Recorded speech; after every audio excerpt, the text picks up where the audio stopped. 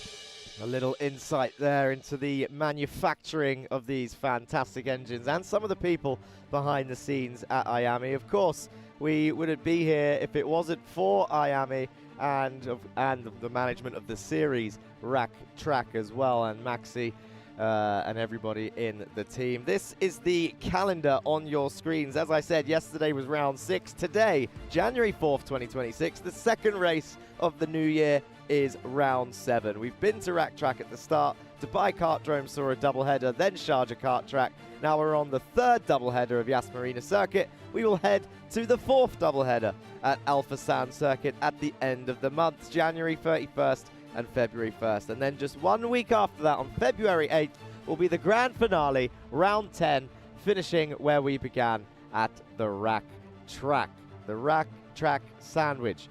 And today's schedule, as I said, pretty much the same action as yesterday. We'll kick it off with qualifying, minis, bambinos, juniors and senior 170s. The bambinos doing a warm-up, everybody else qualifying for their starting position in the heats. Then in the heats in the same order, we got mini, bambino, junior and senior 170s. The bambinos scoring points in their first time trial. Then it's the pre-finals where everybody will be scoring points. Again, mini, bambino, junior, senior and senior 170s. And then we head to the finals this afternoon after a short lunch break where we'll see it all happen again and they'll complete the most laps of the day in those final races.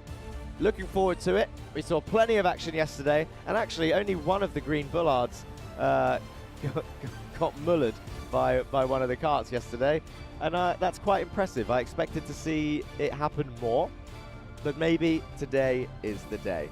Let's go to a sponsor reel of who is partnering us in this amazing broadcast.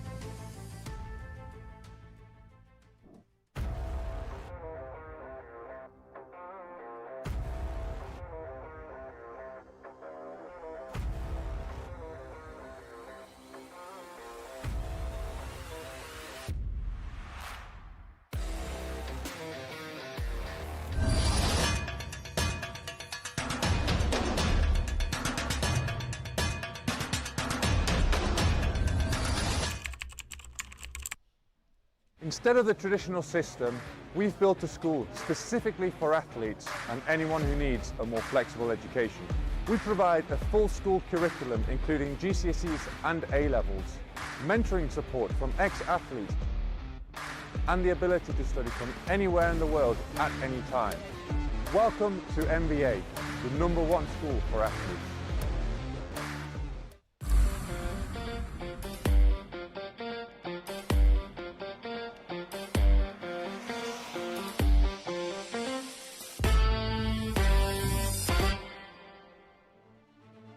And of course, along with all of our partners, don't forget to thank Emzo and the officials with us, Media Friends, for the broadcast and Media Mania for their tech support.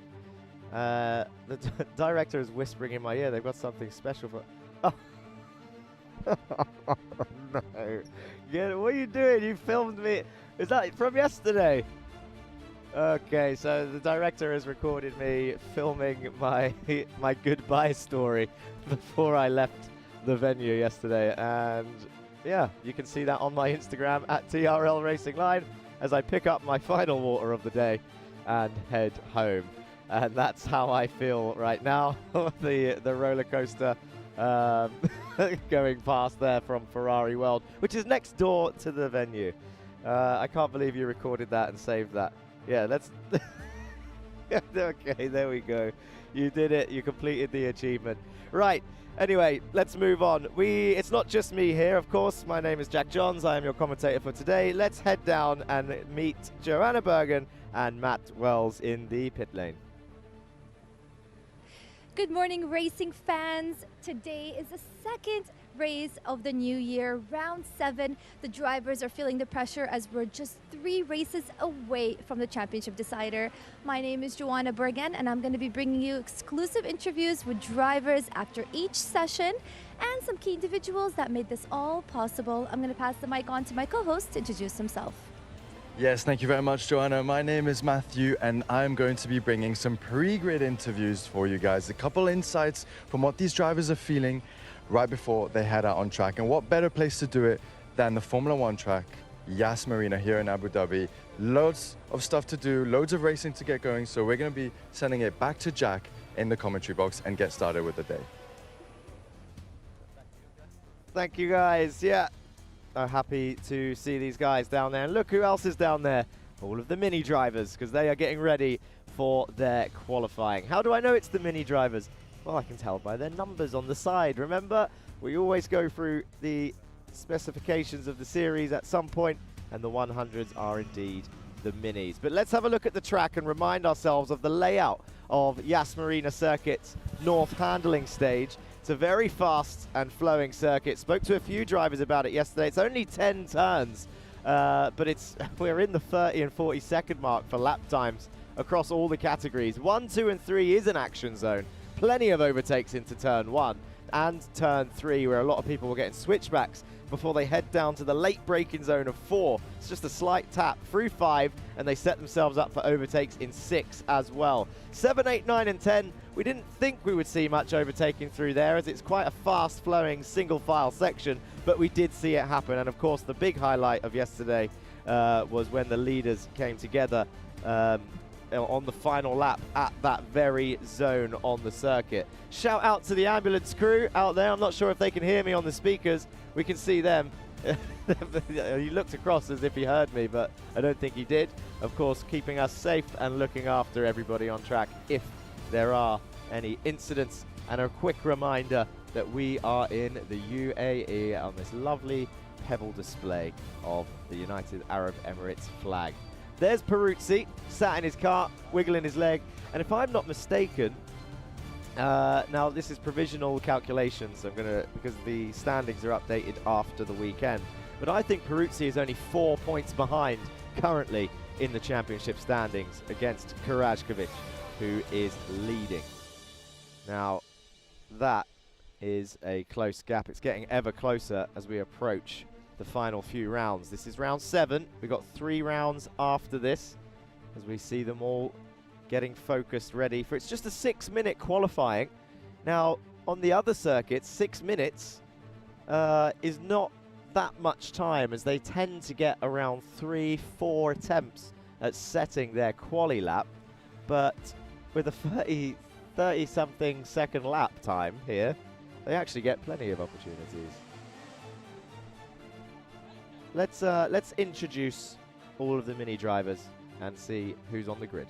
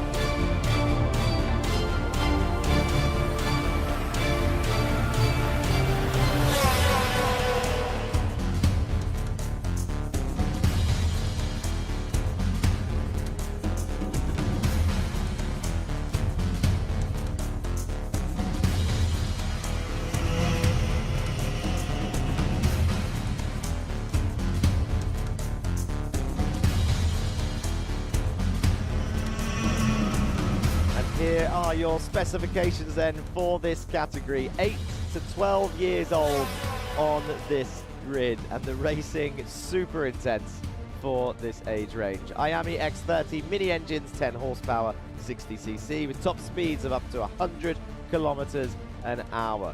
The racing has been insane. Of course, we're going into quali, and I'm sure they were doing around 35 second lap times, but I could be corrected in a second. Comet tyres, model K1DM, and a minimum weight of 110 kilograms. And as mentioned when we saw them on the grid, the racing numbers from between 100 and 199. That is your mini category.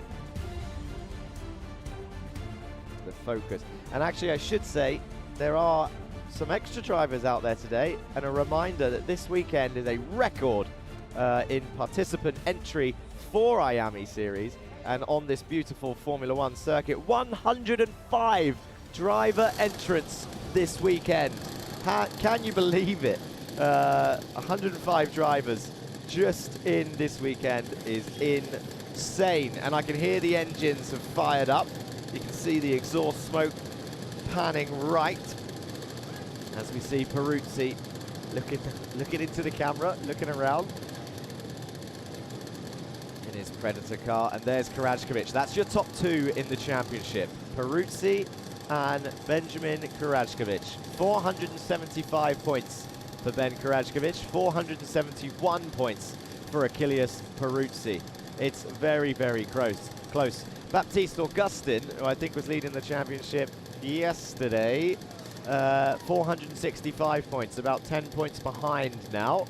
We see the audience, the crowd, some of the drivers, some of the team bosses, team representatives, and of course the parents, all here in support of the little ones.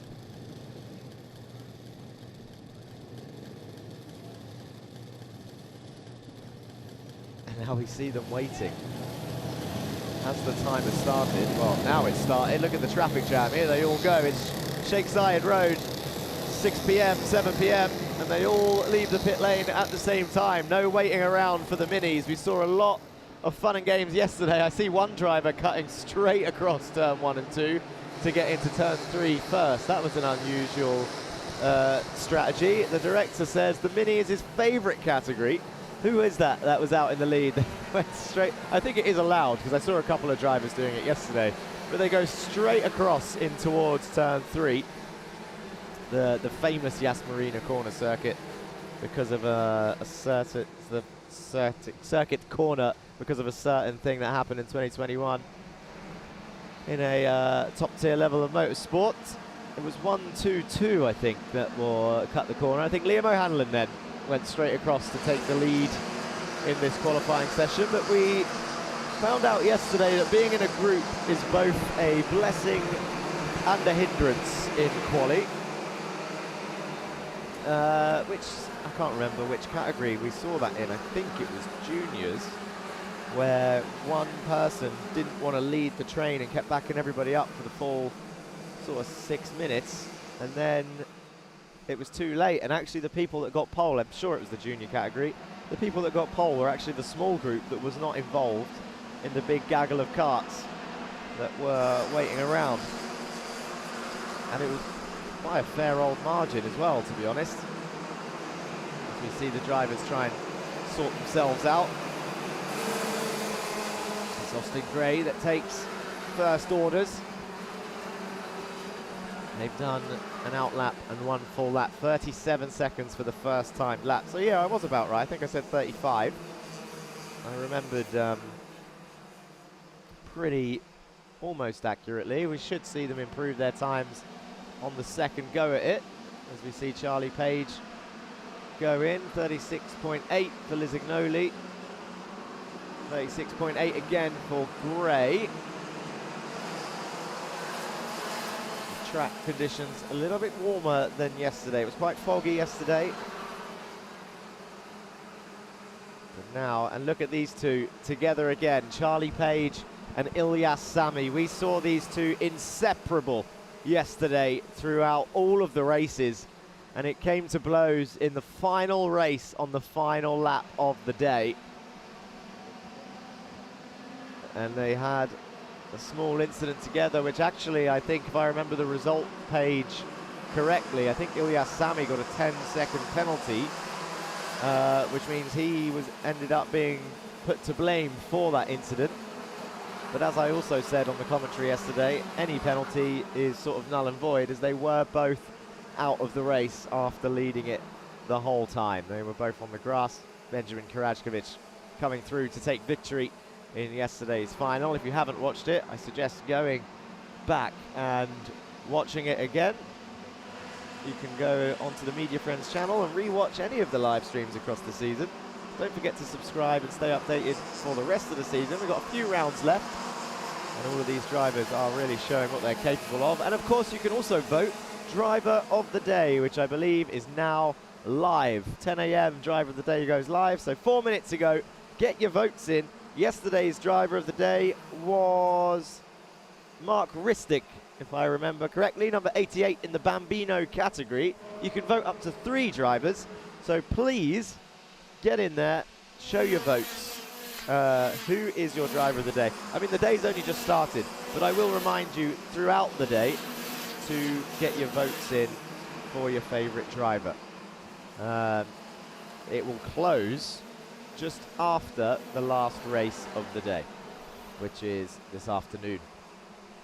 Baptiste Augustin, third in the championship right now, is up into pole position with a 36.4. The time's starting to improve slightly, 4 tenths away from the 35-second mark. Francesco Lisignoli is up there with him in the 133 kart as they start to improve that little bit more. Lisignoli gets extremely close, 15 thousandths away from pole position, but Augustin improves, 36.4 again. Stubbs is up there also, number 199 in P3. Charlie Page and Sami now down in 4th and 5th. Now remember, these two were pretty dominant yesterday, and they worked together well in the races. They got 166 Kasarovic behind them, who finished second yesterday overall.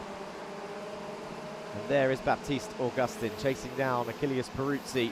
30 seconds left on the clock, meaning they're about to start their final attempts at a qualifying lap. It looked like Augustin was looking for an overtake there on Peruzzi, but on a final attempt at a hot lap, that will only cost time. 12 seconds left on the clock. Are they going to get another run here? No, I don't think they will. They're in 6th turn 7. And there is 0 seconds on the clock. So this is the final attempt. Then this checkered flag is out. 1:16 crosses the line. Ilyas Sami goes to the top of the times at 36.4, 8 thousandths quicker than Baptiste Augustin, who has also crossed the line. Lizignoli, there's no checkered flag next to his name. What can he do? And Kasorovic has also yet to cross the line. Gray in P9. What can they do? Can they improve on their current laps? Kasorovic is in the pits. Lizignoli is in the pits. Gray, can he do anything, or is he coming into the pits as well? I think it's done. So Ilyas Sami with the 36.4 takes pole position then, the first pole of the day, and pole for round 7 in the mini category. Just 8 thousandths quicker than Baptiste Augustin. Where is Ilyas Sami in the championship? He is currently 6th behind Francesco Lizignoli and ahead of Liam O'Hanlon. The 3 GGM drivers in 5th, 6th and 7th in the championship. Just 1 point between Liam O'Hanlon and Ilyas Sami. And a couple of points, about 20 points to get to Ilyas Sami, Francesco Lizignoli up into P5. Charlie Page still holding on to the 4th spot. So, confirmation. First, Ilyas Sami, Baptiste Augustin in 2nd, and Francesco Lizignoli in 3rd. All of those drivers in the top 5, top 6 in the championship at the moment. And the full order: Charlie Page just 1/10 away, Achilles Peruzzi there in 5th, also Edin Kasorovic in 6th, LBJ Stubbs in 7th. Austin Gray and Ivan Janisajevic is in P9, Liam O'Hanlon in P10, Benjamin Karajkovic and Grayson Wortley, Tadeusz Prochaska in 13th, Alexander Theogaris in 14th, and William Mazzali in 15th place. Amar Tabaza and Ivan Zvorinins in 16th and 17th, Vaiko Pajamaki, Adam Al-Sheikh and Saif Al-Khalifa round off your top 20. Giovanni Junior Desani in 21st, Enzo Falzarano, Kushagra Kumar, Louis Bataille and Maximilian Patton in 25th place. Ivan Baggett in 26th, Samar Chopra 27th, Vaibhav Ponna in 28th, Lucas Sukar in 29th, Hamad Koramifa in 30th, Ridan Anil Kumar rounding off the field there. Well, first qualifying done. Let's have a look at the highlights.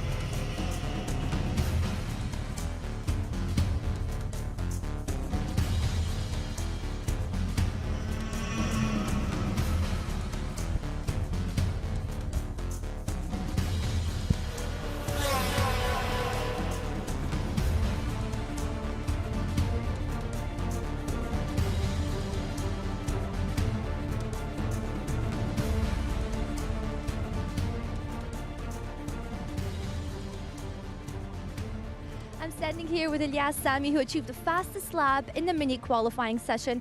Ilyas, you had an unfortunate incident yesterday in the final lap there between you and Charlie Page. What lessons have you learned from that last lap, and what are you going to take moving forward for today's race? My coach told me if we do that again, we have to go and practice more, and then we can learn it, and then when we come to the races, we can even do better, and then we don't need to do that again. Awesome. And when you were out there today, did you feel like you achieved the fastest lap out there? Yeah, So you felt confident with the car. How did the tires feel on the track? same as yesterday. Which is good, I hope. Yeah. Awesome. Well, I hope you maintain your position very well today. You did an excellent job yesterday, and I also like the new hair. What made you dye it? Because I done it in England last time, and then I got very good, and then I thought this was good luck for me. Yes, and I think I like it too, and it's clearly doing its job with how well you're performing this season. I wish you the best of luck for the rest of today. Thank you so much, Ilyas. All right, ladies and gentlemen, I'm going to pass the mic over to Matt to see what's happening out there on the grid for the Bambino category. Thank you very much, Joanna. Wow, amazing. There we go. That's the first session of the day, the qualifying for the minis. And now we're moving on to the second session. And we've got a grid of Bambinos, young kids over here. And we have specifically Faisal Al-Zabi over here, cart number 29, 6 years old, from the UAE. Faisal, this is your home country, home track, I think. You're from Abu Dhabi. What are you thinking so far? Are you happy? Tell us a bit of your emotions.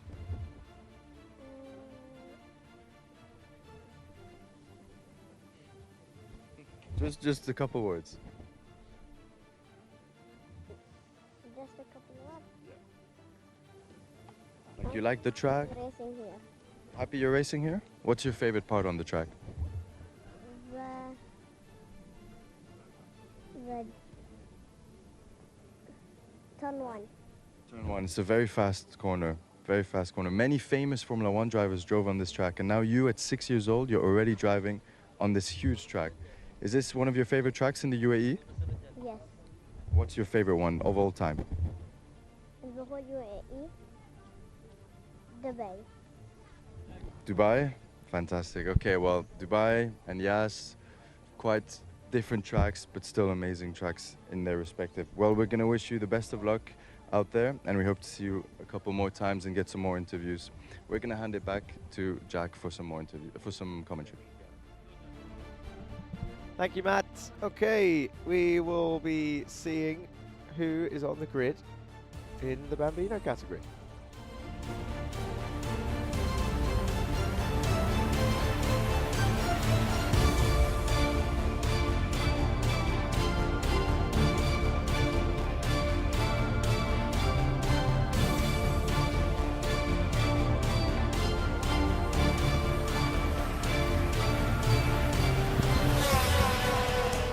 Okay, so the Bambino category, we heard Matt talking to Faisal there, I think, so 6 years old, 5 to 8 years old you can be in this category, and we do have a couple of 5-year-olds out there, which is insane to start that young. I can't remember what I was doing at 5, and it was so long ago, back in that decade of the 90s. But the engine they are running is the Iame M1 2 horsepower 60cc with a top speed of 55 kilometers an hour. Comet tires, model K1DM, just like the minis, and a minimum weight of 77 kilos. Their racing numbers go from 1 to 99.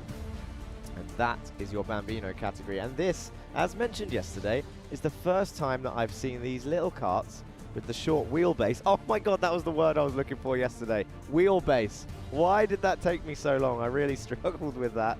I think it's because I had a coffee this morning. Anyway, this circuit is the first time I've seen the Bambino karts with such a short wheelbase actually lose the rear end.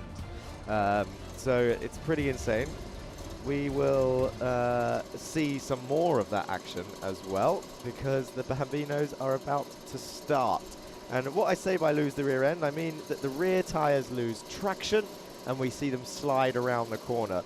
Now, I'm not saying that they haven't been going this fast before, but just the nature of this circuit, with how wide it is, with how small these young drivers are, it's pretty impressive. We saw a nice slow motion shot from the director yesterday of Mark Ristic sliding it round turn 2, as we see the young'uns now start to leave the pit lane. Sam Tester came out on top yesterday, and speaking of interesting championship standings, again, these are all provisional. You can wait for the official results after the weekend on the Iame website, but based on my little calculations and magic sheet, Sam Tester and Mark Ristic are tied on championship points.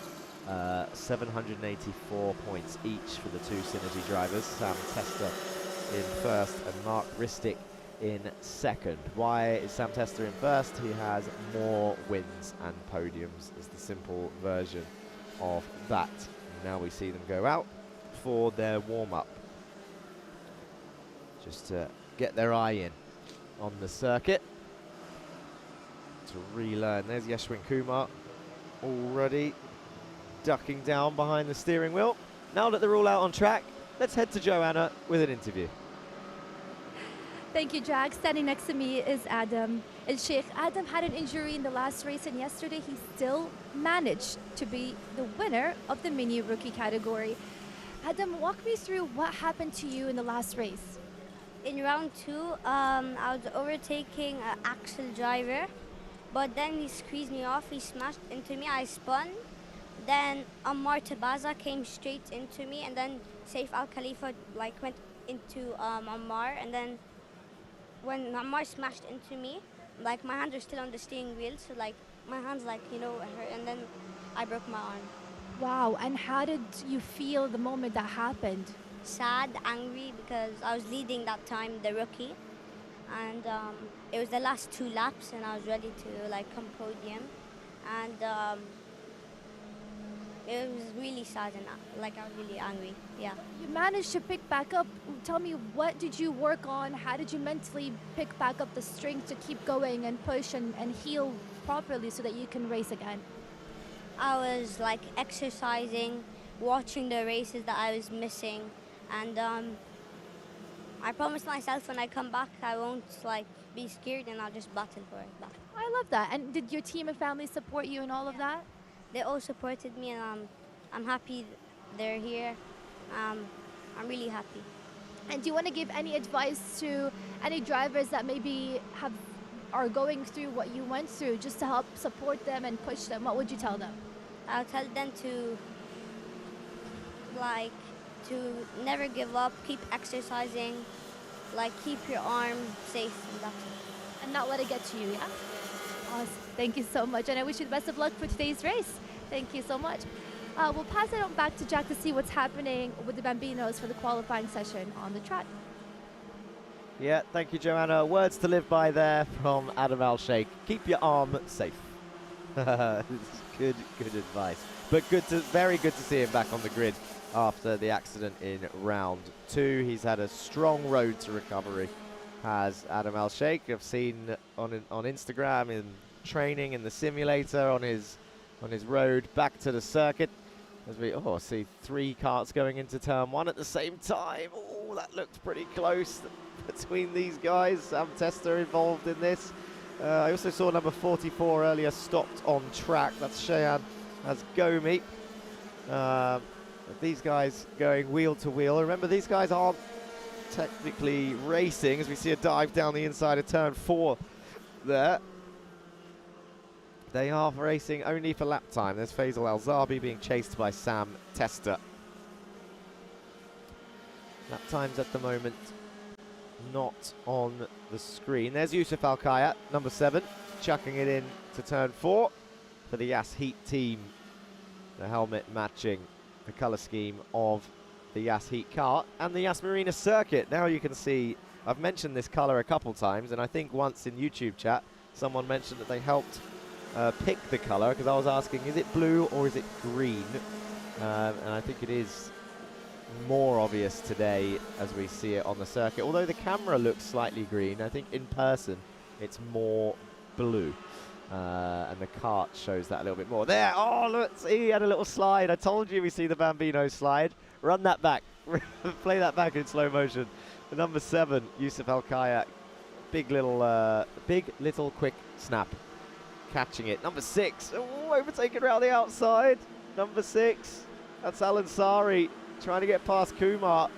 And 17, Alameri also here. He's looking over his shoulder. He's done the move in turn 3. And look, Yeshwin Kumar, DRS down towards turn 4. The Bambinos racing. Kumar got it back into the left-hander of turn 4. And then they exit down towards 6. His bumper looks a little bit wonky. I wonder if he's had a little bit of contact there for Alan Sari. Or maybe it's a set-up decision, an aero choice for the anti-clockwise circuit of Yas Marina. And here comes Samuel Karachkovic around the outside. That looked too easy, to be honest. The speed that Karachkovic was carrying there onto the straight. Here comes Tester in the yellow and blue car. Oh, down the inside of 3. It's getting really close. Now we've got 6 Bambinos in one camera shot. Karachkovic leading the little gaggle of 5. And look at Sam Tester looking over at the number 95 of Aganyang as they go into turn 4. Tester's done it. They're not even racing for position. I think the timer is up now. So I think they will be coming into the pits shortly. There is someone stopped on turn 9 and 10. And a yellow flag waving, so this racing will stop now. Saw a couple of penalties yesterday in the Bambino category, and I've mentioned this in the live stream. I'll mention it again. Why would the Bambinos get penalties when they're not racing? Good question. I hear you ask it, and even if you didn't ask it, I'm going to tell you the answer. Now, at this young age, as a series, I think it's right to teach certain etiquettes. For example, raising the hand when coming into the pit lane, and I did see a couple of penalties for not raising the hand. They can't get a time penalty because the racing is based purely on lap time, so they actually get points penalties, which affects their championship fight. There's been quite a few drivers actually over the season who have got points penalties for different reasons, but the most interesting one for me was the fact that you get a points penalty for not raising your hand coming into the pit lane. And of course, that's just a simple thing that as you get older, a lot of the drivers do naturally, and it's probably because they have to follow this rule at a young age. Why do they raise their hand? It's simply to let the driver behind know, careful, I'm coming into the pit lane. It's very simple. It's like an indicator, and there's no BMW drivers on the circuit today, so you have to use your indicator. Here we go. They're all coming in now, so apologies for any tech issues in terms of lap times, but it is just the warm-up for now, so we may get the results come through as they race into the pit lane. Make sure you raise your hands, boys, just to make sure you don't get... Oh, there we go. Hello. Coming into the pits. And here we go then. So it was Ristic who's fastest in the warm-up, and Aganyang, number 95, in second place, with Al Zabi in third place. Okay, confirmation then of your warm-up result. And here is your overall. So it was a 43.3 core. It was close at the top. 0.003 of a second. Sam Tester in fourth. Kumar fifth. Karajkovic sixth. Alkaya in seventh. Alansari eighth. August Southall on his debut up in ninth this time. Alameri in 10th. And Cheyenne Asgomi down in 11th, who was stopped earlier in the session. He was one of the karts I said I saw stopped during the interview with Joanna. And there is another kart that has stopped that needs to be recovered, of this young man on turn 10. Let's have a look at the highlights of the Bambinos.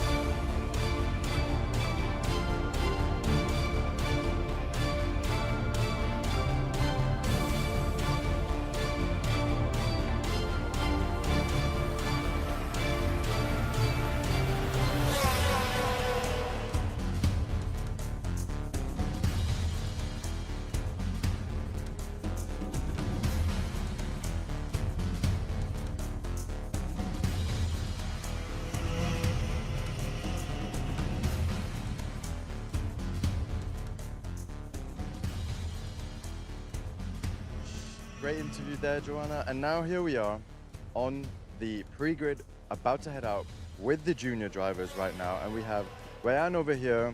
Rayan, tell us a bit about yesterday and what you're hoping to take from yesterday to make today an even better day.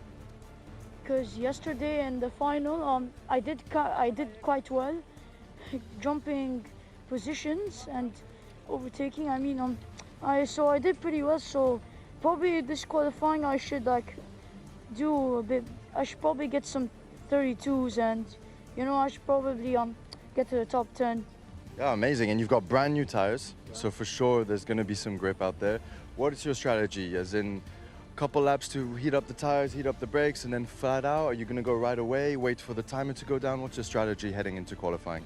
My strategy is waiting for the fast drivers, then I go with them to heat up the tires and feel the brake.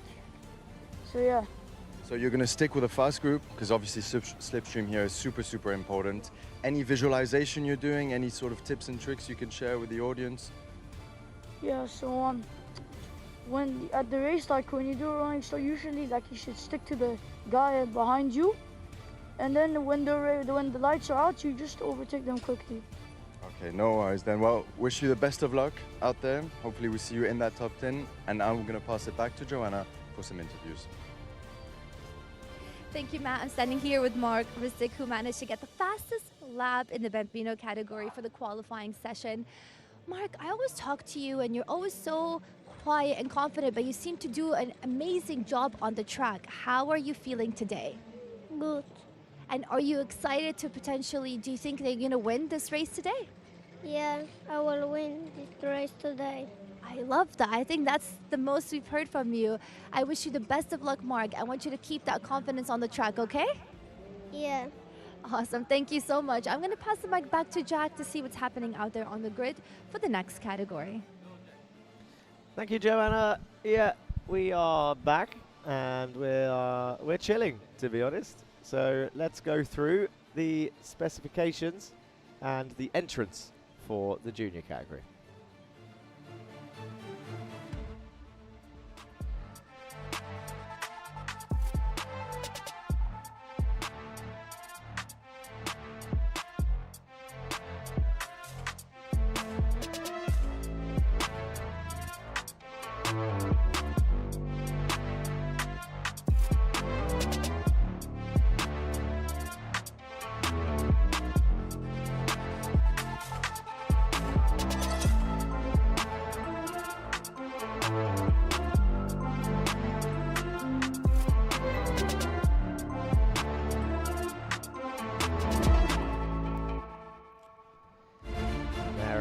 The S125 engine. Here's the entrance then for your juniors.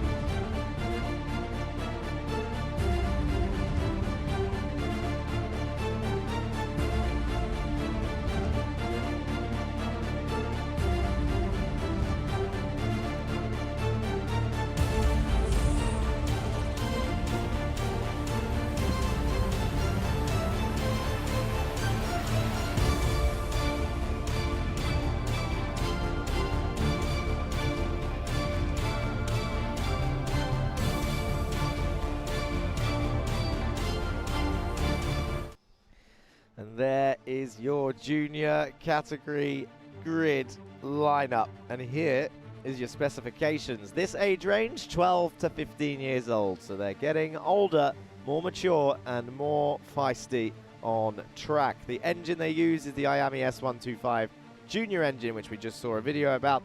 The 29 horsepower, 125cc engine. Top speeds of 125 kilometers an hour.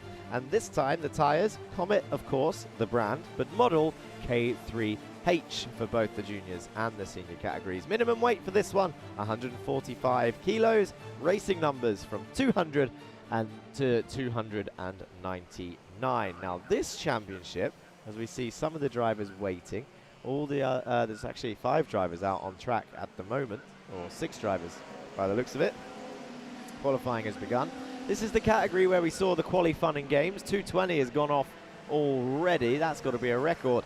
Safe Alabavely for Motorscape, spinning in the first 40 seconds of the day in this category. And here's a replay. No, he's warming up. Okay, it's the tyre warm-up strategy. We've seen it before. We saw it at Sharjah karting track, actually. Yeah, well, the director said it was a radical tyre warm-up strategy to do it off the track.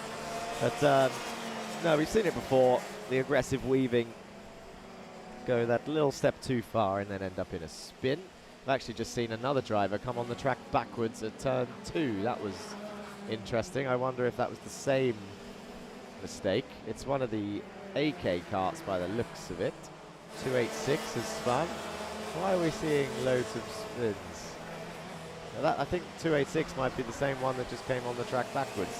Who is 286? That is Aham Siddiqui, one of the novices out on the circuit. And now is the time that everybody is going out on track. Okay. 3 minutes and 44 seconds remain. And everybody is now out on the circuit. Now, I was talking about the championship standings. This is actually, compared to the other categories, I think this is the largest gap between first and second, but that does not mean that it's over. The gap is about 28 points between Veer Chopra and Matanch Jain. Veer Chopra is leading the junior championship with 482 points, Matanch Jain 454. A reminder that these are my mathematical calculations and could be slightly off.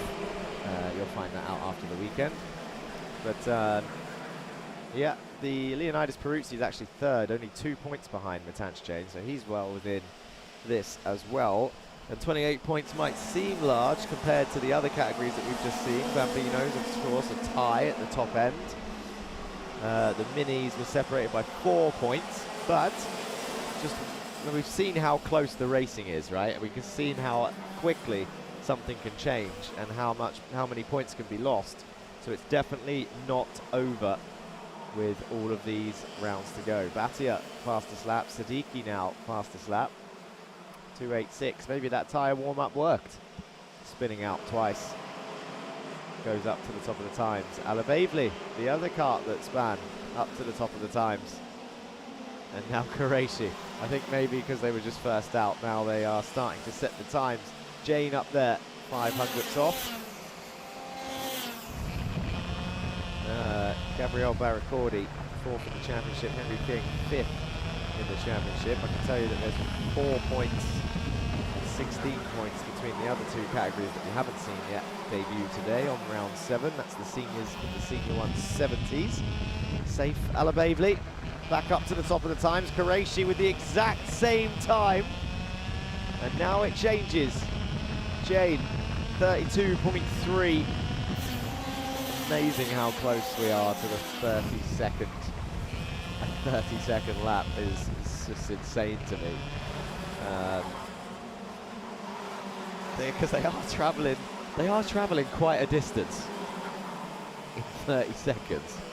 I don't know how. I'm trying to think of a way to explain this to the viewers or give another sort of metaphor on how fast they're traveling to get a 32-second lap time on this Yas Marina stage.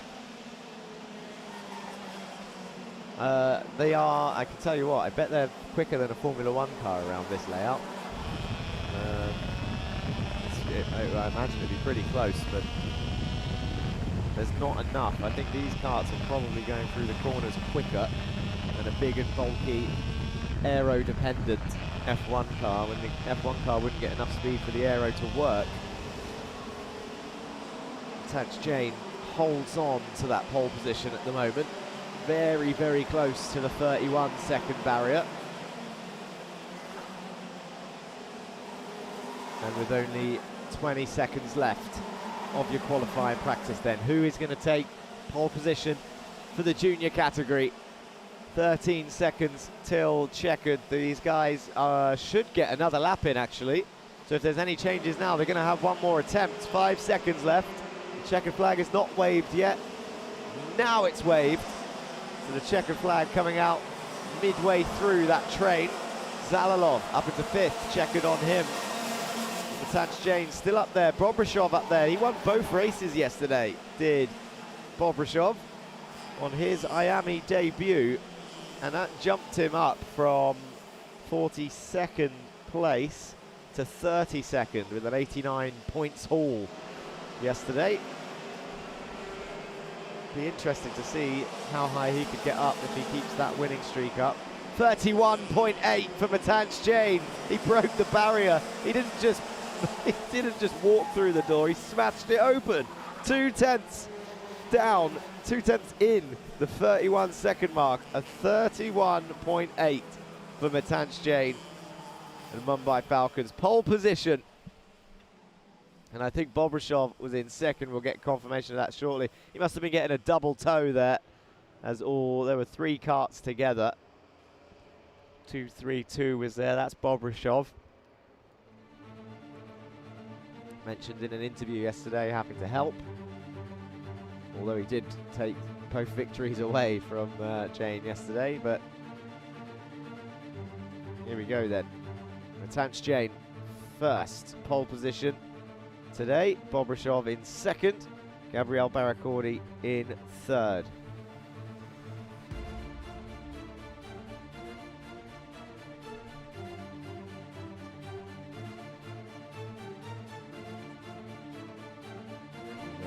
See the rest of the grid order scrolling through. But your top 3, only 2 of them are in the top end of the championship, because obviously Bobrishov, new, started yesterday, but already 2 wins to his name. And actually, if I look overall at the results of this season in pre-finals and finals, there is only 1 driver that has more than 2 wins. And Bobrishov has jumped straight in. Let's have a look at the highlights of your junior qualifying.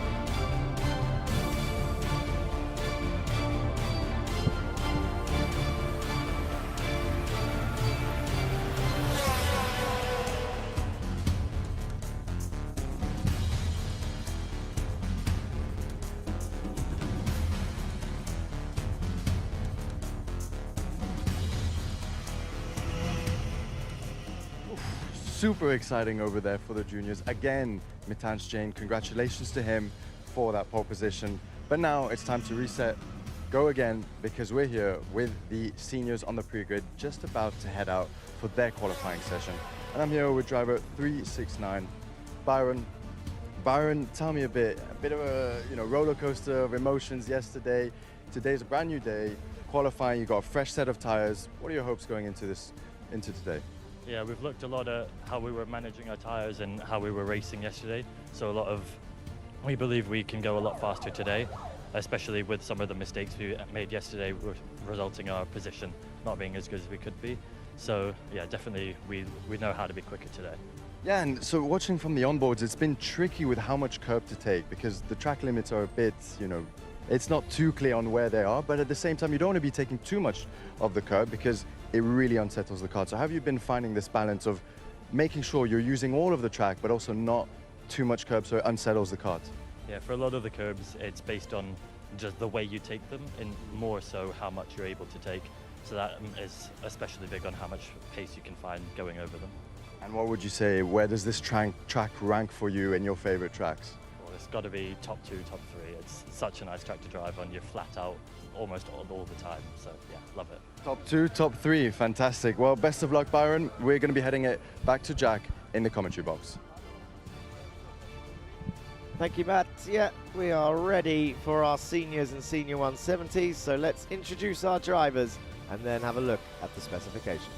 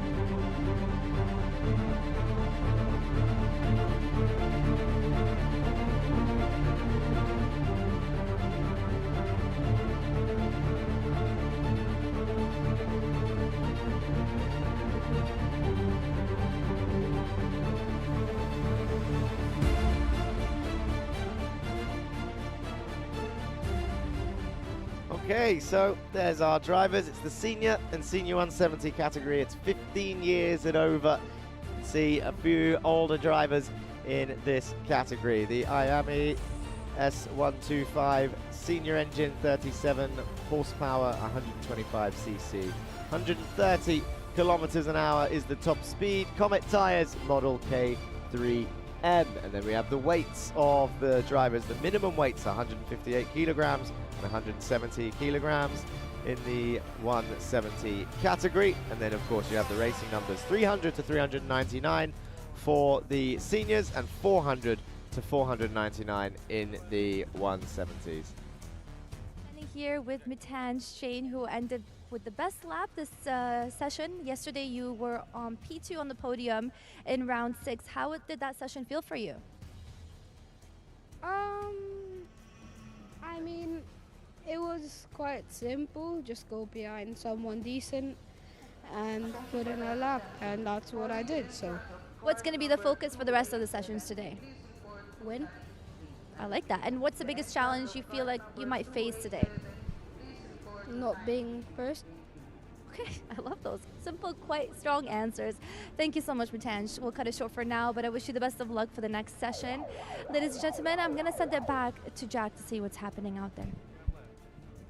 Thank you, Joanna. Yeah, and that is what's happening live. The audience are waiting, checking their camera photos, looking down onto the dummy grid at all of the drivers. It looks like the 170s are ready as they're looking. I'm going to have a look over and have a look at the drivers here. Who can I see down here? Okay, yeah, we've got a couple of the 170s at the front ready to go. Remember, you can tell the difference with the numbers. So 400s for your 170 category and 300s for your senior category. Now, you can hear the alarms going in the pit lane. We will wait for them to start as we also see the juniors coming off after being scrutineered. And away they go then. Alexandros and Ivas. And there's Yusuf Busanad onto the circuit. Now these are the 170 karts drivers, and this is the kart that I want to try. So if anyone's out there, Media Friends team, you can arrange, you do challenges, right? Strap me up, put a microphone on. Let me see how difficult this really is. Because these guys, I mean, the speeds they're reaching look pretty insane. And like they said, this is a high-speed circuit. With Matt's interview down there, they were saying it's pretty high speed. You really have to decide how to take some of these curves. It's not easy on the body. And you see number 480 coming out of the pits there. That is Sami Al-Assad with MN Motorsport. His first round was yesterday. This will be his second round. 16 points in the senior 170 category separates Oscar Bray and Yusuf Busanad. 517 points for Oscar Bray, Yusuf Busanad 501, Alexandros Anivas 493 points, P3 in the championship, Andre Curie 401 points. He did not take part in yesterday's round. And then we have the seniors. It is Jeremy Montgomery Swan on top with 499 points, and Rayan Qureshi 495, just 4 points behind. Max Dexter, currently third in the championship, with 444. Jagrat Petroja, who didn't take part yesterday, is fourth. Louis Hartman, only 1 point away, currently fifth in the standings. 34 second lap time straight away for Alexandros Anivas, currently on pole position. Oscar Bray goes for a 33.4, shoots up to first place. Jolovic, second. Just going back to the stats that I was saying earlier in the junior category, so I thought it was pretty impressive. Bobrishov is a two-time winner this season. I'm counting only point-scoring rounds, pre-finals and finals. Leonidas Peruzzi is another two-time winner. Veer Chopra is the other two-time winner. Kappen one-time winner. Matanch Jain, one-time winner. And Connor Clancy, one-time winner. So he is up there with those guys already. And there is one driver only on that grid who has got more than 2 wins. They have 3 wins. Can you guess who it was? In fact, I haven't checked YouTube chat yet today. Don't forget, you can jump in YouTube chat. Does anybody know which junior has 3 wins this season, the most of anybody?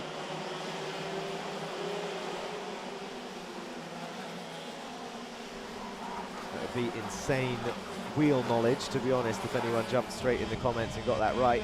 So I'll tell you, it is Henry King, number 248. Took victory at the final of round 4, and then both races of round 5. Let's have a look at YouTube chat, see what I've missed then. Filter all messages. We've got Mark's fans in chat. We've got the drive of the day vote in chat also, as Moreno goes quickest and Albessioni. That's 32-0 for Eloy Gonzalez Moreno. Dexter up there in 3rd, Goot 4th, Piri in 5th. Good luck to August Southall, Gran and Grandad are watching in the UK. Happy racing today. Go Teddy, today is pole time. Let's go Sam, you can do this. Let's go Rayan, last novice race. Let's go Vedant. Sabrina is shouting out many drivers today. Happy racing Kalyani. So Sabrina supporting 4-5 drivers in the YouTube chat. Good to see. Go Matanch, says Radi. There's too many letters in that name for me to know if I got that right. You are such a star. Go on, Crichet, says Zaza Edits.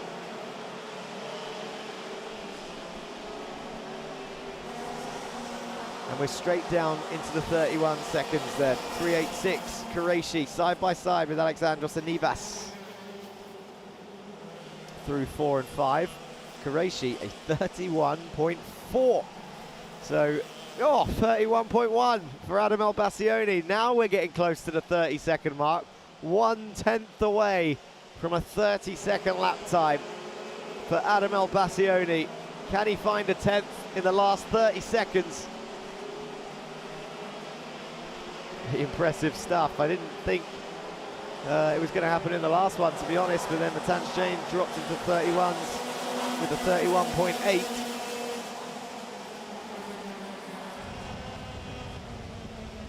.2 for Adam Elbassioni. He's got one more chance as the timer hits 10 seconds remaining. 5 seconds, so the checkered flag is going to come out halfway through this train, I think. Now the checkered flag is waved on one of the AK karting drivers. Piri checkered at P9. Are we going to see any changes? Ngoma stays where they are. It's another 31.2 for all of the top guys there. Max Dexter stays in P4. Qureshi, can he improve? 386, checkered flag, he does improve. He goes up to second, a 31.2. Adam Elbassioni then takes pole position in the senior category. Qureshi improves up to second. 1/10 between Elbassioni, Qureshi and Moreno. Swan up into 4th. Dexter, Pope, Haddad, Darmadasa, Hartman and Ngoma. Your top 10 in the senior category. But where was championship leader Veer Chopra?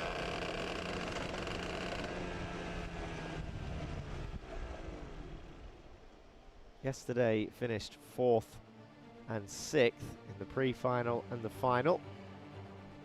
So race pace is still there for your championship leader. The quali pace, I don't think I said that he was in the top 10 there. Let's see what happens. So first, Adam Elbassioni. Rayan Qureshi in 2nd place. With Eloy Gonzalez Moreno in 3rd.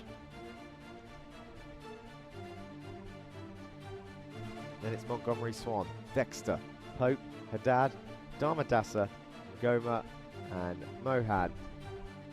And Biren Piri rounding off your top 12.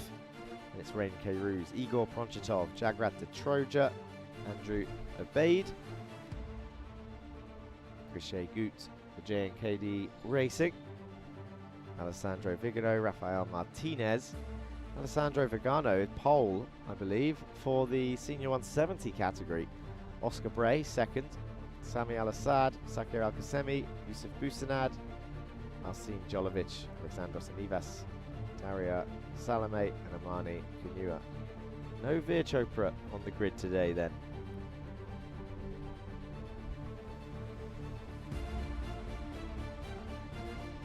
Let's have a look at the highlights of the senior qualifying.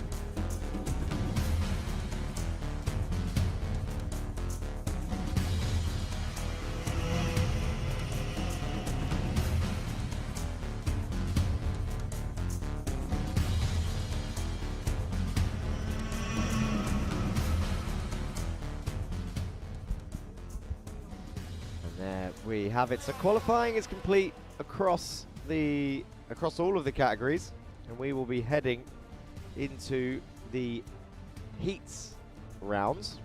11:05 for the heats mini, 10-lap race, time trial 1 for the Bambinos, heats for the juniors, heats for the seniors and the senior 170s. And then the pre-finals is where the point scoring rounds kick off for the 3 older categories. The Bambinos, though, at 11:25 will be scoring points for their first time trial of the day. So don't go anywhere. Stay with us for the racing action, which is about to begin. Qualifying is over. Up next is the racing action. Will we see more Marina Bullards flying? They were mentioning track limits earlier, seem to be on the limit, on what's in, what's out. But the track's so wide. Do you really need to? And some of the curbs, obviously this track designed for Formula One and motor racing, so the curbs quite aggressive in some places, especially for a go-kart. So let's shout out the sponsors and go to the sponsor reel.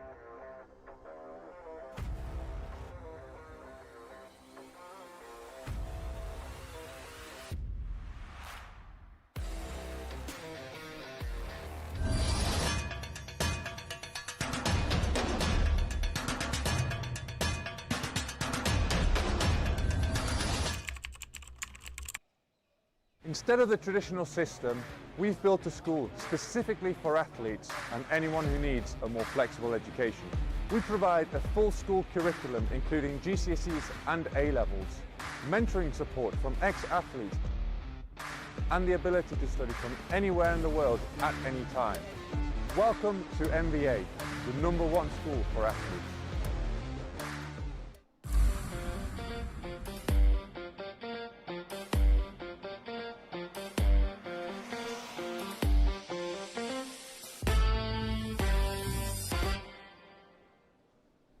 That was it for the senior qualifying session, and standing next to me is Adam Elbassioni. Adam, you've achieved the best lap and your performance seems to be improving. Yesterday you finished in P3 in round 6. Tell me, what changes have you made to see this improvement in the performance?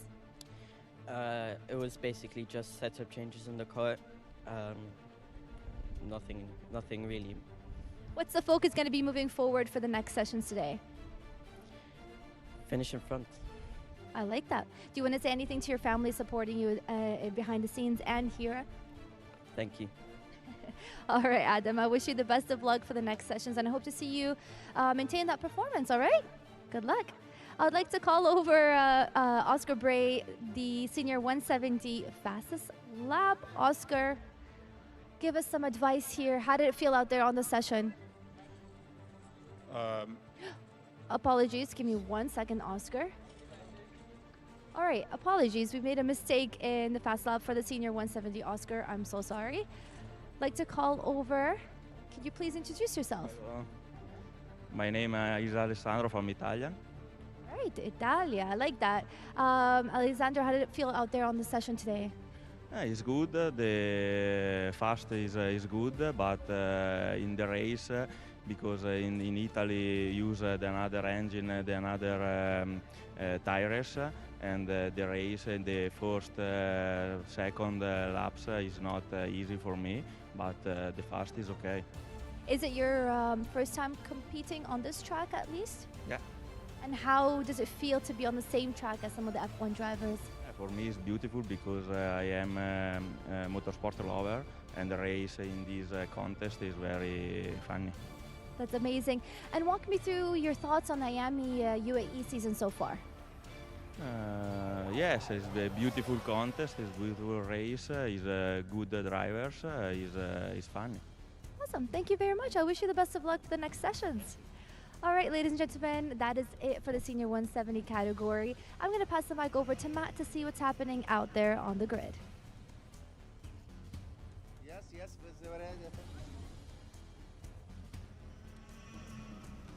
Thank you very much, Joanna. Here we are now, about to head out for the first race of the day, the minis. And we have driver Tadeusz over here, 195, starting in 13th place with the Italcourse team and chassis. Now, Tadeusz, qualifying, tell us a bit about it from your perspective. It was pretty hard. I got stuck in some traffic. I needed to overtake it. I'm pretty happy. Pretty happy, and now you're starting on the inside line, so a lot can happen, a lot of good things. What are you hoping for the first couple corners, the first lap? What's the plan? Get a great start and pull away from the back, from the dangerous ones. And how does it feel to be driving on a Formula One circuit? It's nothing, it's just so insane. Super fast, super flowy. And I noticed you have a couple stickers here, so noticeably this one, Go Sport Racing. Can you tell us a bit about them? Go Sport Racing is my first sponsor, actually second. It was a nice feeling because they do radical and these kind of stuff. So I get some free bags and these, so it's fun. Amazing. So you're sponsored by a race team who competes in radical, much higher category. Hopefully you can one day reach this level through their support and through their help. Well, anyways, we are going to wish you the best of luck out there today, and hope to see you a bit further up the grid for the next qualifying, for the next race. We're going to hand it back to Jack in the commentary box. Thank you, Matt. Great to hear from Tadeusz and about his sponsors. Yeah, I'm sure we'll see him in a radical one day. And we'll see maybe many of these drivers in cars in the not too distant future. It's, I mean, for those that are involved, all the parents and all the teams, it's easy to see, but those that are watching at home, and around the world on the broadcast and the YouTube stream, it's often easy to forget that what we're watching right now is the very beginnings, the very roots of a lot of these young drivers' potential careers in motorsport. Whether that's driving, it might even be team operations or management, or end up in the pit lane or on the pit wall, strategy, mechanics. They could go in any direction, but of course they all want to be drivers, and they all will probably get to the next stages as well. This is where it begins. You often see on Formula One clips of the F1 drivers when they were kids in karting races. That is what's happening right now here in the Iame Series UAE. We are watching these little sprouts become potential legends in 10 years' time. Not even that amount of time for some of the older ones in the seniors. The next step from here, there's a choice really, whether they stick to open wheelers, the Formula cars, whether they go to Formula 4, climb up through Formula Regional, Formula 3, Formula 2, and then the Dream. Or maybe they go down the GT route, into GT4s, GT3s, touring cars, radicals, all of this sort of stuff. Radicals are a weird sort of crossover actually, not quite open wheel, but they are open cockpit and high downforce. So if you can't pick between your tin tops and your open wheelers, go for the radicals. Now, first race of the day coming up. There's Liam O'Hanlon, visor down, focused for the number 122. Don't forget, we've shouted out our partners many times today and will do throughout the rest of the day, but there is your opportunity to join them. Just get in contact, whether it's with the live stream on Instagram or on the number that you just saw on the board. Don't hesitate to reach out for this business opportunity. It's amazing what Iame is doing here with this broadcast, with media friends, and the exposure that these young drivers are getting, and of course all of these partners that supply each their own angle to this series, whether it's karting parts, driver training, sim expertise, tires, helmet designs,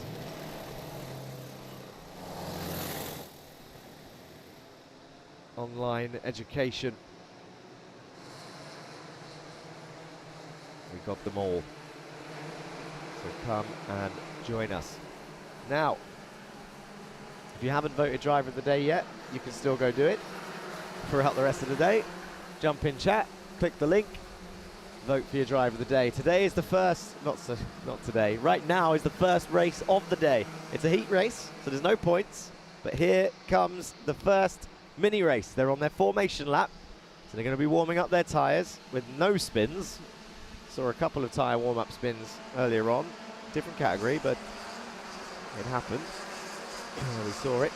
This is the downside of things being broadcast. Mistakes get seen, or Instagram stories get seen from other angles, as the director showed this morning.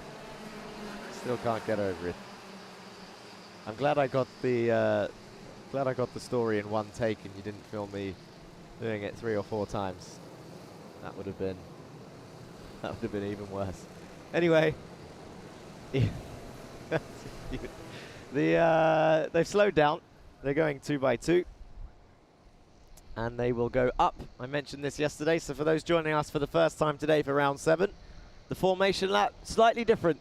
They go up towards turn 4 of the original circuit, the actual Iame Marina F1 circuit, and then they come downhill to start this race. Here they all come then down towards the tram lines in their 2 by 2 formation. Coming down through the tram lines, the red lights go out, they chuck it into turn 1, into the left-hander and into the right, and I cannot see a full start flag, so it looks like they are racing into the fast left of turn 3 as they all try and sort themselves out. The circuit wide enough for car racing. They're 5 wide on the exit as they go down towards turn 4. This is why it's such high speed. There's so much tarmac out there, and yet they're still using every inch of the circuit and more beyond the white lines. We saw a few people venture into that gravel on the exit of turn 5 because they're just going straight over the white line. I can tell you there's about 1.5 meters, 2 meters from the white line to the gravel, and carts were finding themselves dipping a wheel in it or putting their whole cart in it if they were being run off in an exciting fight. But here they come then, through into turn 3 after completing the first lap. It's Ilyas Sami who took the fastest lap and is leading the way from Baptiste Augustin in second place. Charlie Page is in third, he's up a place. Peruzzi's up a place, and Lisignoli has lost 2 down to 5th place, but he's actually back past Peruzzi now. So Lisignoli up into 4th as they all come through 6 and 7. Now comes Ilyas Sami, Augustin, Page, Lisignoli, Peruzzi, your top 5. Charlie Page sets the fastest lap as they go down towards turn 3. And they are all still single file. Augustin right on the tail of Ilyas Sami now. He had a quick look into turn 3. Look at Charlie Page down the inside of turn 4 then. Gets it done on the brakes, 1-1-4. Charlie Page up into second place, and this is a familiar sight. Look who's your top 2. Augustin coming back into turn 6. Did he get the move done? They're still side by side on the exit, and I think he got it done, but now Page is going to attack again. Down towards turn 1, he's on the inside line. For turn 1 is Page, and look at Lisignoli coming through. Peruzzi backs out, slots back in P5. So it's Sami, Page, Lisignoli, Augustin, and Peruzzi now your top 5. And everybody else is starting to rejoin this fight as Stubbs is making a move in the background. I think that was on Karajkovic. Sami, Page, Lisignoli are now trying to get away. Peruzzi down the inside of Augustin. P5 going up into P4 for Achilles Peruzzi. Did he hold on to it? I don't think he did. Augustin got it back. And 166 is pushing through. That's Kasorovic that's trying to help. Here's Charlie Page down the inside of turn 3. Ilyas Sami down to 3rd. Lisignoli says, look forward, let's just keep going. Don't worry about Sami. He'll slot behind in 3rd. Augustin and Peruzzi still in 4th and 5th in that order, with Kasorovic now in 6th. Just behind them, Ilyas Sami down to 3rd, but he's attacking Lisignoli through 8, 9 and 10, bounces over the curb. Now Page gets a little bit of a breather towards turn 1. Ilyas Sami waves his hand and says, come on, what are we doing here? You're racing, Sami. There he goes, down the inside of turn 3. Regains P2, does Ilyas. Now he says, come on, let's just go. Push me to Charlie Page. Oh, look at the defense in the background there. 2 J&KD carts fighting each other. I think that was Gray and Karajkovic defending hard down towards turn 4. Charlie Page leading by 2/10 last time he crossed the line.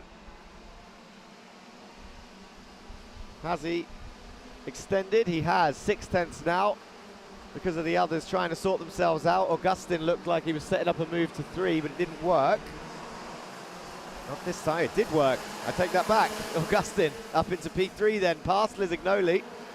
So the setup was perfect. Really committed to it. Peruzzi still in 5th. Stubbs now there, 175 also. Wortley involved. And Kasorovic, a very close train.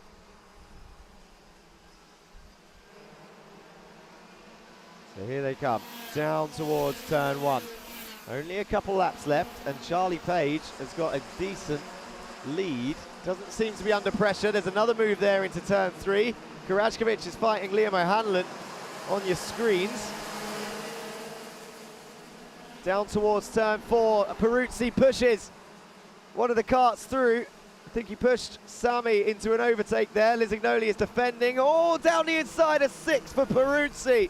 Late on the brakes, wiggling the steering wheel as he fights his way through. Stubbs tries to come through as well, and Wortley takes advantage to gain a position there. Peruzzi looking over his shoulder, seeing if he's got room. Baptiste Augustin is up into 2nd, 8/10 back from Page. Sami in 3rd, Peruzzi now 4th. O'Hanlon under attack from Karajkovic. Side by side, Benjamin Karajkovic and Liam O'Hanlon. Down towards 4 they go.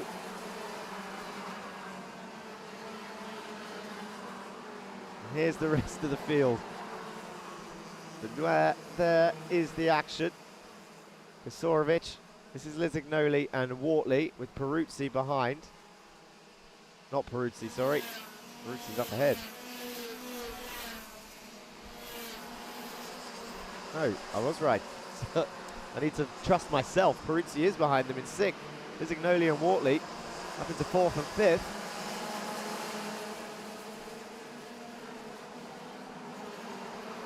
Of course, the timing updating only when they cross the start-finish line. So a lot of changes happening in a 30-second lap with 3 or 4 solid overtaking zones here. We see the battling is constant with how much slipstreaming is going on. But Charlie Page is untouchable. And they go on to the last lap. Baptiste Augustin under pressure from Ilyas Sami, the second and third, in towards turn 3. Sami takes a wider entry, gets a switchback, and Sami's got the run. He's on the inside of 4. Baptiste Augustin then under pressure down towards 4, and the move is done already for Ilyas Sami and Baptiste Augustin. And now look down towards 6. Augustin tries to take a wider line in. I think it's done. Charlie Page comes around the final corners then for XL Motorsport and takes the first win of the day. Oh, there he goes, a fist bump. I thought he was waving his hand in confusion again. God, Wortley might have just got a position on the start-finish line. Wortley up into 4th, passes Lisignoli by 1/100th of a second there. Wow, and no points on offer. This is just to decide the grid of your pre-final. But Charlie Page then, victorious. 1.5 seconds clear. A dominant heat for that young man.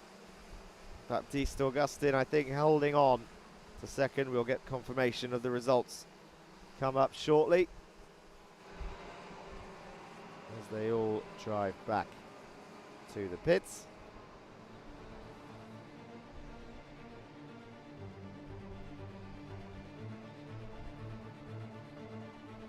And here we go then. So it was Sami, sorry, that was second. Augustin lost it on the last lap. So Page first, Ilyas Sami in second, Baptiste Augustin in third. Couldn't hold on from Sami's switchback on the exit at turn 3. Grayson Wortley takes P4 on the line. Francesco Lisignoli 5th, Peruzzi 6th, LBJ Stubbs in 7th, Vukasorovic in 8th. Then it was Austin Gray and Liam O'Hanlon in P9 and 10. Karajkovic and Theocaris in 11th and 12th. Adam Al-Sheikh in 13th, with Enzo Falzerano in 14th. Ivan Janis, I keep getting stuck, Janisijevic in 15th. Ivan Svorinins, Veiko Pajamaki, Louis Bataille, Tadeusz Prochaska, Giovanni Junior Dizani, rounding off your top 20. William Mazzali in 21st, with Hamad Koramifa, Samar Chopra, Lucas Sukar, and Saif Al Khalifa, rounding off your 25.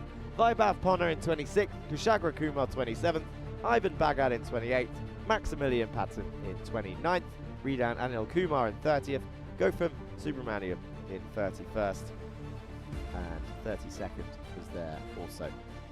Okay, let's go to the highlights of your mini race.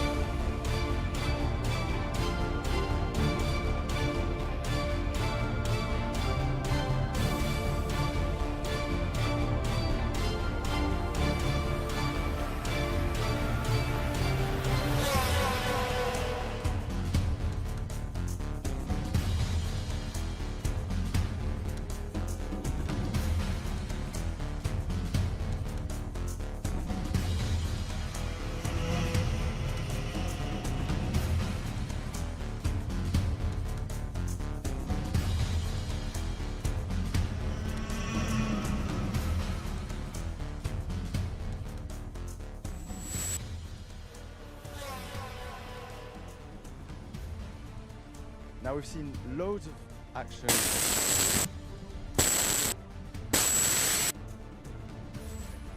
And now I have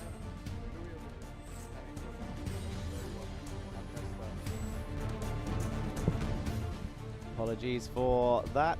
The microphone glitch for Matt Wells down in the pit lane. Looks like he has an interview ready, but great highlights there from the mini heat.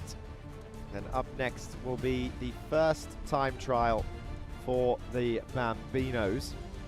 And remember, the Bambinos do indeed score points in this time trial. And they are, your current championship leaders are tied at 784 points each.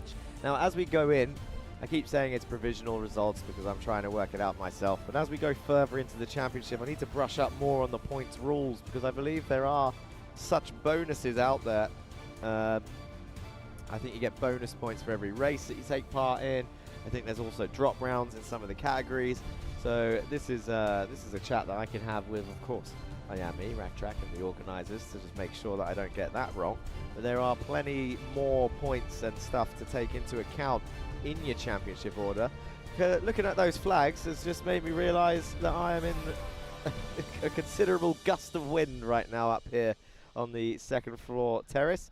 There is Mr. Al-Kayat looking at number 7, Yusuf Al-Kayat getting his social media video in, and there is some ladies staying hydrated. It's actually not that hot a day. We haven't mentioned staying hydrated today. In the first couple of rounds, we couldn't stop talking about it in September, October area, where it was just transitioning from summer to winter. The temperatures were a little bit warmer then. Now it's a little bit chilled. Let's go to Matt down in the pit lane. Sorry about that. Has a small issue with my microphone, but as I was saying, plenty of action going on track. But the behind the scenes is just as important as what happens on track. And so here we are now with a mechanic, Louis from Philippines, mechanicking Sam Testa in the Bambino class, number 31. Louis, how's your driver been performing so far? Are you happy? Are you helping him, giving some advice? Just giving all the setup, every session, which the setup is fast and tuning the carb, everything. Tuning the car perfectly?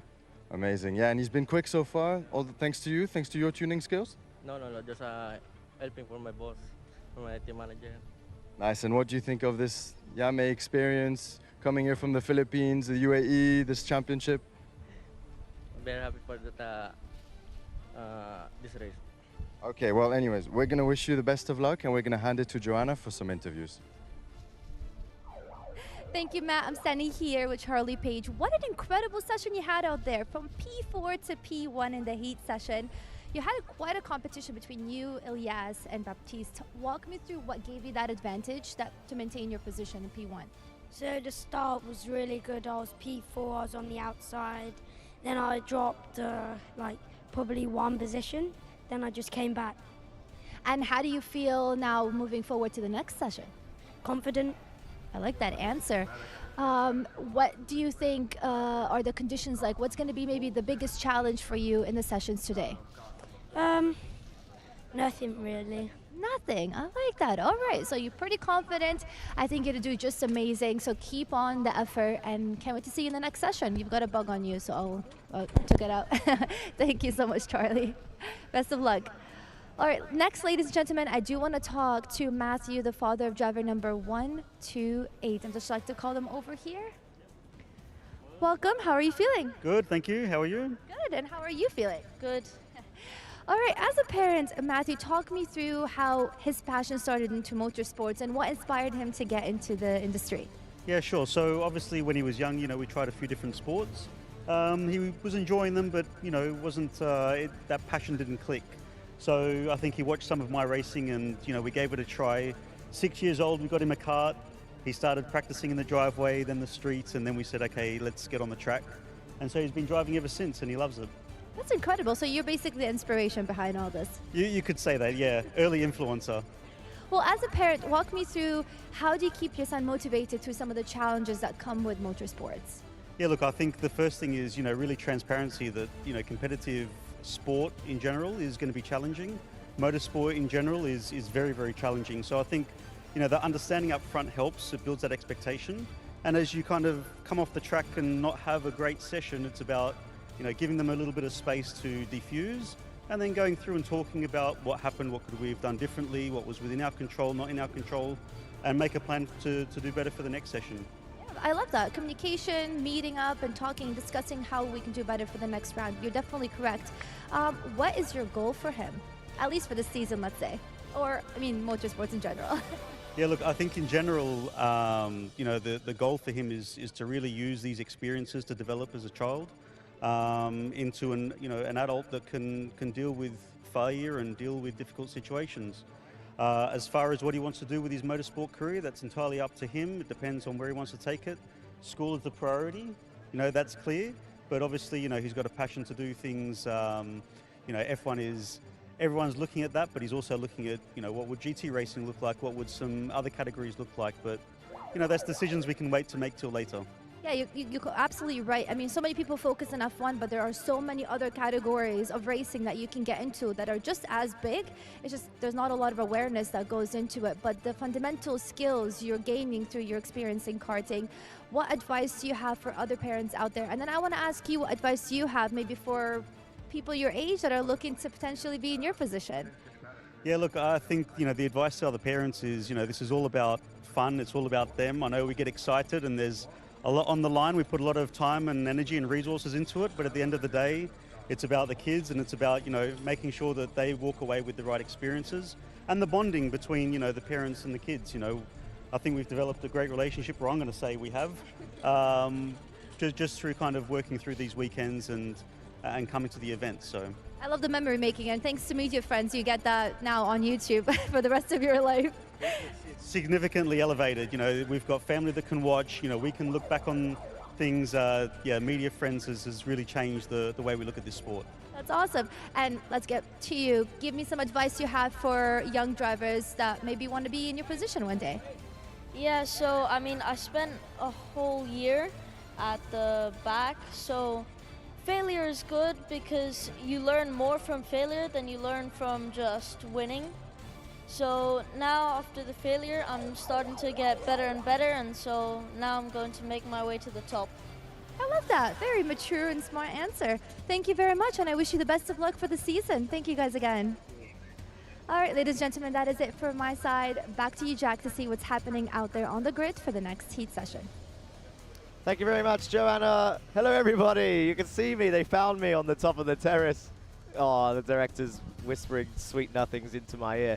A good insight there from Alex Theocaris and his father, practicing on the streets. He came from the streets, one of the drivers, like Dominic Toretto. I need to brush up on my Fast and Furious quotes, like, this is Brazil. But this is United Arab Emirates. We are in Iame Marina circuit and ready for the Bambino time trial. No, I'm not doing any more quotes today. Maybe later. There's plenty more where that came from. One of my favorites might be around lunchtime, where I can just say, "We hungry," and just keep saying that until I get a meal delivered up to this second floor. But let's forget about that. It's Bambino time trial time. Points are on the table right now. And we've seen these guys, actually, they had a nice little race earlier on today and yesterday.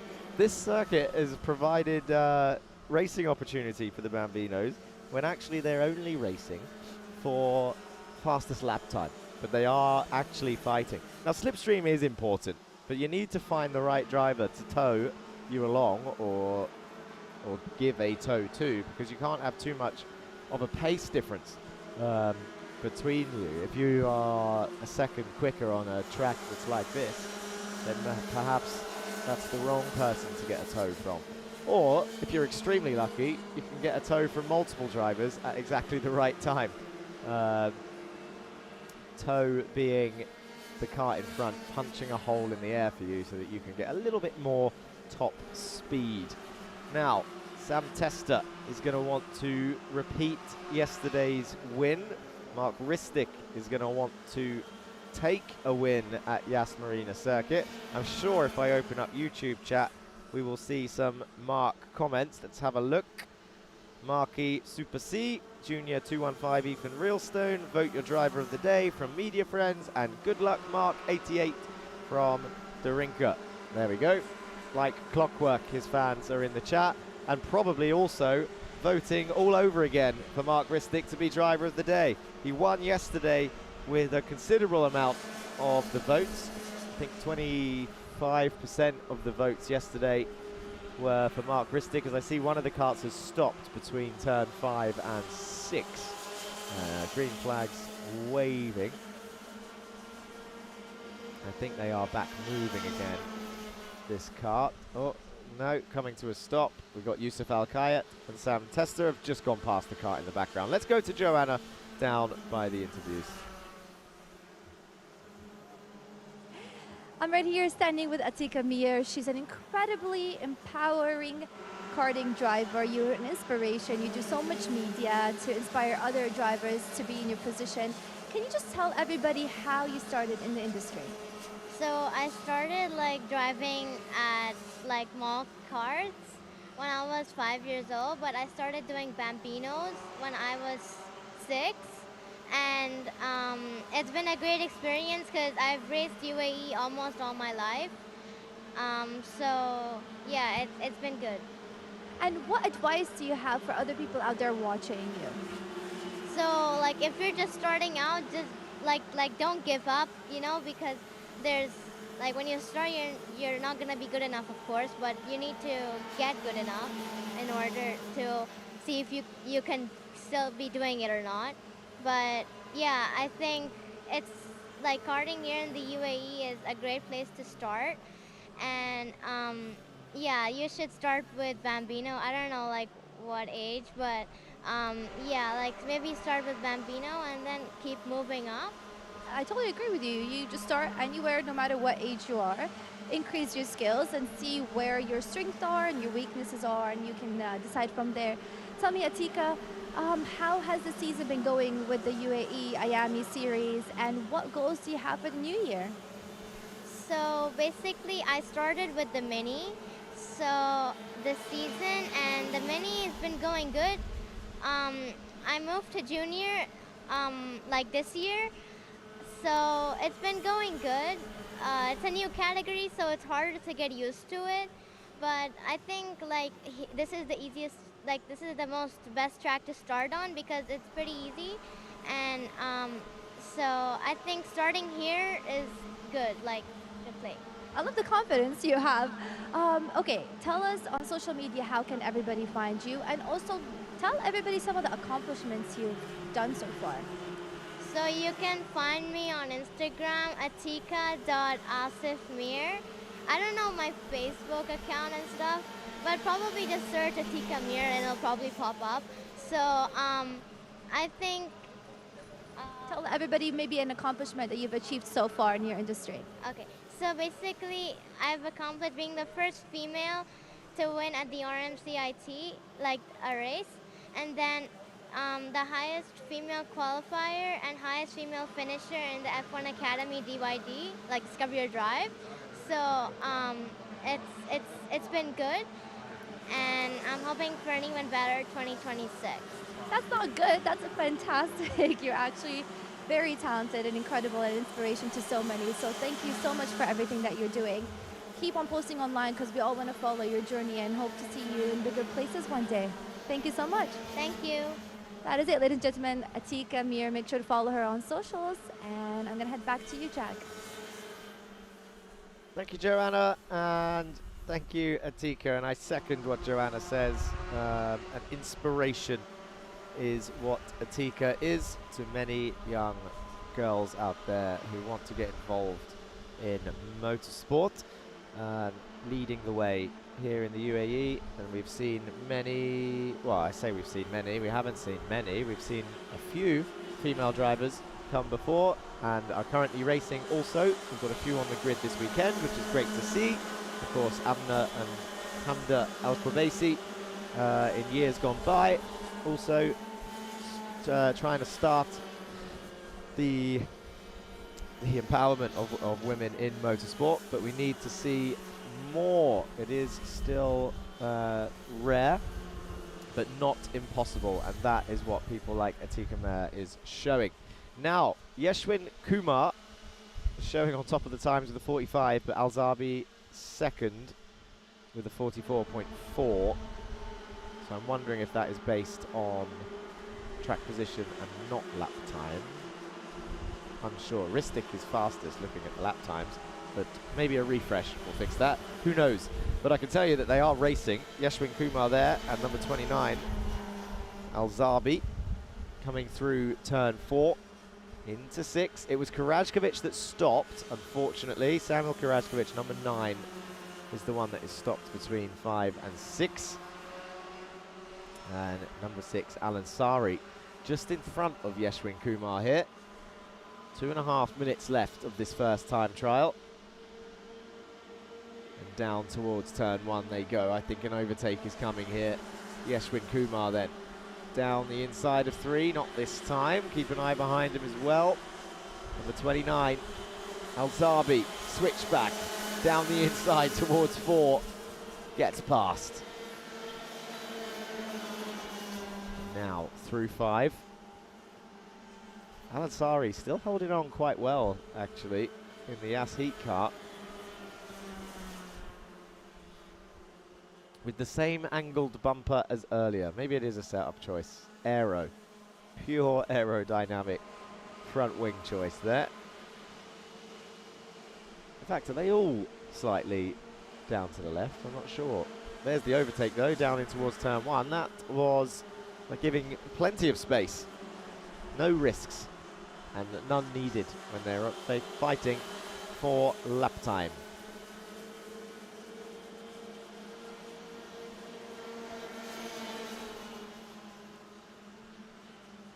Now, 44.5 for Alzabi, who's showing first.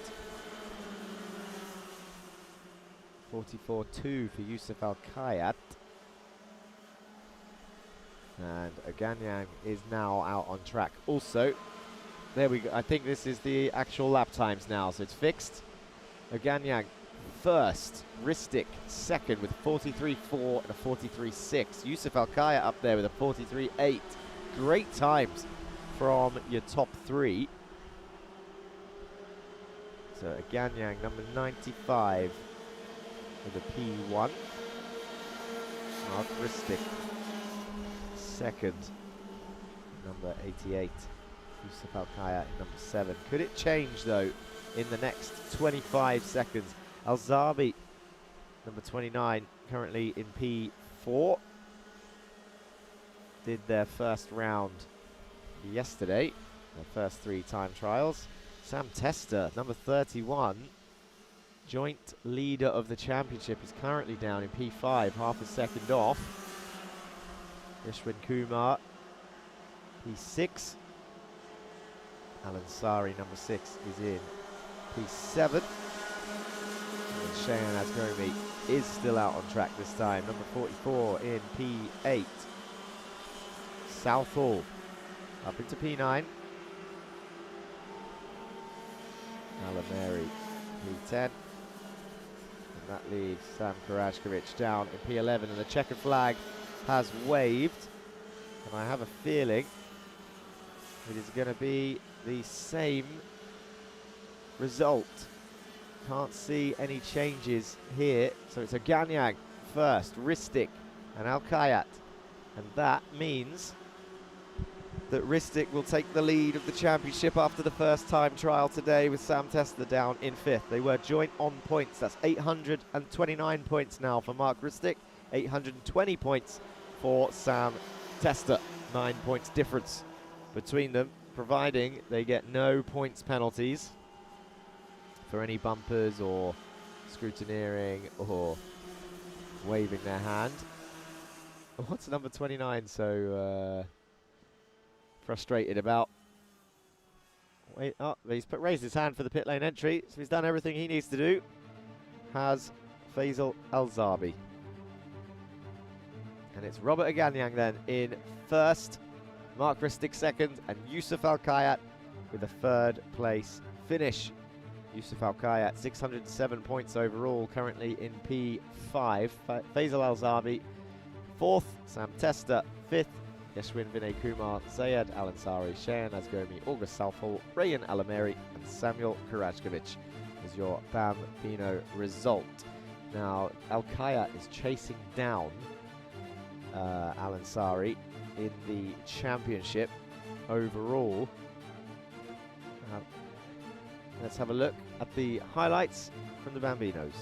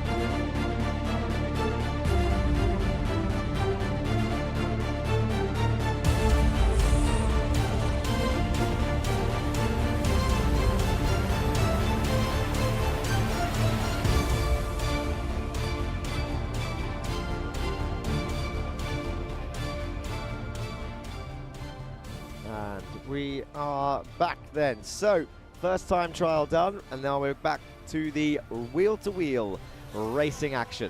What will be coming up next? You guessed it, it's the juniors. The juniors will be doing their heat race, and then the seniors will be doing their heat race. Again, no points on offer for those guys, but the racing just as intense, and it does decide the grid for the pre-finals, which will be coming up afterwards. And there is confirmation on your screens. The next sessions, it's a 12-lap race for the juniors, a 13-lap race for the seniors, and then you've got your 12-lap pre-final for the minis, time trial 2 for the Bambinos, and your 14-lap pre-final for the juniors. Let's go down to Matt in the pit lane. Yes, thank you very much, Jack. Now, the juniors are just about to head out for their first race, but before we have time for a small interview with one of the main and most, respected people in this industry, Mario over here, who's the technical director and the scrutineer. Now, Mario has unbelievable amounts of experience, but we're going to do something new. We're going to try and get this interview in Italian. So I speak a little bit of Italian, a bit rusty, so apologies to any viewers out there. My Italian is not great, but for the sake of it, let's have this interview in Italian. Mario, come stai adesso? Bene, molto bene. E che pensi di questa esperienza? Sei qui in sole? Grande esperienza. Sì, molto bene, mi piace tantissimo qua. Il livello si sta crescendo molto e sono molto contento di questa operazione che stanno facendo. Ringrazio tanto gli organizzatori, che per me è molto importante. E com'è di guidare qui su una pista in Formula 1? Beh, io penso che per i ragazzi è un orgoglio fare una gara in questo modo. Sì, e parlami un poco della tua esperienza. Sei il technical director da 16 anni a livello internazionale? Sì, io ho seguito tutte le gare internazionali dal 2010 ad oggi e ho avuto esperienza con i vari piloti di oggi in Formula 1. È stata un'esperienza molto grande per me. Fantastico. Allora, noi dobbiamo passare la camera alla mia collega. Joanna, we're going to pass it back to you. Mario, grazie mille. And Joanna, back to you. Thank you, Matt. I'm standing here with Robert Uganian. He doesn't speak a lot of English, but he just did the fastest lap for the heat session in the Bambino category, and I have his father here. Can you tell me what did he change to improve in this session versus the qualifying? We're just trying to keep the wheel just straight to increase our speed on the track, and it's our main focus. And what do you think is going to be the projection for today? We would like to achieve the P1 today. I love that answer. Do you want to say anything to the family watching you online? Of course, all of our family, friends, and our followers, I hope, follow us online right now. Hi, guys. Thank you very much. I wish you the best of luck. Yeah, say hi to everybody on the camera. All right, ladies and gentlemen, I'm just going to pass it back to Jack to see what's happening for the next junior category for the heat session. Thank you, Joanna. Oh, look, there's Maxi and Gio in the pit lane, the important people. That is Her Royal Highness Maxi, the manager of the Iame Series UAE and the Rack Track, and Media Friends CEO Giovanni. My Italian, not as good as Matt Wells. And here is the grid for the junior heat then. It's Jane and Bobrashov on the front row, Barakordi and Kappen on row 2, Zalalov and Peruzzi on row 3, with Chopra and Stevens on row 4. Kage and Qureshi on row 5. So Chopra is racing. He's there in 7th place. What was I talking about earlier? I didn't see his name. Tam and Senanayaki on row 6. Al-Kasemi and Seigel on row 7. Mason and King on row 8. Then it's Pataro and Atikama on row 9. Montanari and Realstone round off your top 20. Then it's Essa Al-Hamadi and Ari J. Kallenberg in P21 and 22. Derek Rivera, Siddiqui, Alabavli and Albani rounding off your 26. Then it's Asfahani and Pratish down in 27th and 28th. Sashadri and Debussy in 29th and 30th. Bhatia and Husari on row 16. Then it's Boranov and Vasilev rounding off the grid, with Boryawala in 35th place. 35th. Yeah, my Italian, not as good as Matt. Matt said his was not good, but I definitely needed subtitles for that interview. So for the tech team, if you can start doing auto captions, that would be for the next few rounds. Let's try it. Why not? You like a challenge, right? The director has been accepting these challenges.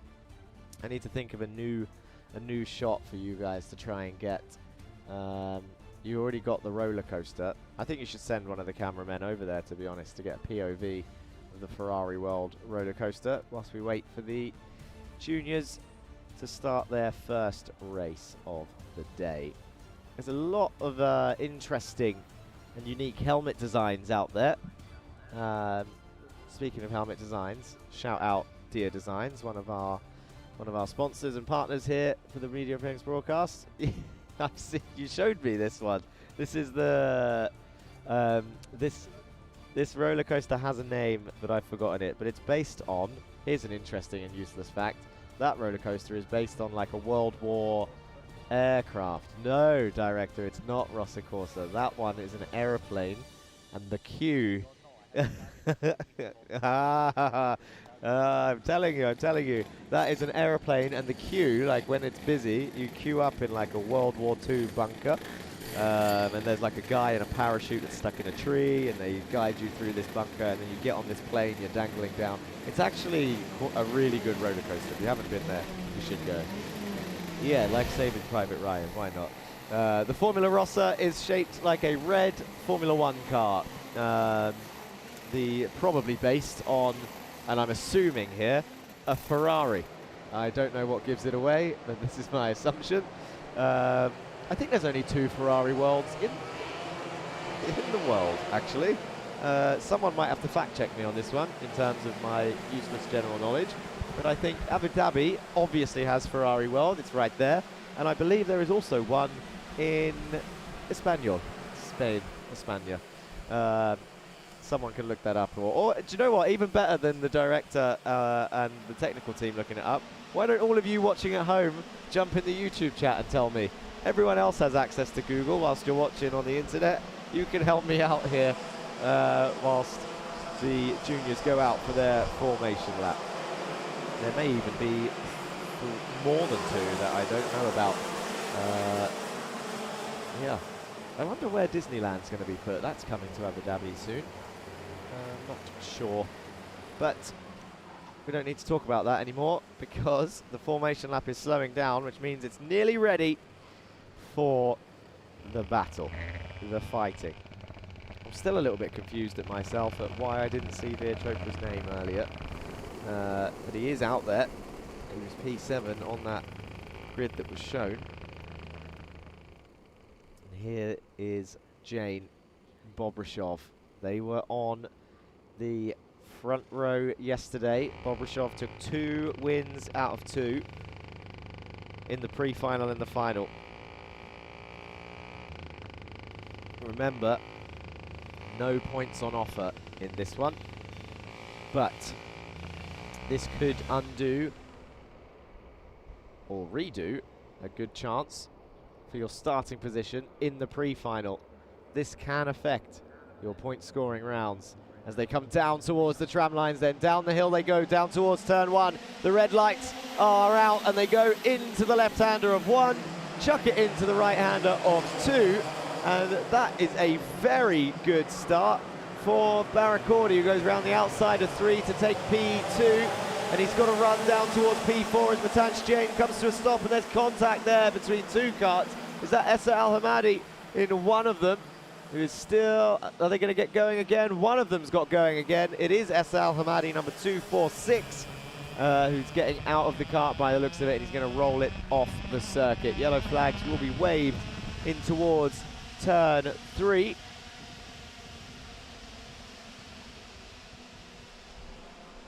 And this is a replay of what happened as they sort of filter through. Oh, it just got locked in, really, as the other kart gets spun round. There is a lot of karts out there going into one corner, so only 2 karts down then. Zalalov's had a good start also. Chopra's up 3 into P4.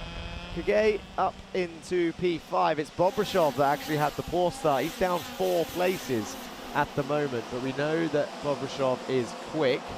And it's Barakordi versus Natanj Jain at the moment as Jain sets, Barakordi sets the fastest lap in 2nd place. You got Kappen in 7th, also lost 3 places. Tam up to 8th. Henry King is up 7 places into P9. Mason in P10. Peruzzi down 5. Al-Qasemi, Portaro, Kallenberg in the top 14. Kallenberg up 8 places. Cool. Some good starters then. Peace up 7 places and up 8 places for Henry King and Kallenberg. As we see the fights continue down towards turn 4. Your top 4 starting to break away a little bit from Joseph Kappen, who's just moved up into P5. He's now leading the secondary train. And you got 2 by 2. Veer Chopra looking down towards turn 1. And chucks it down the inside of 3. Veer Chopra up into 3rd place then. He's just past Zalalov into turn 3. They're now going down towards turn 4. You can see the height difference between the two as they came down towards turn 4 then. Veer Chopra towering above Zalalov in the cart behind. That means Nikita will get a hell of a tow, hell of a slipstream behind Chopra, who is really punching a hole in the air in front of him. Bobrishov in 2-3-2 and Kappen behind in 5th and 6th are now starting to work together as Henry King now makes it 9 places up. And Debussy down in 21st place has also gained 9 places. And the fights continue as Peruzzi has a look down towards turn 4, backs out of it. They're no longer fighting. You've now got a group of 2 in the lead and a group of 4 fighting for 3rd place. Veer Chopra is leading the train of 4 in 3rd. Jain and Barakordi on your screens into turn 1. There's Chopra and Zalalov, Bobrishov and Kappen into turn 2. Now into turn 3. That's a move from Bobrishov on Nikita Zalalov. Kappen's going to follow through as well. Zalalov holds it, sits behind, and Veer Chopra now still in 3rd. But Bobrishov and Kappen force their way through then into 4th and 5th. Bouncing over the curves at 6 and 7. And now going down through 8, 9 and 10. Throws it into turn 1. Jain still leads from Barakordi. Spoke to Gabriel Barakordi yesterday. Extremely happy. Oh, that's another move from Bobrishov. Nearly on Chopra, who gets the exit though. Takes the long way round. Kappen has to defend from Zalalov. And they stay in the same order, but what's turn 6 going to bring? Is Bobrishov going to have another go around the outside of 6? Oh, switch back into 7. Down through the inside of 7. Bobrishov then up into 3rd. And now he can continue his chase back onto the leaders. Kappen couldn't capitalise. Stays in that position, and that's a Bullard. I'm sure I saw something on the track there. Was that one of the Bullards? Which one is it? It's turn 1. It's rolling onto the racing line. Oh, they're all going through the turn 1. Bullard is rolling onto the racing line. Someone's just hit it back out the way. But no, this is all changing. This lead fight. Kappen now didn't capitalise and now has capitalised. He's in P3. Zalalov, P4. Chopra, yep, there it is. Laying there. It's now off the line a little bit. No longer rolling, but another gust of wind will sort that out. And they're still swapping positions. Bobrishov is trying to come back through. Kappen is looking over his left, his right, his left shoulder. Zalalov, moves over to squeeze the inside of 4. Chopra's going to come through around the outside of 5. So does Bobrishov, and Zalalov loses 2 places. Into 6 and 7 they go. And Chopra attacking Kappen into 8 and 9. And now looking down the inside of 1. He's defending. Defending hard. 3 wide. Cuts the corner, does Chopra. Now that the Bullard is gone, the corner is open. Jain still now is passing back markers. And here is your main fight then for P3. Zalalov, Chopra, Bobrishov and Kappen. And Kappen is now has a little bit of a lead, to be honest. I say a lead, like a gap into P3. He's not leading. And look who's coming into the fight. It's Henry King. Henry King could gain some more places. He's already got 9. Cutting into double digits. I think it's likely. There's a couple laps left. Into turn 3, Bobrishov on the inside of Chopra. Zalalov holding on. There's Jane and Barakordi in the same order. The gap 3/10 between these two. Kappen about half a second ahead of this train.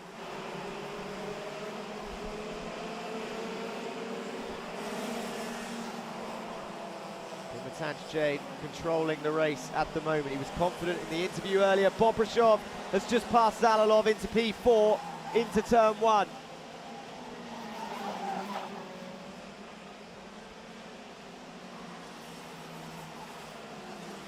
If you look behind your lead 2, it's very close between those guys. Henry King has passed Chopra. He's entered the double digits.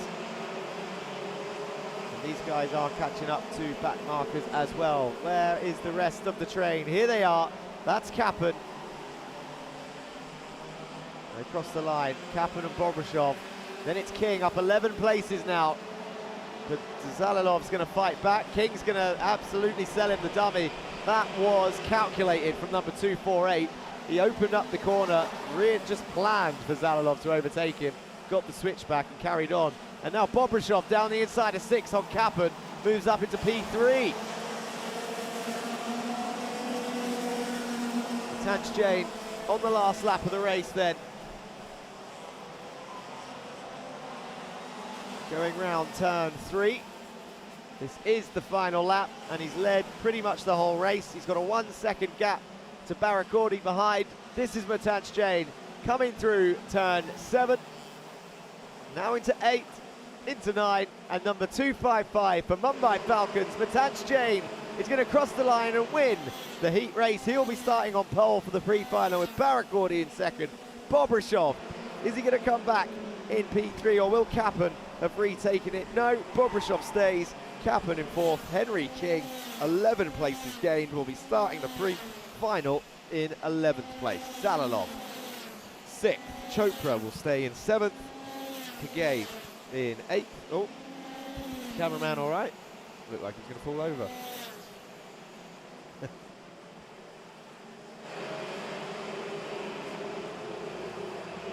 Confirmation of your winner. And the only real loser in that race was the turn 1 Ballard. He didn't get hit once, but twice. That will be put back in place.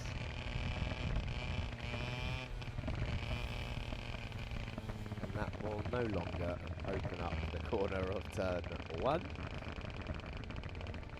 It's amazing how quickly it takes the drivers to clock on. Oh, hang on a minute, this corner's open now. Let me just take a few extra centimeters. This is 227 cruising round. Leonidas Peruzzi still limping his way back to the pit, so I wonder if he's got a kart issue. But here's your top 3.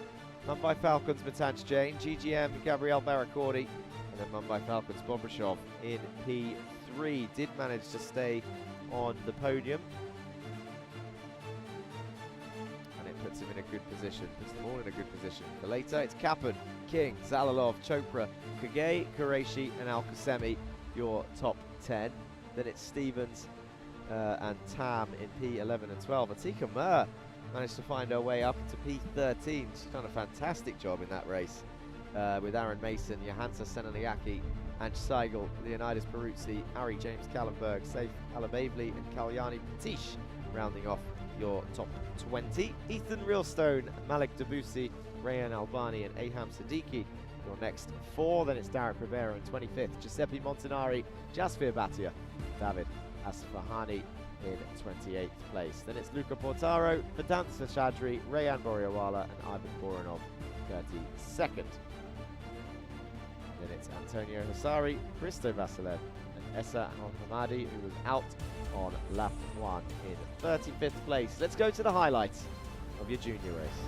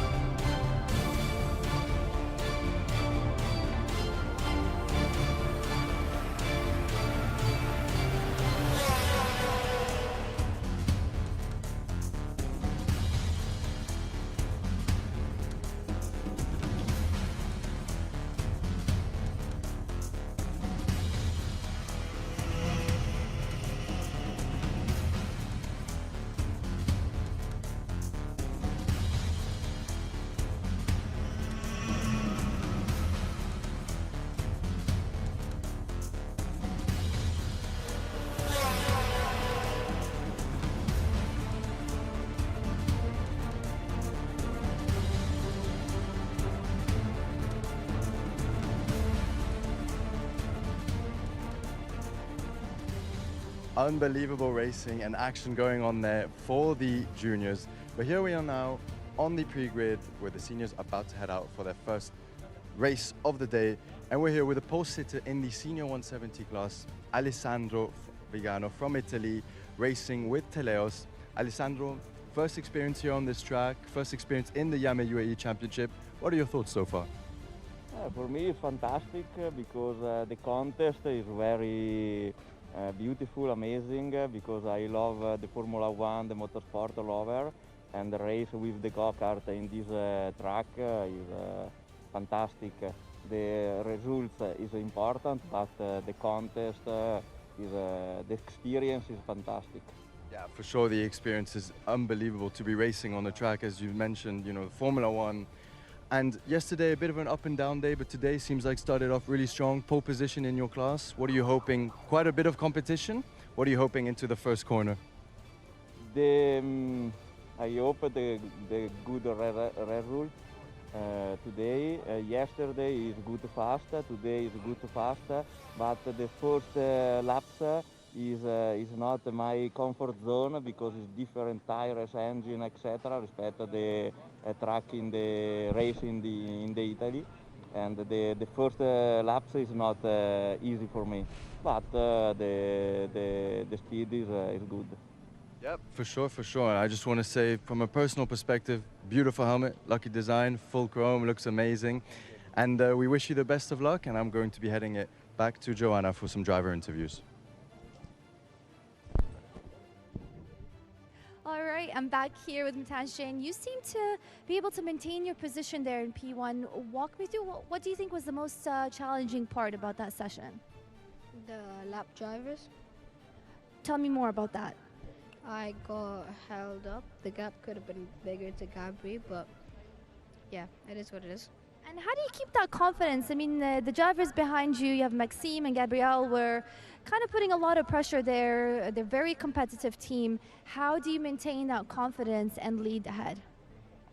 I mean, yeah, Gabri was a bit close at points, but I don't know who was behind. It didn't look like they were quite close, so there wasn't really any pressure.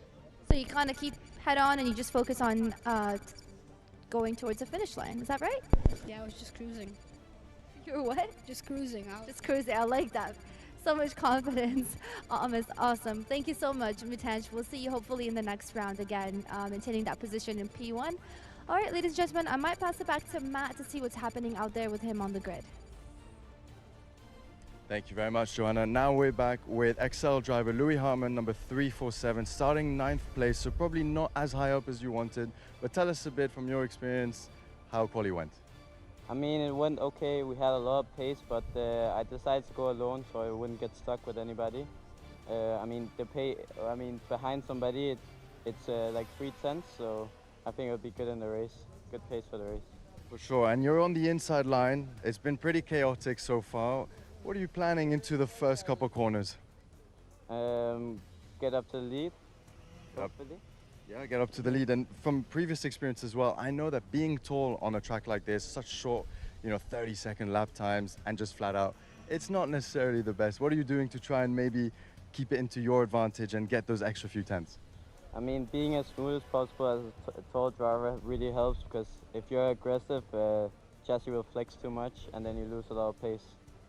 Yep, fantastic then. Well, we wish you the best of luck and hopefully see you further up on the grid. And I'm going to be heading it to Jack for some preparations.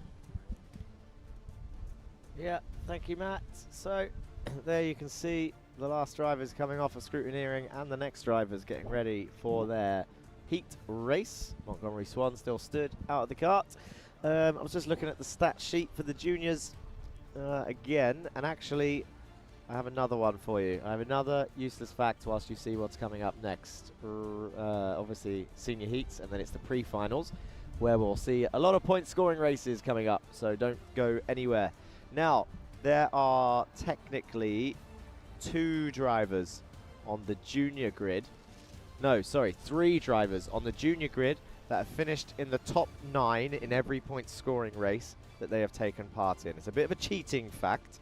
It means every race they've taken part in, they only have a single digit finishing position. First, second, third, fourth, fifth, sixth, seventh, eighth, ninth.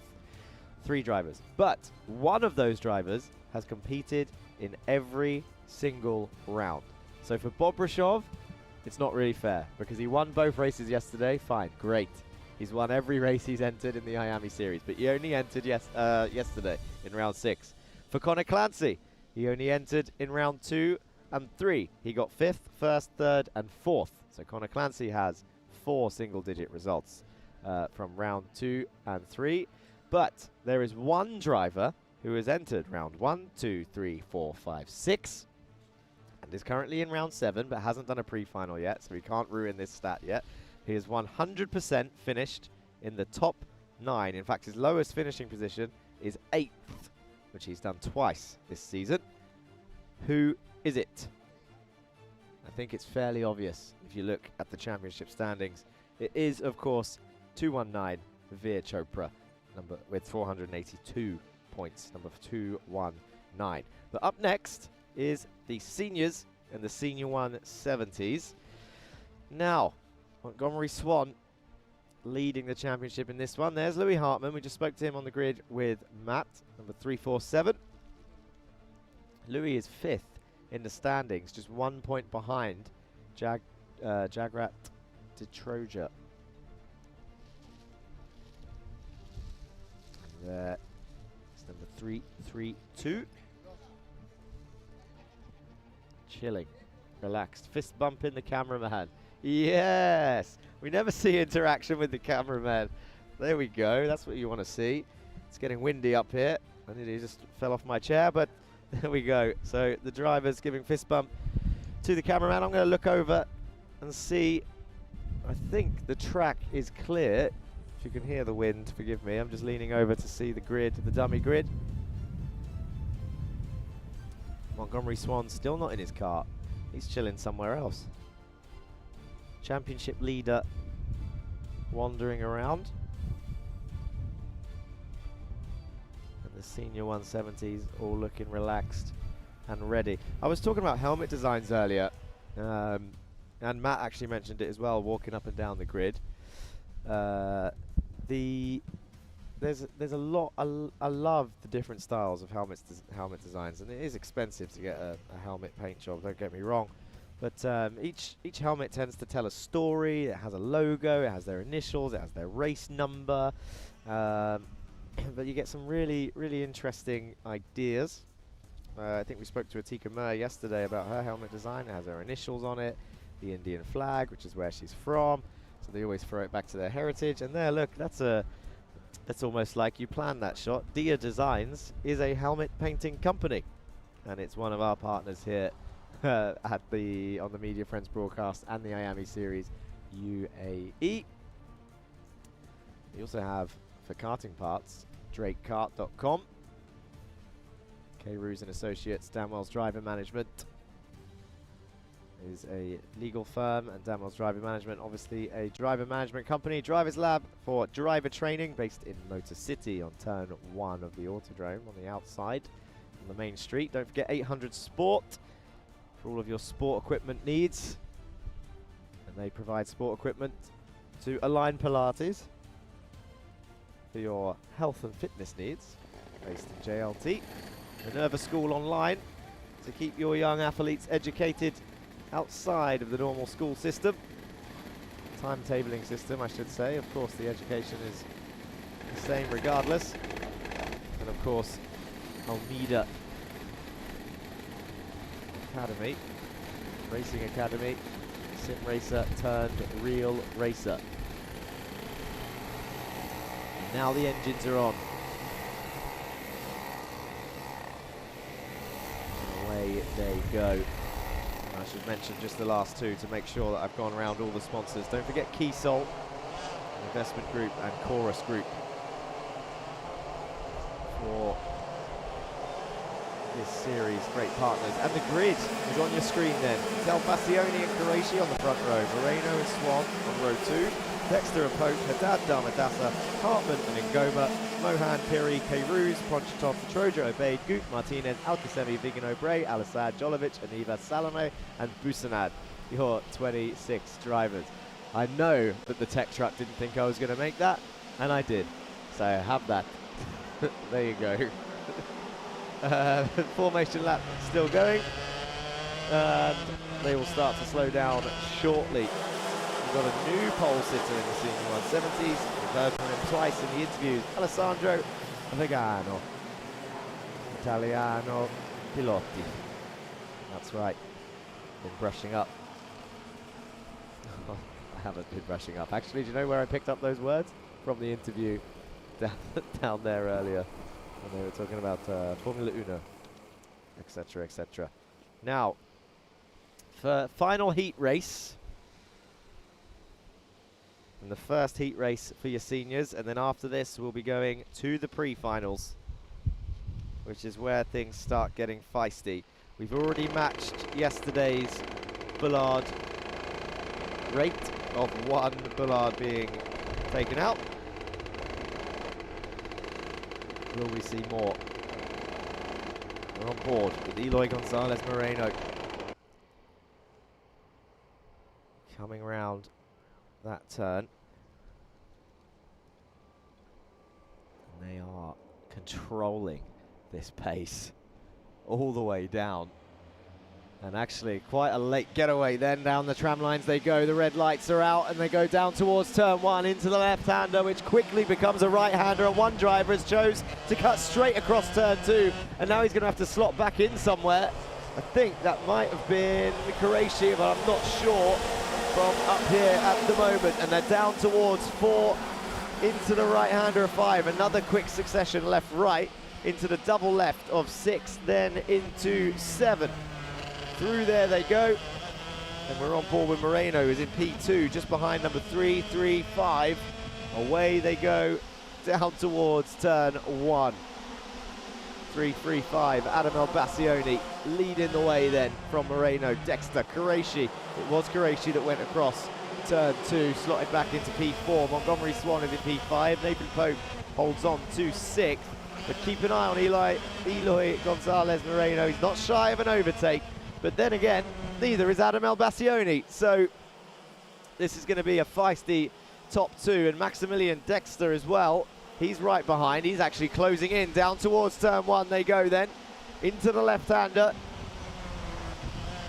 And it looks like Adam currently in control as he pulls a small gap. Montgomery Swan sets the fastest lap and moves up a position on Qureshi. Dexter passes Moreno as well, and Montgomery Swan right on the back of this. Set the fastest lap a second ago.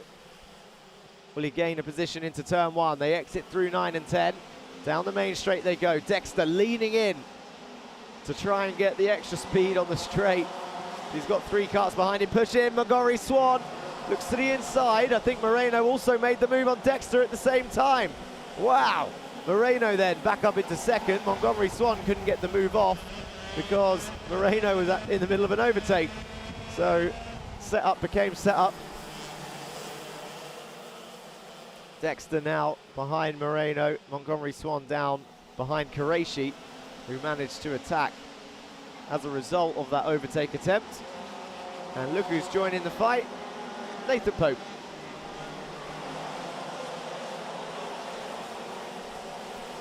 And Damadasa, I think, is actually the car behind. 3-2-1 Damadasa behind Jeremy Montgomery Swan. Nathan Pope just behind there with the white helmet. There he is. So Moreno, Dexter, Montgomery Swan through 8, 9 and 10, and the gap is extending whilst they keep shuffling around.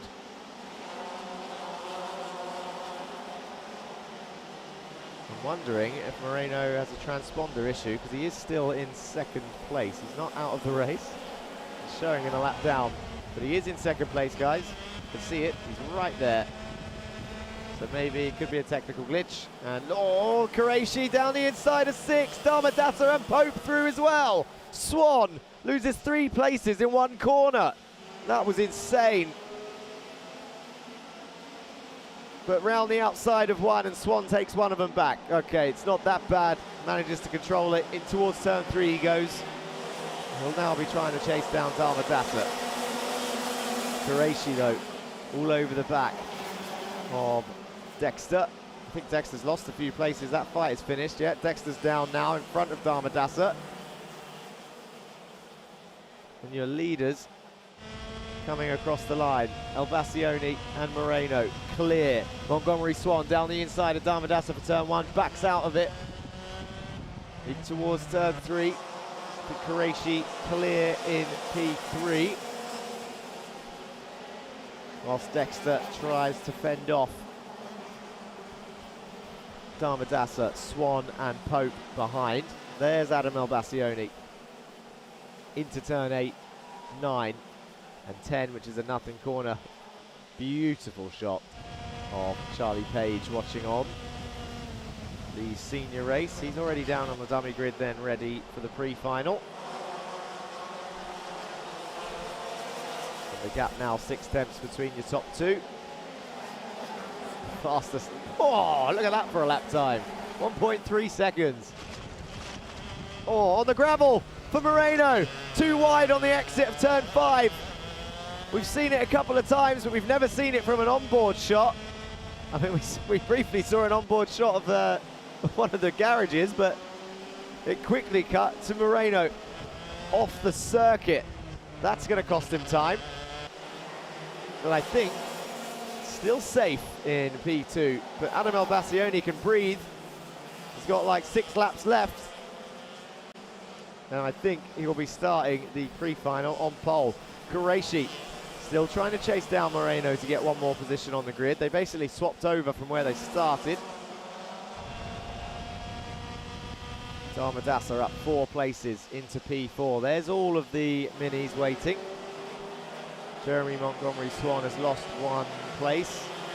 Dexter gets passed by Nathan Pope, who goes up into 6th place. Montgomery Swan down the inside of Dhabi into 4. Pope holds on ahead of Dexter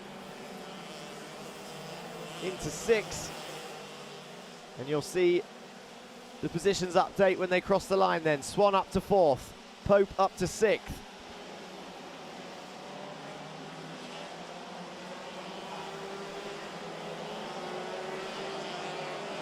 And a 1.4 second gap between Adam Elbassioni and Eloy Gonzalez Moreno. But you know what? That's actually not that bad of a time loss, considering he went through the gravel on the exit of turn 5. It's only about 8/10, so he managed to carry the speed through, get back on and carry on. There's no issue with the kart by the looks of it, as the parents are watching on. Oscar Bray leads the senior 170 class. There's a spin for number 422. That's Dario Salome. Alexandros Anivas is also in the pits, 10 laps back. And he's out of this race. Yusuf Busanad in 24th overall. Al-Assad, Vigano, Jolovic and Bray, your 170s. So Bray leading, Jolovic second, Vigano in 3rd. For the 170 category. Pope still ahead of Dexter at the moment.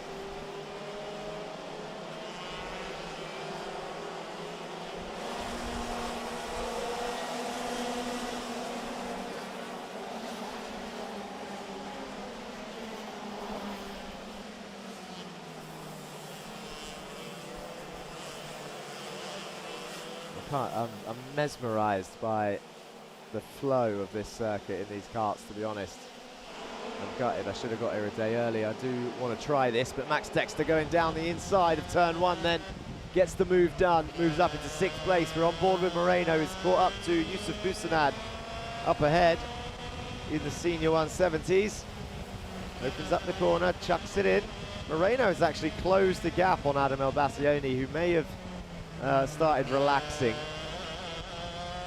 Just up ahead, but actually maybe this is too close for comfort, but it is the last lap. So the last lap is now Adam Elbassioni leading the way. Maybe doing a bit of tyre saving, a bit of lifting, coasting, or was he held up by some of the 170s down the inside of Daria? And Moreno's going to try and follow through.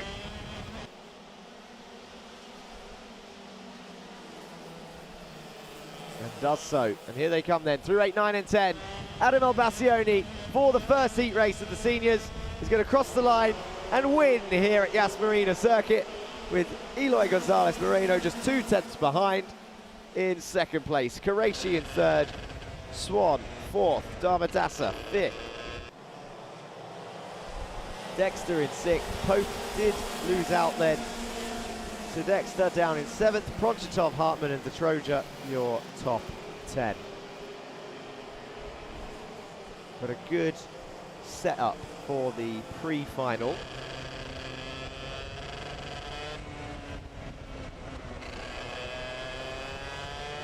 And a really, really strong front row.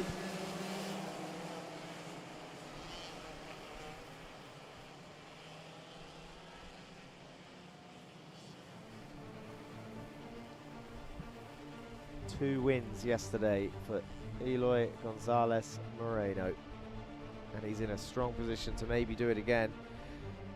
But there's two people next to him that could stop it from happening. Adam Elbassioni first, second for Moreno, third for Qureshi.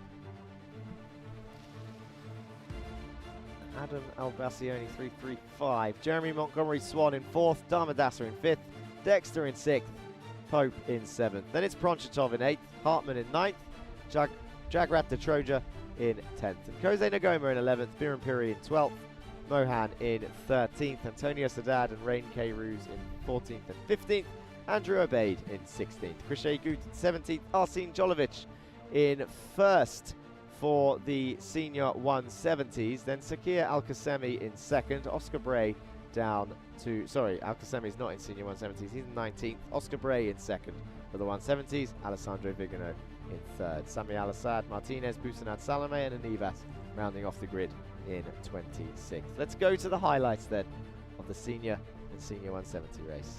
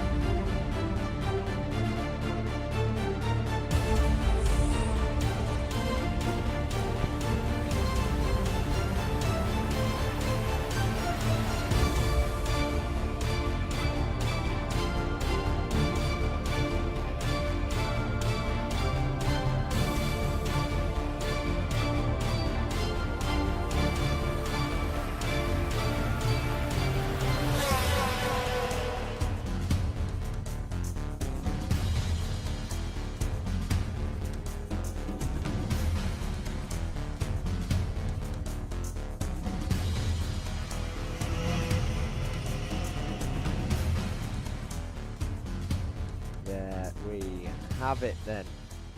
Interesting. Here's another one for you. Fact of the day for the seniors and senior 170s. The person that just won that heat race has had no wins so far this season in the pre-finals or the finals. So Adam Elbassioni is fighting for his first win this season for a point scoring round. Pre-finals up next. Minis, Bambinos Time Trial 2, Juniors and Senior/Senior 170s. Then a quick break before the finals, where we do it one last time for round 7 of the Iame Series UAE. And then we will return, actually, for the Middle East Cup next week. But in terms of the championship, round 8 on the 31st of January and the 1st of February. Let's give a quick shout out to the sponsors before moving on.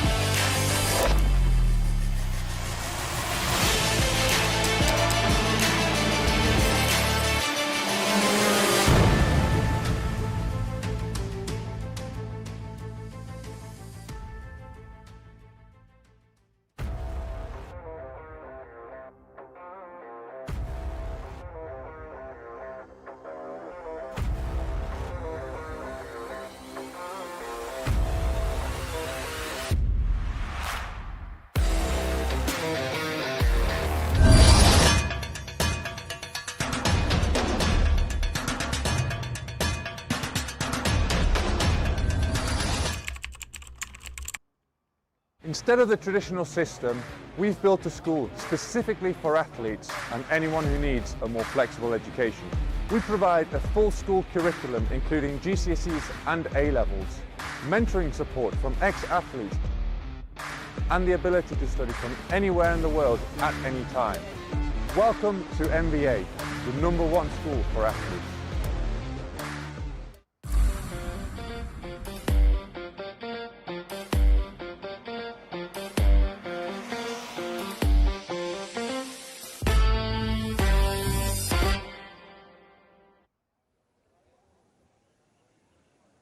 Oh, what an action-packed race we had there for the seniors. But now it's getting serious. We start the first pre-final of the day of round 7. And here we are with Benjamin Karakovic, round 6 winner, who sadly today is not going exactly as he hoped. Benjamin, tell us a bit, not the exact pace that you wanted compared to yesterday, but you still a whole pre-final and the most important, a final coming up. So for sure you have some tips and tricks that you could share with us. Hopefully I could win again, but I'm just not that focused, just making mistakes. But I think I'll fix it in this one. A bit of words of motivation that you had from your coaches in order to tune up these little mistakes? Yeah, just stay calm and just go fast. Stay calm and go fast. And it clearly worked yesterday. You were standing on the top step, so the pace is there. It's just got to refine these small little things. How do you do it mentally to make sure that, because it's a long pre-final, that the whole time you'll stay focused? Just listen to my coaches, tell me what they say, and overtake everyone. Alrighty, well, we wish him the best of luck, and we're going to hand it back to Joanna for some interviews.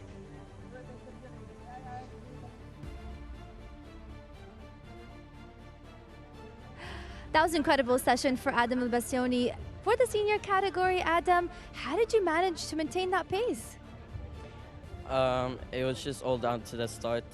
I got a good start, so luckily the guys behind me were fighting with each other, so it just led to me a gap increasing all the time.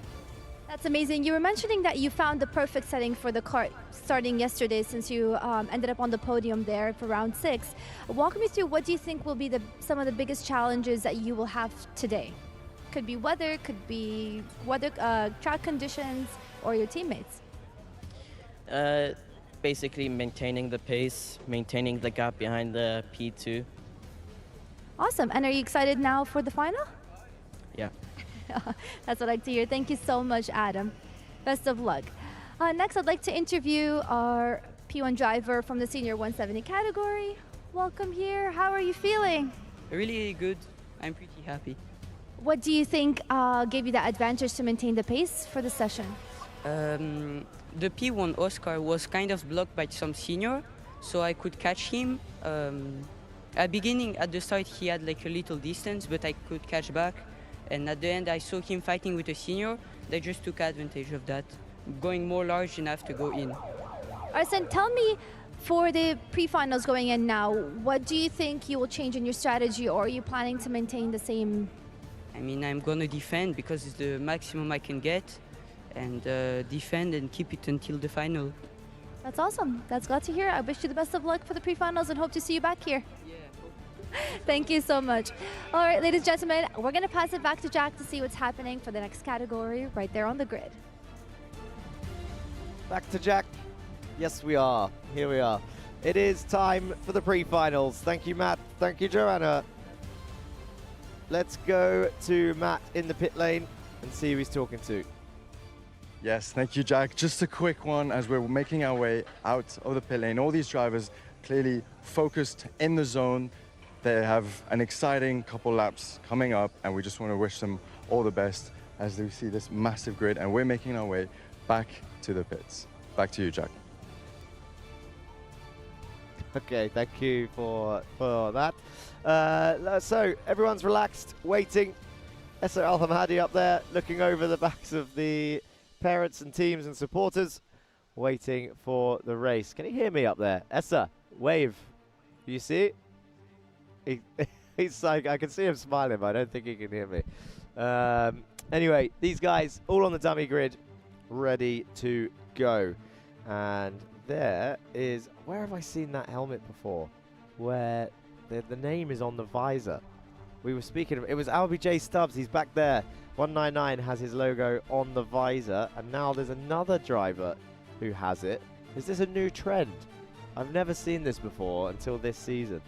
Let's go for the grid then for this pre-final of this point scoring round. Charlie Page and Ilyas Sami, some familiar names of this weekend, up on the front row. Then it's Augustin and Wortley, Lisignoli and Peruzzi, Stubbs and Kasorovic, and then Gray and O'Hanlon on row 5, rounding off your top 10. Then it's Karajkovic and Theocaris from the streets. Then Adam El-Sheikh returning from his broken arm, Falzerano and Janisicevic and Voronins rounding off your top 16. Then it's Pajamaki, Tadeusz Prochaska in 18th with Giovanni Junior Desani in 19th, William Mazzali in 20th, Koramifa in 21st, Bataille in 22nd, Sukar in 23rd, Saif Al Khalifa in 24th, Vaibhav Pono in 25th, Shagra Kumar in 26th, Ivan Bhagat and Patton in 28th, Chopra in 29th, and Anil Kumar in 30th, Tabaza and Subramanian rounding off your 32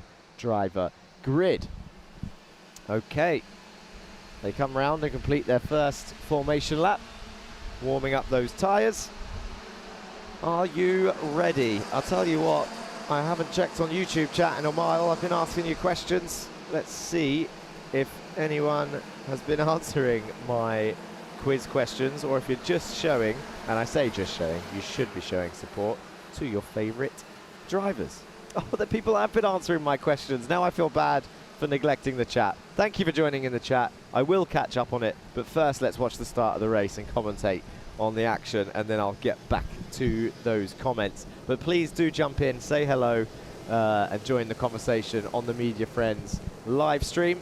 And don't forget to subscribe to the channel to stay up to date and continue following this action till the end of the season. We've got 10 rounds of this. This is round 7 of the Iame Series UAE, the first point scoring race of the day for the minis. It's Charlie Page and Ilyas Sami once again on the front row. Are we going to see a repeat of yesterday, or are they going to bring it home today? Let's see what happens. The pre-final was all good. It was all the final where it kicked off, but they're slowing right down as they go up the hill then towards the Yas Marina full GP circuit turn 4. They turn around this hairpin and they start to come down the hill then as they now go into a straight line into the tram lines. Who is going to take victory? There's a big gap to the train behind, but they're going to come down the hill then and across the line, and the lights are still on and it's a full start. That's what the yellow light. Oh, I know the graphic was there yesterday as well, but this the full start on the screen, I saw it quicker today than the actual flag being waved at the marshal post. So well done, tech team. We got called the full start nice and early. So we go again. They've already made it back round to turn 7. And there is El Professor telling them to slow right down. Capitan.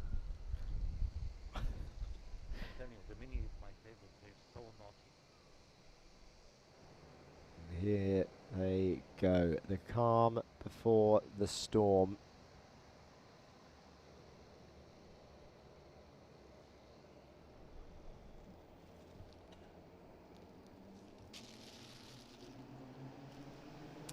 And down the hill they go towards the tram lines and across the line in towards turn 1.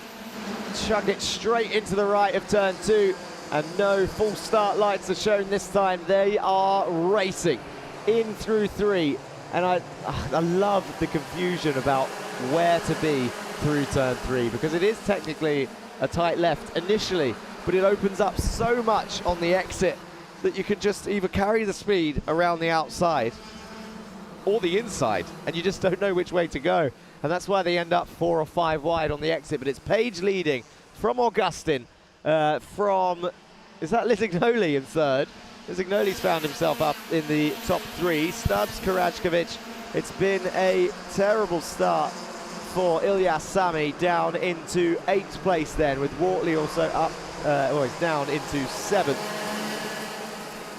And now they are charging down the field. You've got, is that 3 XL karts in the top 4? Lizignoli is ruining the XL party at the moment as he goes down the inside of 6. Lizignoli then up into 2nd place for GGM through 8, 9 and 10. And now he's going to chase down Charlie Page. Francesco Lizignoli makes the move and continues on towards 1, into 2. Is he going to try and overtake into 3?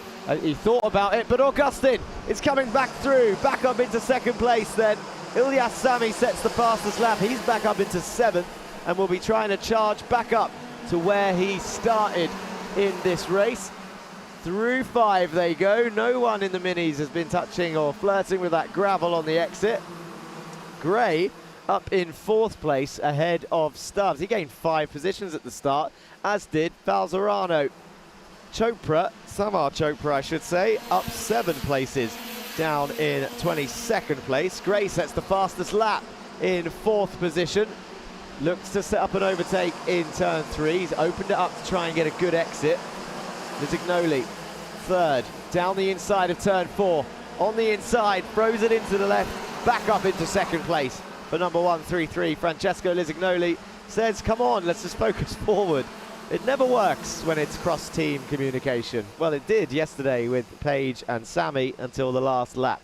But today, everyone always does the point forward. Let's go that way together to try and catch Charlie Page, because that man has a 3/10 gap on us and we need to close it. And you need to close it fast, because we're already approaching 1/3 of the way through. Stubbs, fastest lap, 36.7. He's in 6th place. Sami is up into 5th. Oh, it's all going on in turn 4.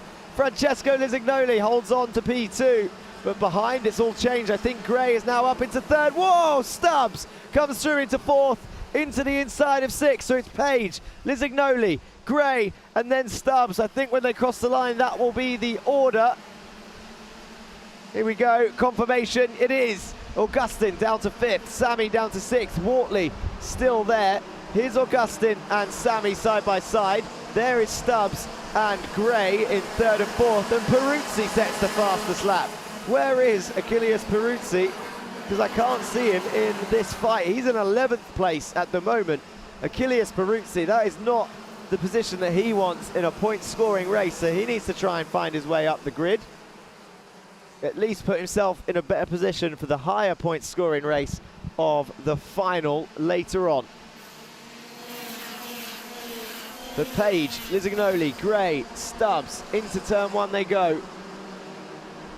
And there's a swap of position again for P3. Stubbs now in 3rd, and Ilyas Sami back in 5th. Right behind Gray, down towards turn 4 they go. Augustin is just watching at the moment in P6. In towards turn 6 they go. Sami thinks about it. Just looks over to the left-hand side of Gray. Didn't commit. Coming through the final turns. Lizignoli now working together with Page just to create a gap then. Stubbs holds on to P3.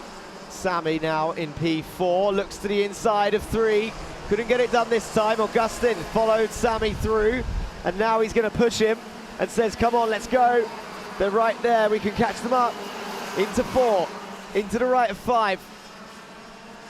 Ilyas Sami couldn't quite get the exit he needed in turn 3. After having an attempt on the inside, you lose so much time on such a fast circuit just by having a half attempt. And the gap now 1.9 seconds to the top 2. And there goes Sami. Down the inside of 3, Baptiste Augustin is going to follow him through. Stubbs gets a switch back on Augustin. Has the run on the exit. I think he's going to slot in behind. He does slot in behind on the inside of turn 4. Halfway through this race now. Ilyas Sami back up into the podium position. He's in P3. Then it's Augustin. Then it's Stubbs. But then it's Gray coming through. Side by side with Stubbs through 8. Backs out of it, I think. Gray now back behind. And the next group has caught up. Wortley, Kasorovic, Peruzzi in the next group. Oh, did you see the cart lift off the ground then? That gave Peruzzi an opportunity on Kasorovic. Looked like the front wheel came off the ground. I'm not sure how that happened. Maybe it just dug in so much on the high-speed turn-in. I'm not sure. Can we get a replay? Are we going to see a replay? Was it contact? Ah, there you go. 166 over the back of 177. That's how the front end came off the ground. JNKD on JNKD. Kasorovic on Gray. Peruzzi, though, laughing. He's up into sixth. Oh, that was that contact between Sami and Augustin. These guys fighting for P3. It's Page, Lisignoli, Sami, Augustin, and Stubbs. That's your top five. Peruzzi now in sixth, but a little bit of a gap back. And Peruzzi will still be defending from Wortley, Karajkovic. They're all within the same tenth of a second, 6th, 7th, and 8th. Lisignoli not making a move yet as they go down towards the warning flag there for number 166. That is Kasorovic. Sami now behind Baptiste Augustin. Augustin makes the move then for third place.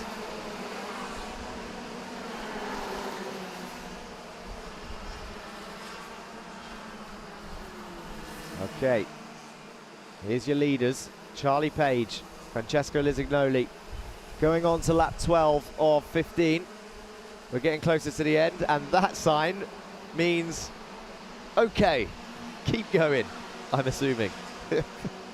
Big old okay sign from the paddock side there. So, Page still leads. Is it worth the risk? Remember, this finishing order will be the starting order of the final. Charlie Page versus Lisignoli right now. Augustin still in third. Sami in fourth. Stubbs in fifth. Thumbs up. Yep, keep going. Look at the board. Not many laps to go. Charlie Page, Lisignoli, Augustin, Sami and Stubbs. And Peruzzi down the inside to retake sixth in the background versus Karajkovic. Lisignoli looks like he was looking for an overtake into sixth. Stubbs is going for it. Stubbs down the inside to retake P4 from Sami. And here we go then on to the last lap of the race. This is the moment. Page, Sami.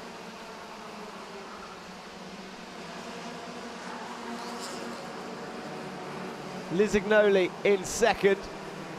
Last lap fighting on your screens. Augustin under pressure from Sami and Stubbs. Side by side in the distance. Peruzzi and Karajkovic also going at it in the background. Coming through, and it looks like Gray is going to join the fight again as well. Around the outside of Peruzzi through six. That'll be brave. But Charlie Page comes through 8, 9 and 10. Lisignoli starts slipstreaming down to the line. Who took it? Lisignoli might have done it. We'll have to wait. It was 0.02 of a second. Wow, that was close. He had the slipstream through the exit. Gives him a thumbs up, looks over. Yeah, thank you very much.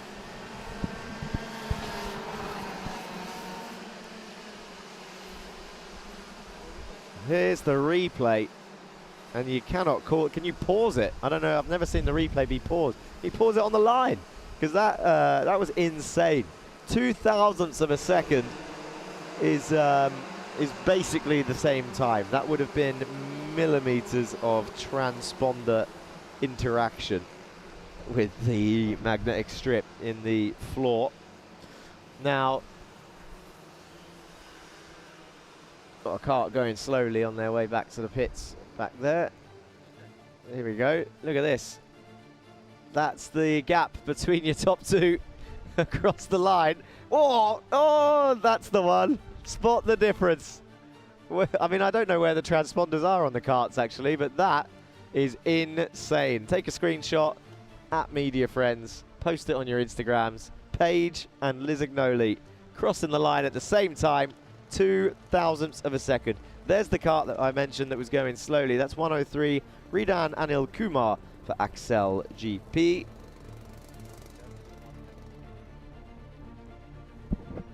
put his pit speed limiter on, I guess. Charlie Page, Lisignoli, and Augustin, your top 3.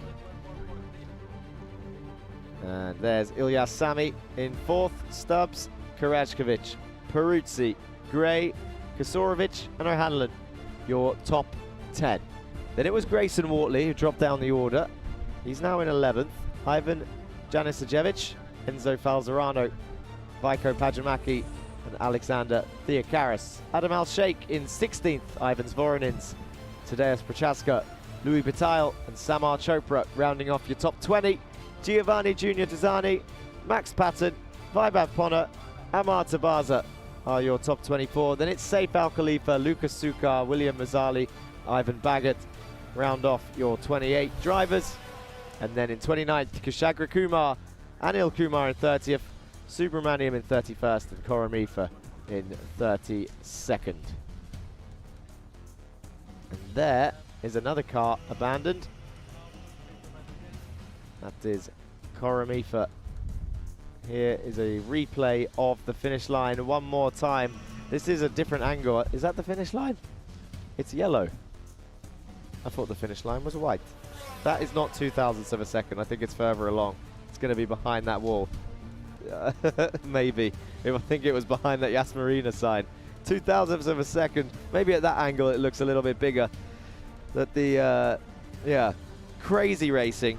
And I'm sure we will see more of it later on for the finals. We definitely have more of it for the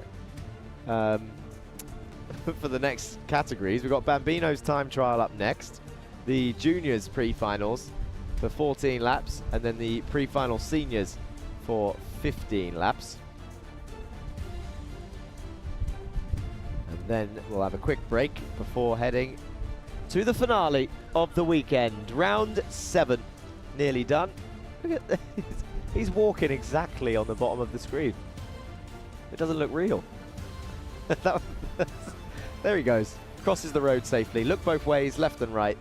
I was about to reference a very British advert then that used to tell people how to cross the road, but I don't think many people would get it. I don't know how many Brits are in the audience. Let's go to the highlights of the mini race.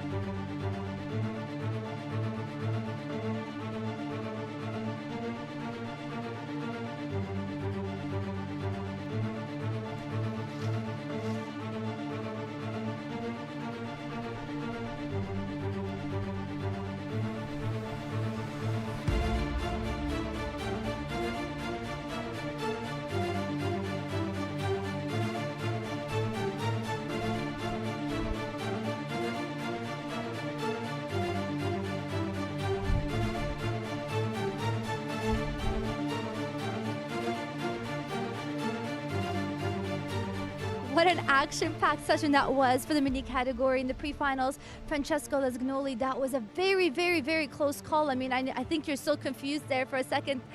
Walk me through what happened with you in the last lap. So me and Charlie were trying to push away from the others. So I looked behind. If we had a big enough gap, we had a huge gap. So I tried to go for the move there, but I was still on the inside. He hanged it around the outside. Okay, and then we were down into the main straight, and it was a photo finish. But I thought I won, but it didn't look like it. Well, you do have the attitude of a winner. Tell me, what do you have to change to fight for the win in the finals for the next session? Be more aggressive and smart.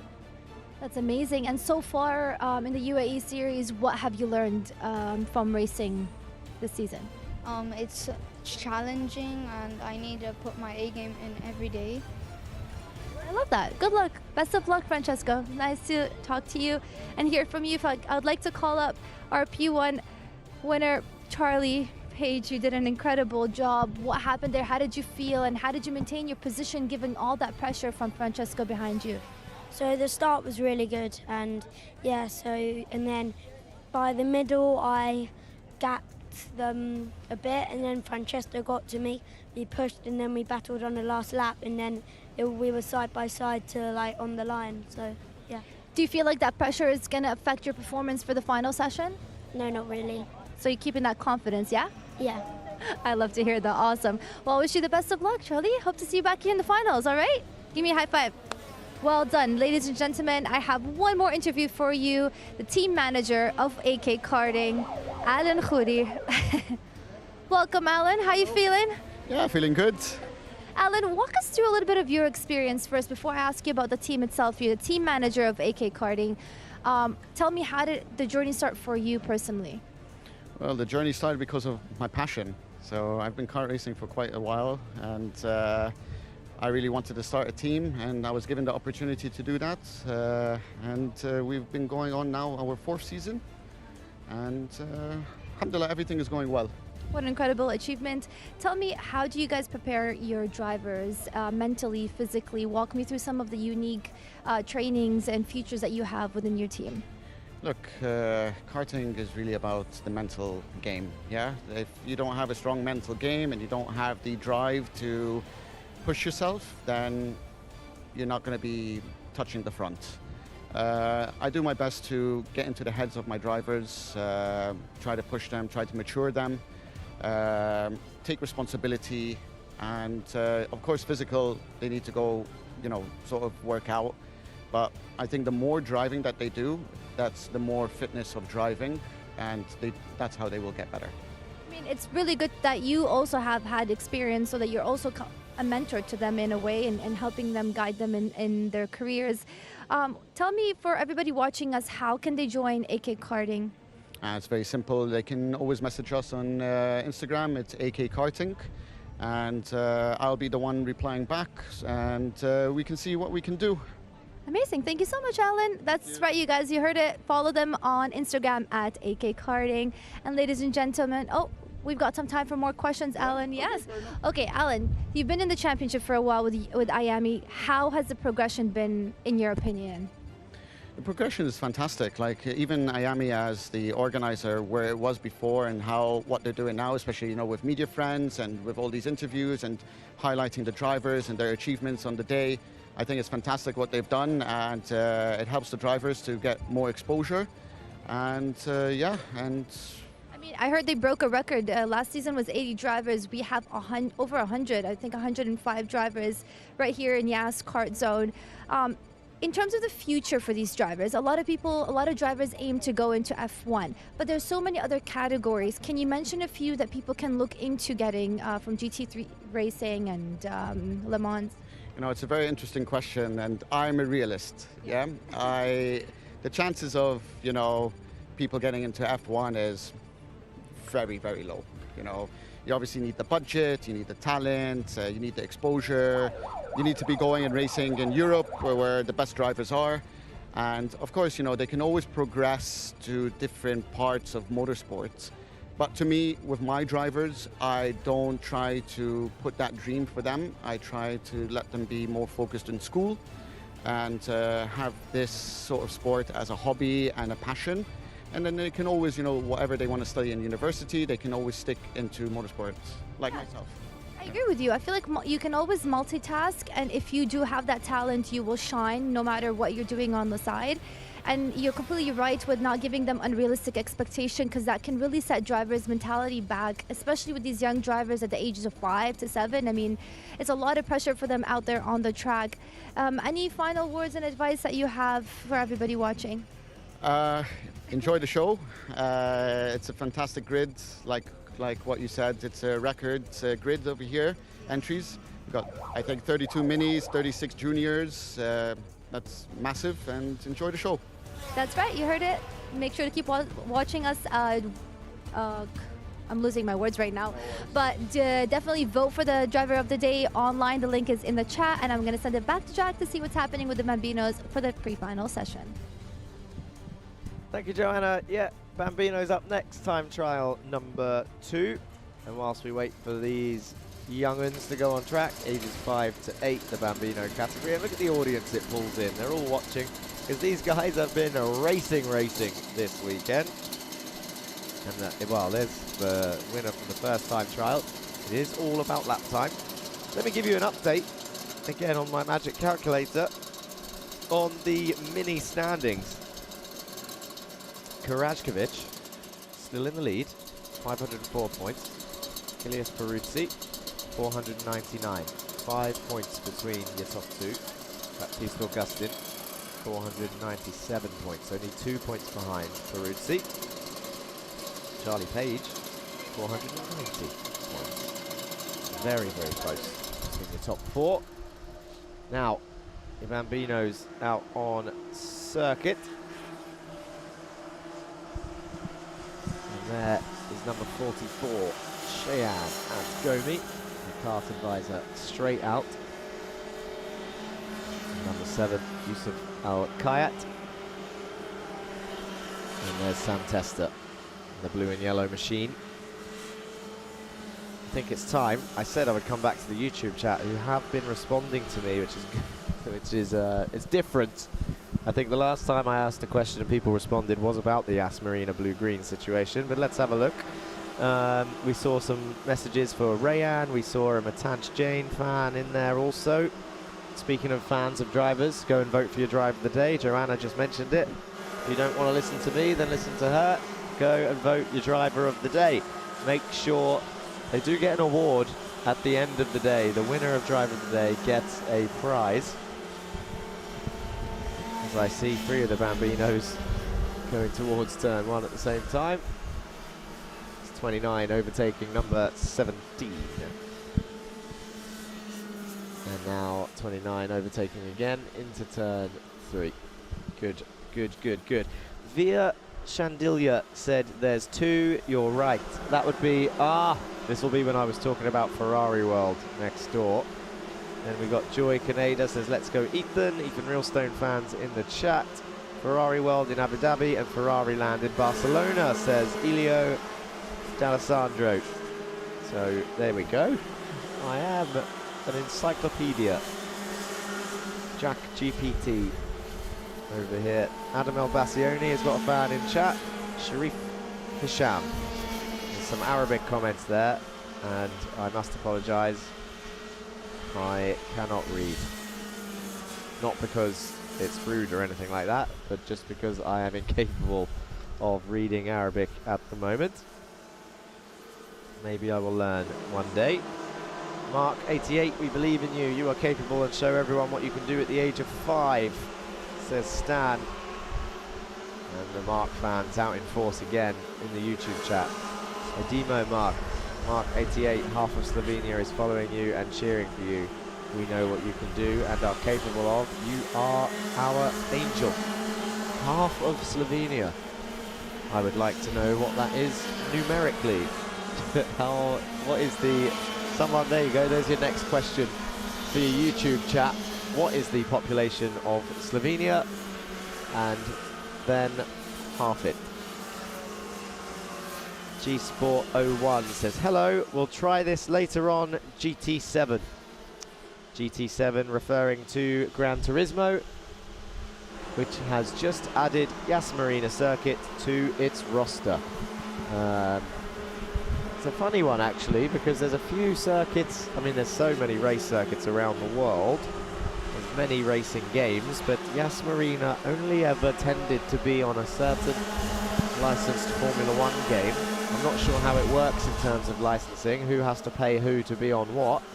Does the track have to pay to be on the game? Does the game have to pay for the track? I don't get it, I don't understand it. But Gran Turismo has just secured it, and I'm sure it has something to do with some sort of Gran Turismo World Finals being held in Abu Dhabi in the coming months. And that would be why.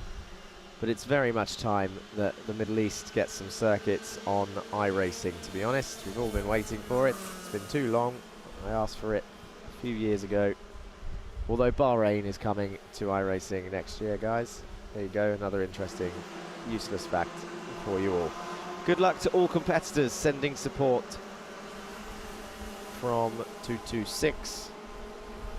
Good luck, Mark 88, Mark 88 go, Mark 88 rocket, Mark 88 go, go, go, our rocket, who is currently on top of the times. Everyone's talking about Mark Ristic in the stealth ninja kart with the white helmet, who's currently in a four-way fight on the circuit. Whilst I was reading all your comments, he was carving his way through. And look at Sam Testa directly behind him. These are your two championship rivals right now, Mark Ristic and Sam Testa. And Sam Testa right now is in the slipstream seat. This could be a good lap time from Sam if he can stay behind Mark, who is currently the fastest on circuit with a 43.5. That is a blistering lap time actually from Mark, 43.5. Round the outside of Southall. Yusuf Al-Kayat also joining this train. Number 7, directly behind Sam Testa. Looking to improve on his lap time.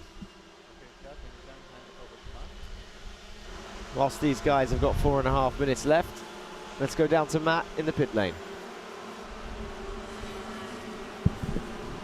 Thank you very much, Jack. Yes, plenty of action in the Bambinos, but we've also got a parent over here, Muhammad, father of Hamad, in the mini class. Now, the weekend hasn't been up to expectation, let's say, but you know, there's still a long way to go, and the most important race coming up. What are your thoughts so far on your son's performance and on this fantastic venue that we're racing at? The venue and the weather is obviously amazing. Great weekend here. And really thank you guys as well. You know, I've seen you guys over this weekend and the previous races as well. We're here for the race and for the kids, but you guys are here, you know, supporting us and making sure that the world sees this. So thank you guys as well. I always wanted to say that. Yeah, well, thank you very much. And it's fantastic to be able to cover all these young kids in such a fantastic venue, as you mentioned. Now, from a father's perspective, I just want to know, there's this fine line between pushing your son, you know, him obviously doing better, but also not adding too much pressure to the point where he sort of takes a couple steps back. So how have you found this balance?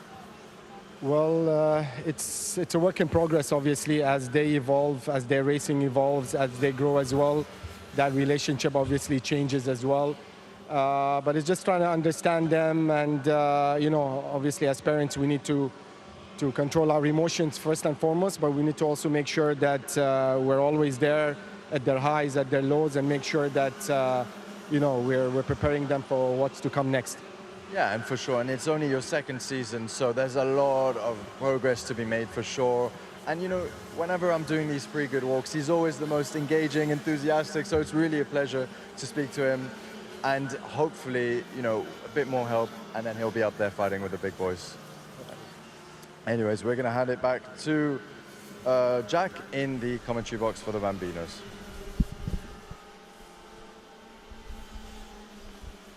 Okay, thank you, Matt. Yeah, we're back with Mark Ristic then in the stealth kart, slipstreaming himself. DRS, helmet down. Cannot see where he's going right now. Looks back up to try and find turn 1. 5 years old.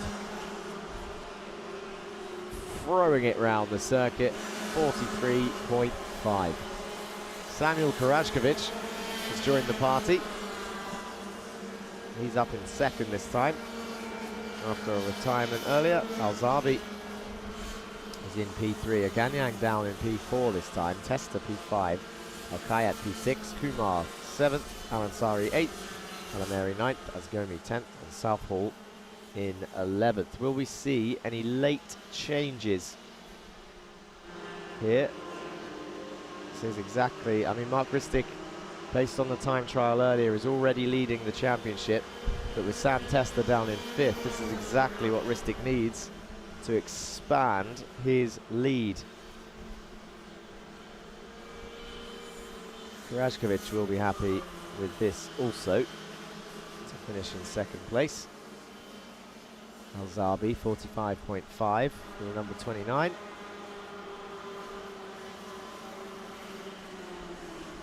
Aganyang, he won earlier in the first session. So unusual to see 7 attempts off the pace for him and Sam Testa in 4th and 5th.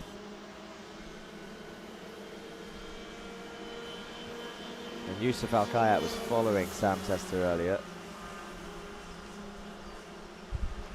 So that'll explain maybe why he is in 6th, just close behind. A couple tenths back.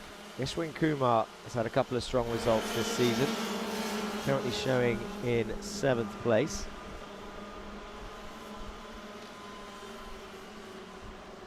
Can we see any late swaps? Ansari not far behind Yeshwin, to be honest.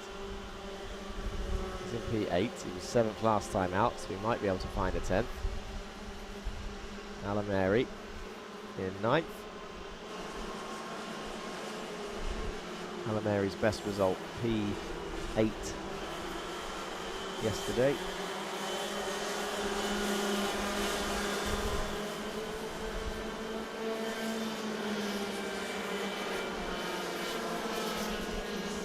Actually, I don't think I have the stats of the previous race for him. The checkered flag is out and the time trial has finished, and Mark Ristic has done it. So prepare to see YouTube chat blow up with his supporters. Rocket ship. Mark Ristic raises his hand as he comes back into the pit lane.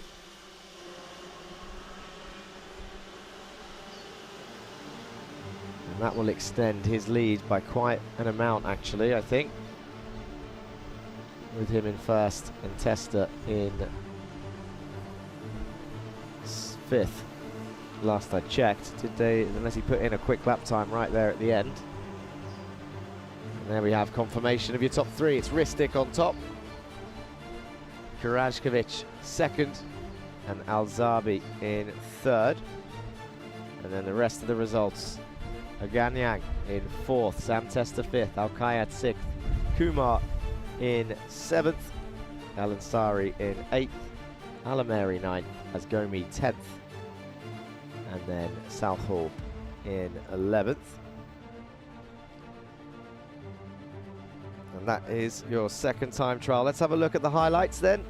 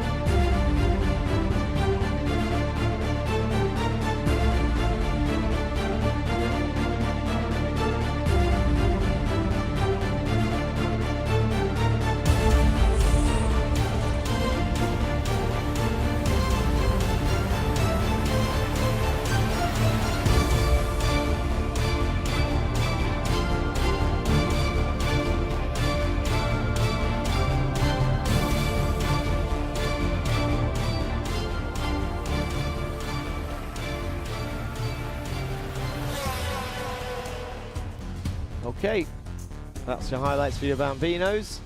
Let's thank our partners one more time.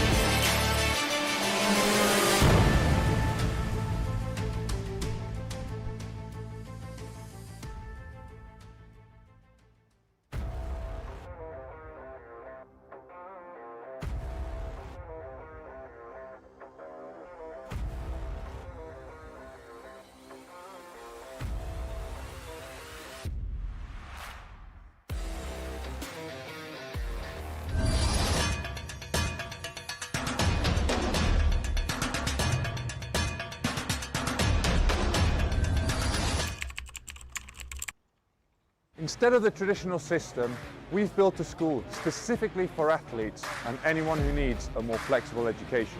We provide a full school curriculum including GCSEs and A-levels, mentoring support from ex-athletes, and the ability to study from anywhere in the world at any time. Welcome to MVA, the #1 school for athletes.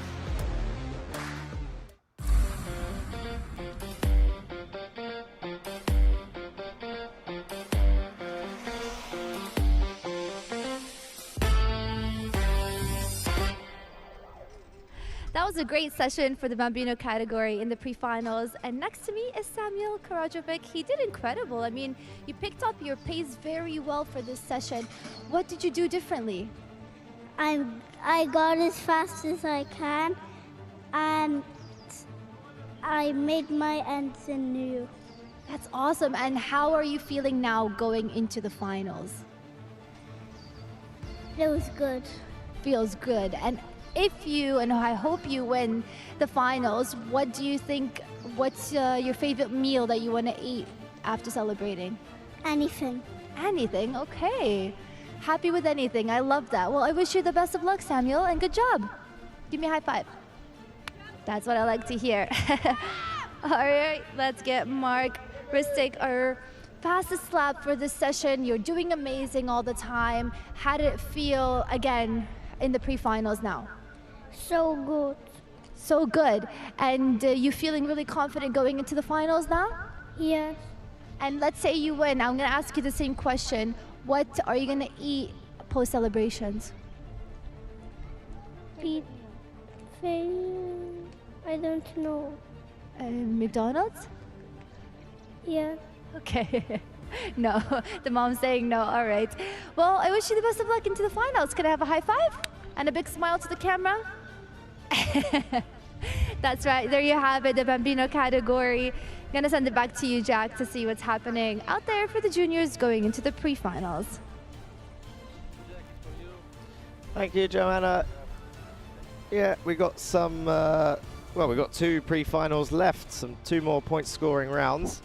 Mark Ristic extends his championship lead by about 20 odd points, to be honest, after that race. Let's go down to Matt in the pit lane before we head to the junior pre-final.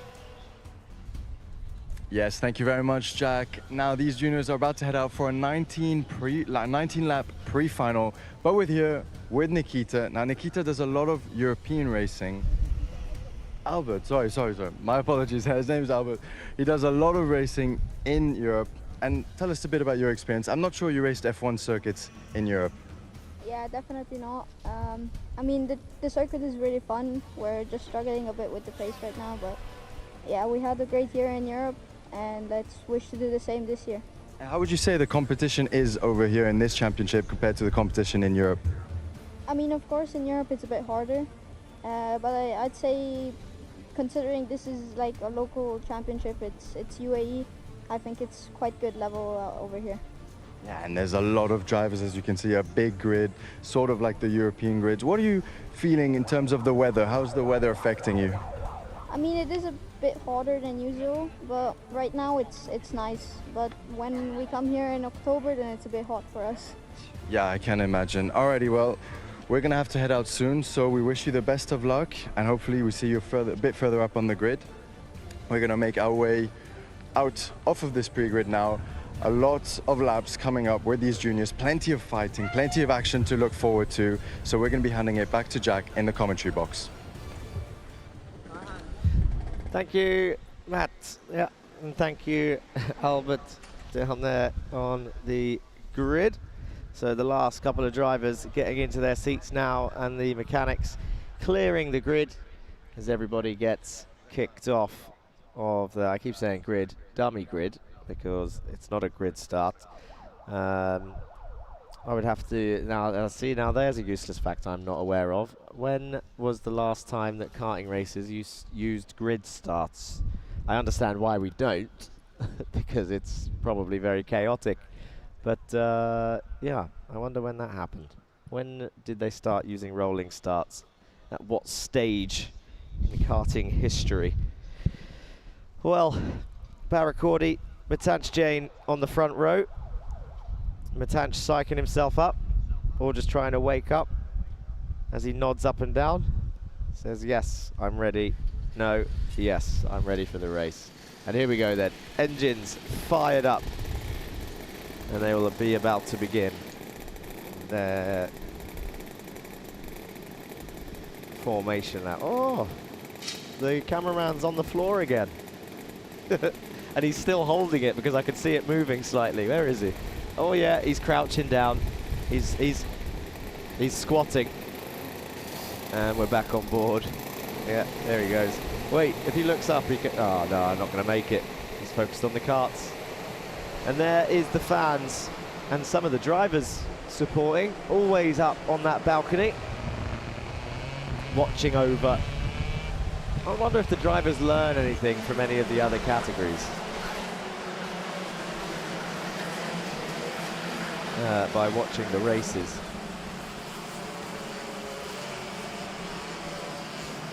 Learning from the mistakes of other drivers, or not.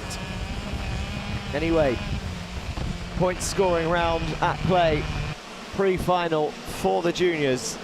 Via Chopra leads your championship standings. He has never finished outside of a single-digit position.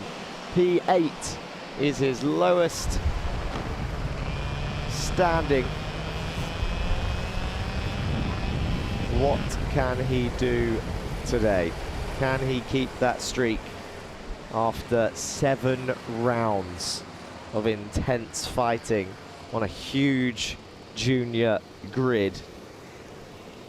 36 karts, I think Mr. Alan Khoury said. Team boss of AK. That is the signal for Karma down. Probably just means slow. Here we go then. Up the hill. 19 laps.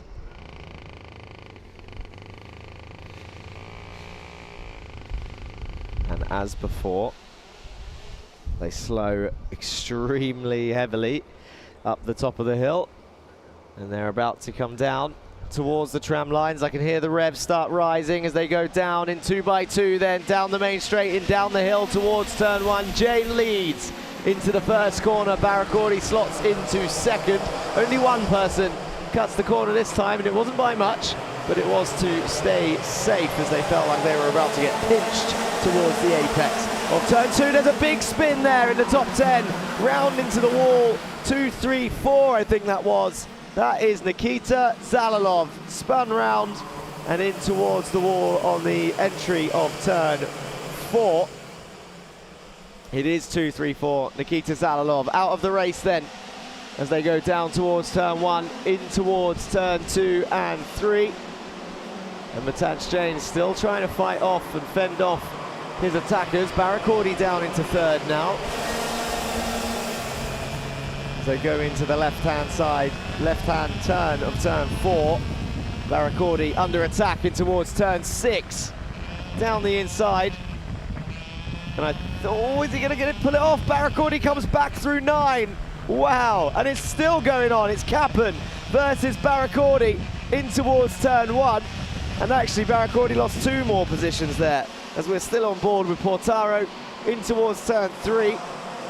Jain, Bobrishov, Kappen, Savalekage, and then Barracordi is your top 5. Veer Chopra in 6th. Atika Mer up 5 positions. Give her a round of applause. She's in P7 at the moment in just her 2nd round as a junior.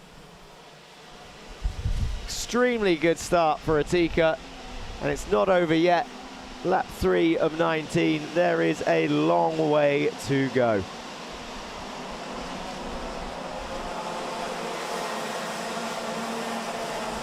Atika number 201, 19th and 15th in the point scoring rounds yesterday. So this will, if she can hold that position, be leaps and bounds above her highest result in this age category. As we see some more fighting through 8, 9 and 10. That's 2, 2, 8 there. Getting all sorts of elbows out. Harrison Stevens Round the outside of 2. Someone cut the corner again there. Not Harrison. Someone did. Opting out of taking the tarmac to track. Matanj Jain and Bobrishov. Oh, that was a heavy hit. Have that, says Spataro, into the entry of turn 4. Onto the back of number 249. Arhan Qureshi. Arhan Qureshi, 17th and 18th place, the onboard shot is from. Barakordi back past Savali Kage then, and Bobrishov and Jain have started to pull away. Just like yesterday. Jain still leads at the moment. I'm sure Bobrishov mentioned in his interview that he will help Jain with his championship chances, and then won both of the races anyway. So right now he's going to spend a few laps just pushing him to extend the lead. But will he take the victory away again? That's the question.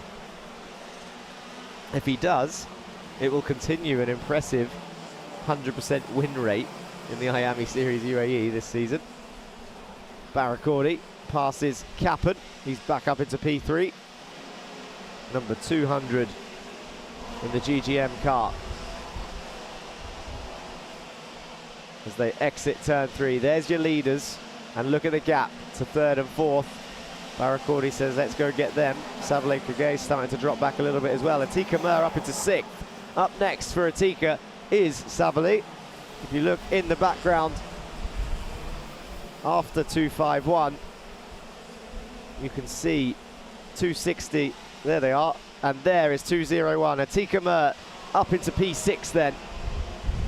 Got Veer Chopra, championship leader, behind her. Leonidas Peruzzi here chasing Mason and Al-Qasemi in towards turn 3, round the outside. Can he get a switchback? Peruzzi on the exit does get a switchback and passes both of them. Peruzzi gains 2 positions, sets that up very nicely. And up next for Peruzzi will be Chopra, who you can see on your screens now.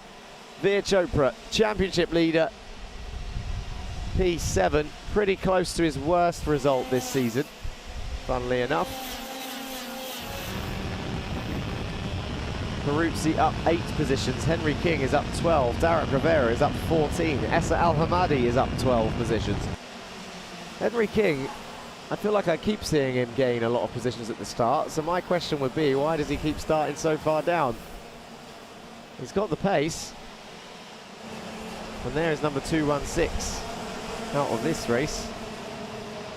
216 is Rayan Borialwala.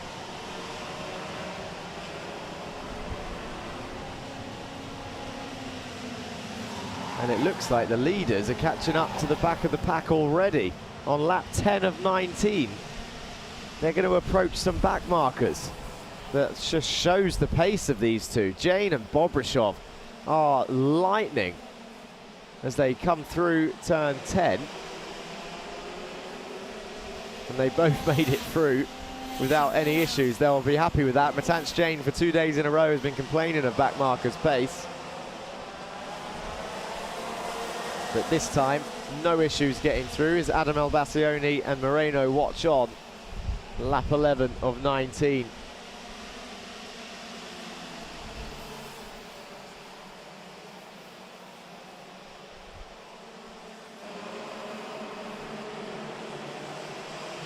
What lap times are these two doing? 2:55, 32.4s. They're going forward nearly half a second quicker to those behind. 32.3s just popped up for Kage and Atika Mer.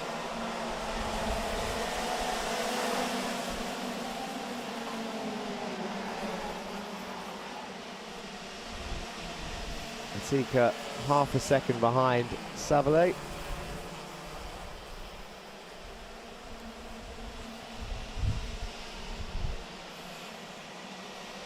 .2s. They're getting quicker. Jain and Bobrishov, their pace is insane at the moment. It's only a couple tenths a lap, but on such a short lap, it's huge. the gap is just eking out. You can still see Sablé in the background. Atika's lost time to one of the back markers there. 7/10 back now, but she's got a couple more laps. She could get a top 5 finish here. With Veer Chopra a couple seconds back. Peruzzi behind Chopra. Barakordi still ahead of Kappen. As the crowd watches on. Fist pumping. Who are they cheering on? That looked like Motorscape. In the audience, cheering on someone.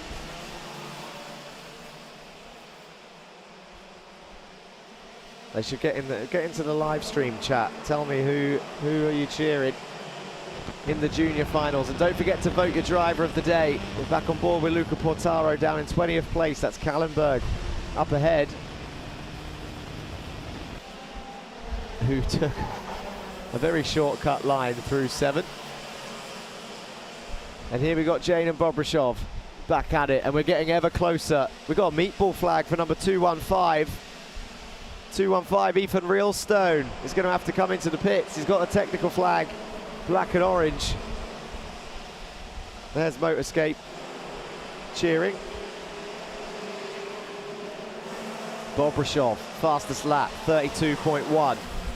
It's about to kick off. Bobrishov down the inside. That answers your question. Into turn 4. Bobrishov takes the lead. Heads on his way to a 100% win record after starting the championship yesterday at round 6. He takes the lead again from Jane. Helped him get a 3-second lead. Jane's attacking back into turn 1. Jane retakes first place. Into Osri, there's a spinner at the top there.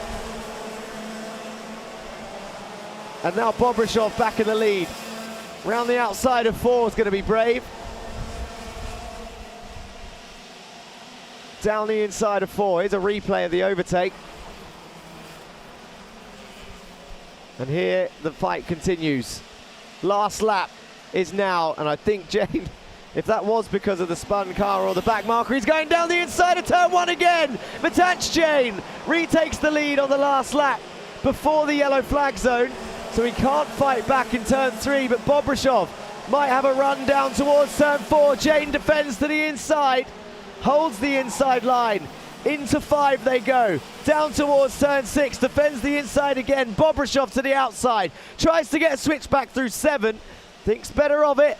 Into the next one. 8, 9, 10. It's going to be a drag race. Down to the finish line. Oh, he's out of shape. Who's going to cross the line first? It's Jane. Takes away the 100% win record, but it's still a good show at the end. They lost a second to the carts behind. And the driver who has spun stays sat in the car at turn 3 whilst the race continued on, as they are in the middle of the circuit. So it was yellow flags for the last couple laps at turn 3, one of the main overtaking zones as well. But Matanch Jane, he fought a little bit harder for that one. Here is the crash itself. Oh, up the back. That is 264.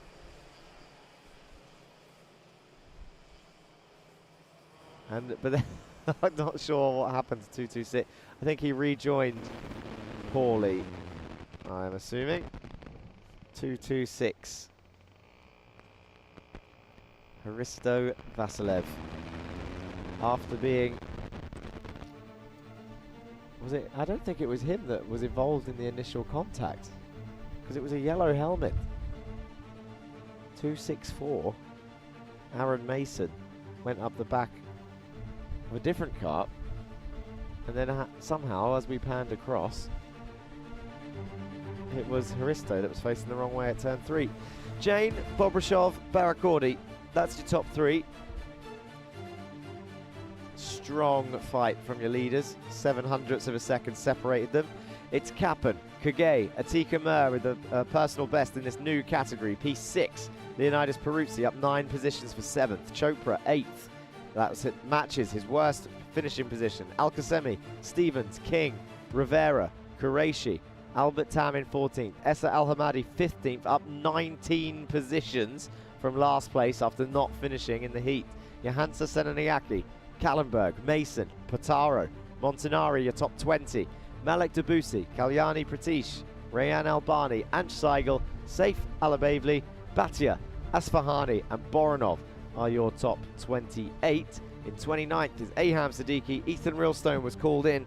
Hristo Vasilev backwards at turn 3 and Antonio Hasari in 32nd place. Rayan Boriawala, Vedant Sasadri and Nikita Zalalov out of the race.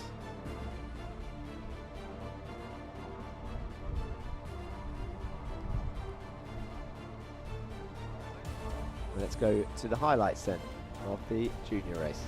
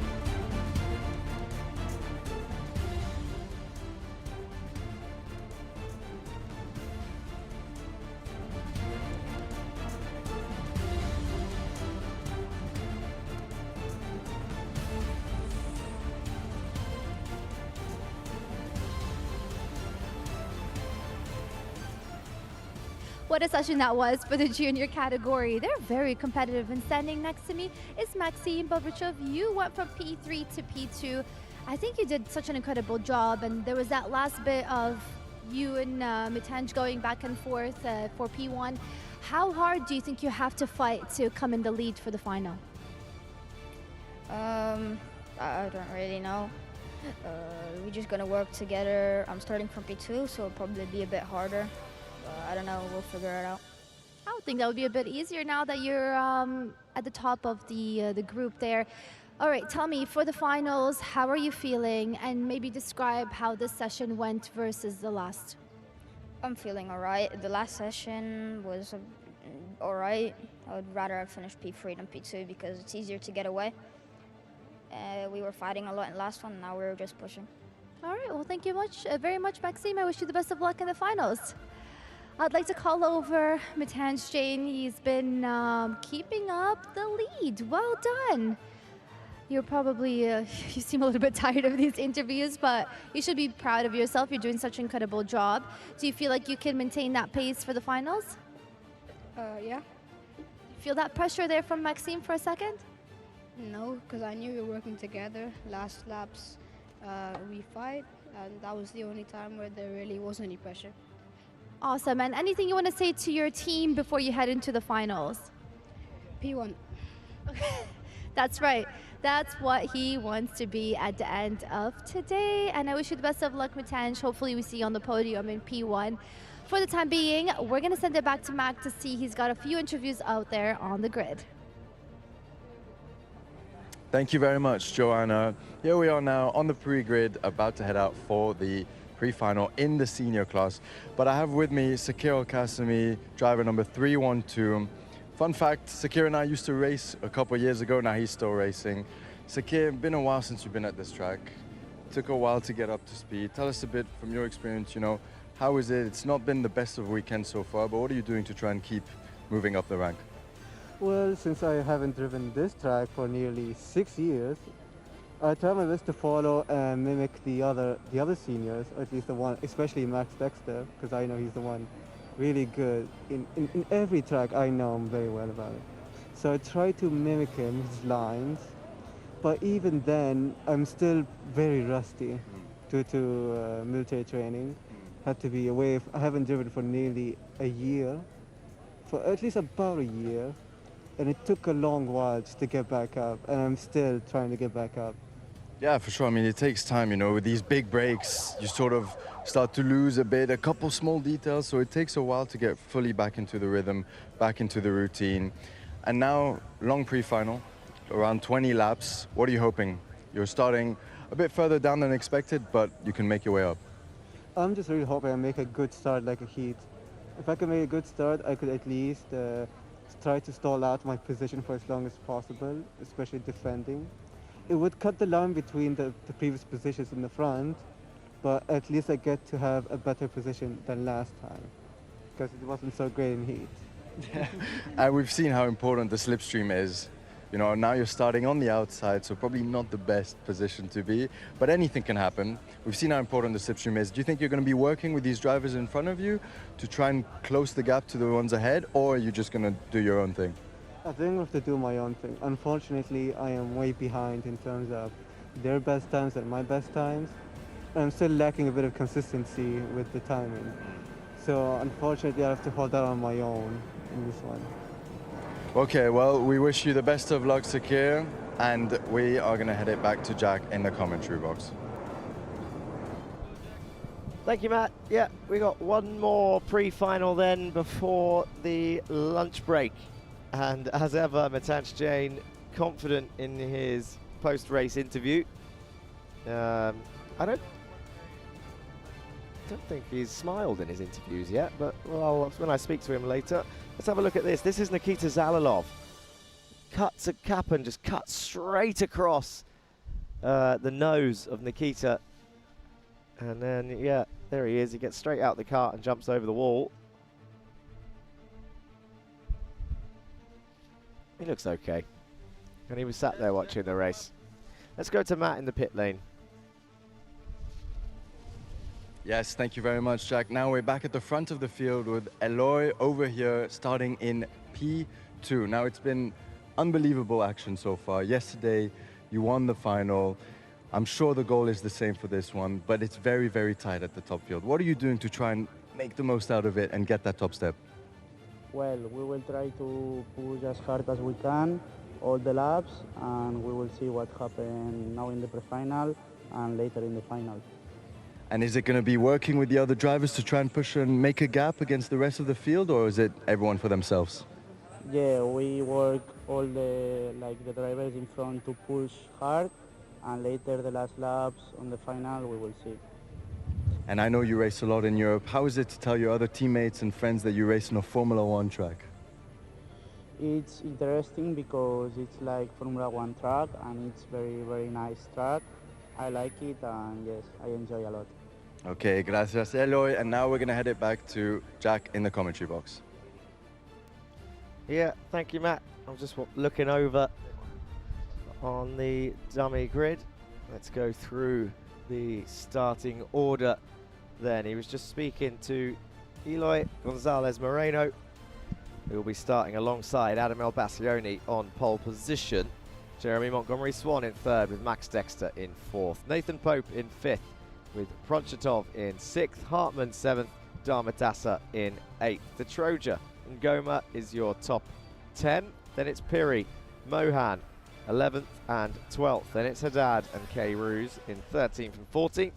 Then it's Obeid and Al-Qasemi in 15th and 16th place. Then it's Gut and Martinez in 17th and 18th. Qureshi in 19th. Jolovic in 20th. Bray, pole for the senior, no, Jolovic pole for the 170s. Bray, then Vigano, Al-Assad and Busanad. Then it's Darius Salame and Alexandros Anivas in 26th place. Well, well, well. The crowd are waiting. They're pointing. Look, over there, go-karts. I mean, I think they're go-karts, he says. And there's Giovanni, smiling. and joining the kids in throwing up gang signs. I think that just means happy days. Oh, he was going to take a selfie back of the cameraman then. Who's he taking pictures of? I can't see. I'm looking over. I can see Gio. Where is it? Can he hear me? Hello. Hey! He can hear me. He's listening the whole time. Down in the dummy grid. So they'll be starting the engines soon. We haven't heard the alarm yet. They're still collecting carts. And actually I can see Nikita Zalalov still out there in the middle of the track whilst Matt is chilling, having conversations. And there is the parents again, pointing at the screen this time. Look, over there. That's us. That's me on that screen. And the girl looks confused. Yes, you. You are on the screen right now. They're going to wait. There'll be a delay. They'll see it, and then they'll point once the camera cuts away. Anyway, we have plenty of action to come. One more pre-final race. Point scoring rounds, and then a quick break before the final action of the day. Don't forget to reach out to media friends to join them for any sponsorship opportunities. Let's go speak to Matt in the pit lane. Thank you very much, Jack. Here we are for another interview on the senior grid. Ryan Kayrouz, XL driver. Ryan, not been the weekend you hoped for, a bit lacking a little bit of pace, but still got a long pre-final and of course the final where it counts to give your best. What are you hoping for these two final races? You know, I'm just trying to make up as many positions as possible for the pre-final and then put it all together for the final, and hopefully we can, you know, finish in that top 3. And you had a bit of an unlucky time with a couple crashes as well. Talk us through how that went. I mean, on the start, it was looking quite good, but someone in front of us spun and we just kind of got caught up in it, dropped to last and had to recover. And how do you reset mentally in order to, you know, forget about that and attack and go back up the field? You just kind of have to forget about it like straight away. You know, focus, breathe, and just keep on going, you know what I mean? Because if you keep on focusing on the crash, you're never going to perform well and overtake the people you need to. Yep, 100% wise words. Any friends, family, people you want to say hi to? I wanted to say hi to my family up there, yeah, on the grandstands, and thank you for helping them and making this opportunity possible. Let's go. Okay, well, we wish you the best of luck, and we're going to hand it back to Jack again in the commentary box. Thank you. Commentary box is up here. Commentary balcony, let's call it. I am not enclosed. I'm in an open area, getting all the fresh air and the rays. Maybe I'll be tanned by the end of this weekend. I like the outside ones, to be honest. Anyway, next sessions, pre-finals up next. 140, the seniors and the senior 170s will do their last race before the lunch break. Then we've got one more racing action for each category. Finals for the minis, time trial 3 for the Bambinos, finals for the juniors, and finals for the seniors and senior 170s later today. Well, and then we'll have some more chats, some podium action, and we will come to a close for the Iame Series round 7 at the real Formula 1 circuit of Marina. I don't know if you can get an angle of the marina. You can see W Hotel, but the cameraman can't prove why it's called Yas Marina unless they go for a walk. I keep sending people everywhere.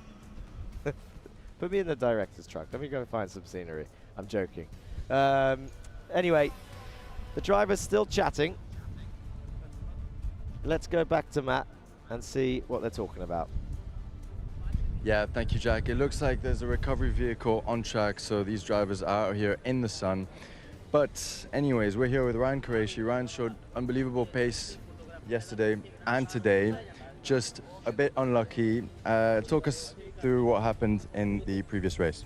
Yeah, I mean, an unfortunate DQ, but it is what it is, so we start the back now. Starting at the back, but has a lot of pace. We are going to wish him best of luck. He has to get into the zone, and we're going to make our way out of the pre-grid because they're about to go on track. 1 minute board was shown, so we're going to give it back to Jack in the commentary. Yeah, thank you, Matt. 1 minute alarm is shown. 30-second board is going up, and the siren is played. So everyone's in the carts, all the mechanics, presenters, cameramen dash out the way. The engines start. Oh, run, camera guy, run. Ooh. He was getting in position so that he could stand at the front of the dummy grid and get this shot right now. You can't see it, but he just ran. He ran to this position. He's out of breath, like I was yesterday when I was trying to make it back for the start of the mini race. No, I won't do it again, director, I promise. I was on the other end of the paddock. Let me explain myself before these guys start the race. On the other end of the paddock, I'm on the second floor, and all the doors were locked when I was on my way back up here. So I had to go back down, back up again. I need to start getting on a Stairmaster or something. And where can I buy a Stairmaster from? 800 Sport, likely one of the partners here of the Media Friends broadcast from the Iame Series UAE. And if I ever get my debut in one of those senior 170s, I'm assuming I would also need to join the Aligned Pilates class to lose a little bit of weight to stay competitive, but also not be out of breath when I run from one end of the paddock to the other. Formation lap has started.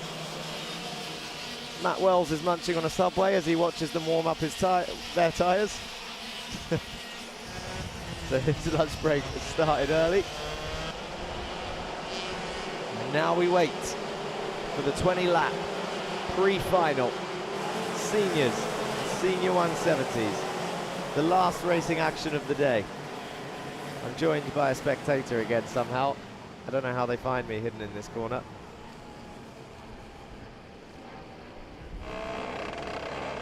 We haven't had many tyre warm-up spins today, since this morning. Maybe that's because they've all been listening to this guy, Atif, telling them all to slow down as they go through and get ready to start the race. The audience is waiting in anticipation, phones out ready, sunglasses on for the action.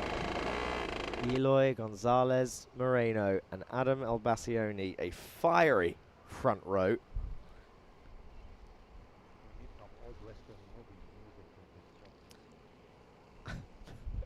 I was going to sing it then. I just got told about some Western music and then I was going to whistle it, and then I realised I probably will not do that.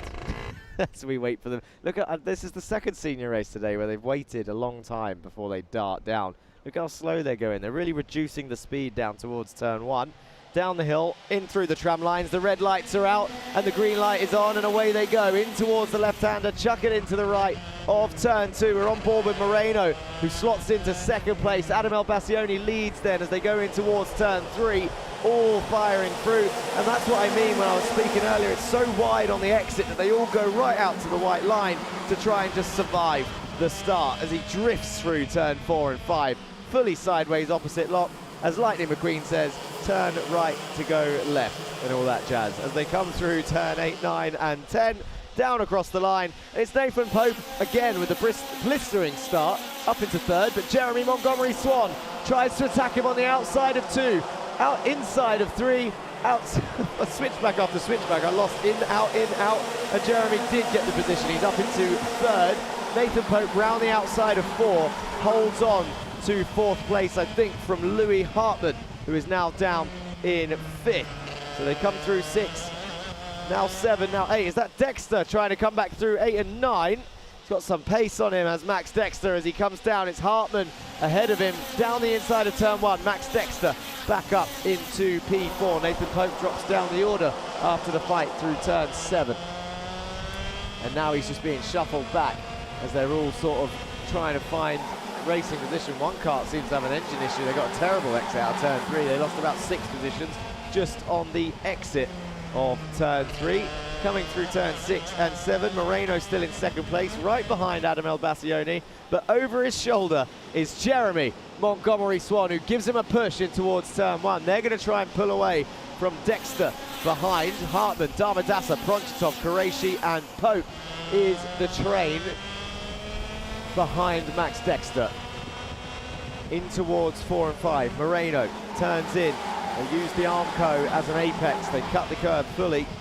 Whoa, someone's gone straight across the grass there at turn 4. That was at speed, and the cameraman should probably not stand there anymore. It wasn't close, but He was on the cameraman's area.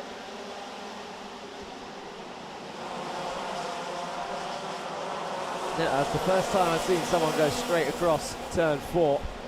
Down through 4 and 5 again. The leaders come now. Moreno turns in. Look how close they get to that apex arm coat. There is a Tech Pro barrier there, but still not going to do the car any good if they accidentally clip that. Jeremy Montgomery Swan, is he going to push again or is he going to overtake? He's giving him a push, giving him a little bit of a bump draft down towards turn 1. Goes down the inside of turn 3 though. Overtakes Eloy Gonzalez Moreno up into second place. Adam Elbassioni sets the fastest lap of the 31.7. Down towards 4 and 5 they go. Oh, see how you can see it even more now.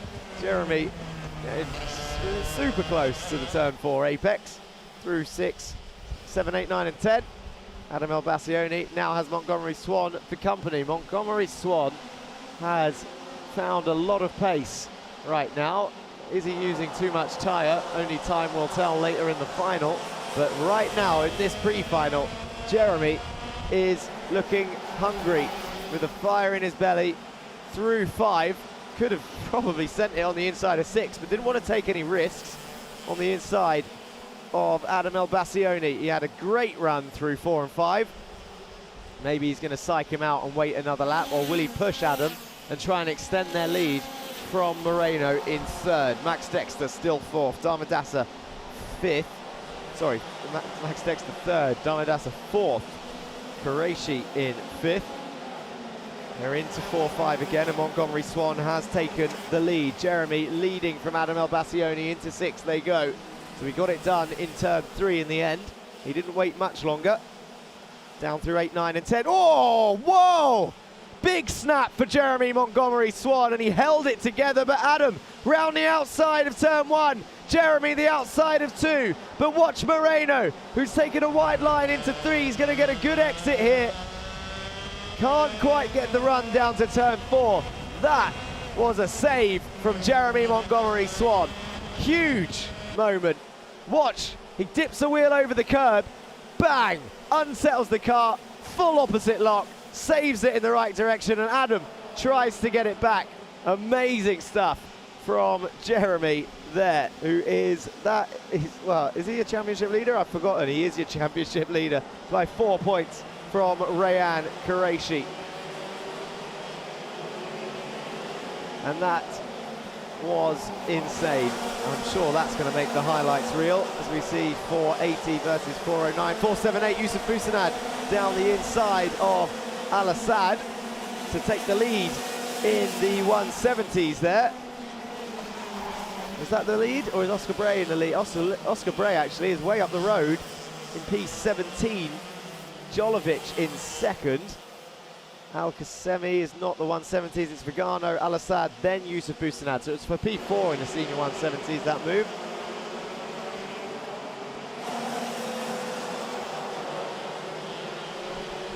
Alexandros Anivas is trying to catch them up, showing Moreno down in 25th place, but he is still at the top end, fighting.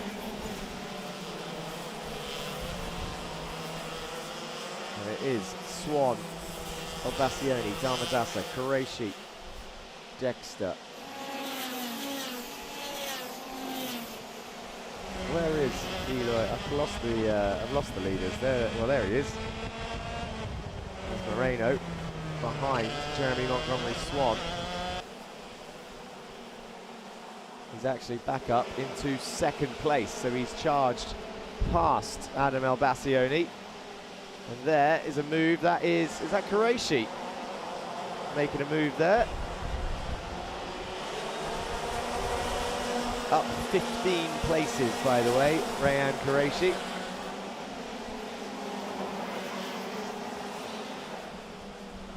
Passes 3-2-1 Damadasa to get onto the podium. Insane stuff from the young driver, and we've only just passed the halfway stage, to be honest, so it's not over. But it could be tough to catch your top 3, sorry, because the Eloy Gonzalez Moreno, so it's not a podium. I need to remember he's in 4th place because your top 3 are gone and Moreno is not showing up on the timing screen is showing a lap down, but he's not. He is up there in second place still. So Rayan Qureshi's just gone up into... Adam Albacioni is now showing as a lap down. So your top three having timing issues. 3-3-4, Jeremy Montgomery Swan still leading.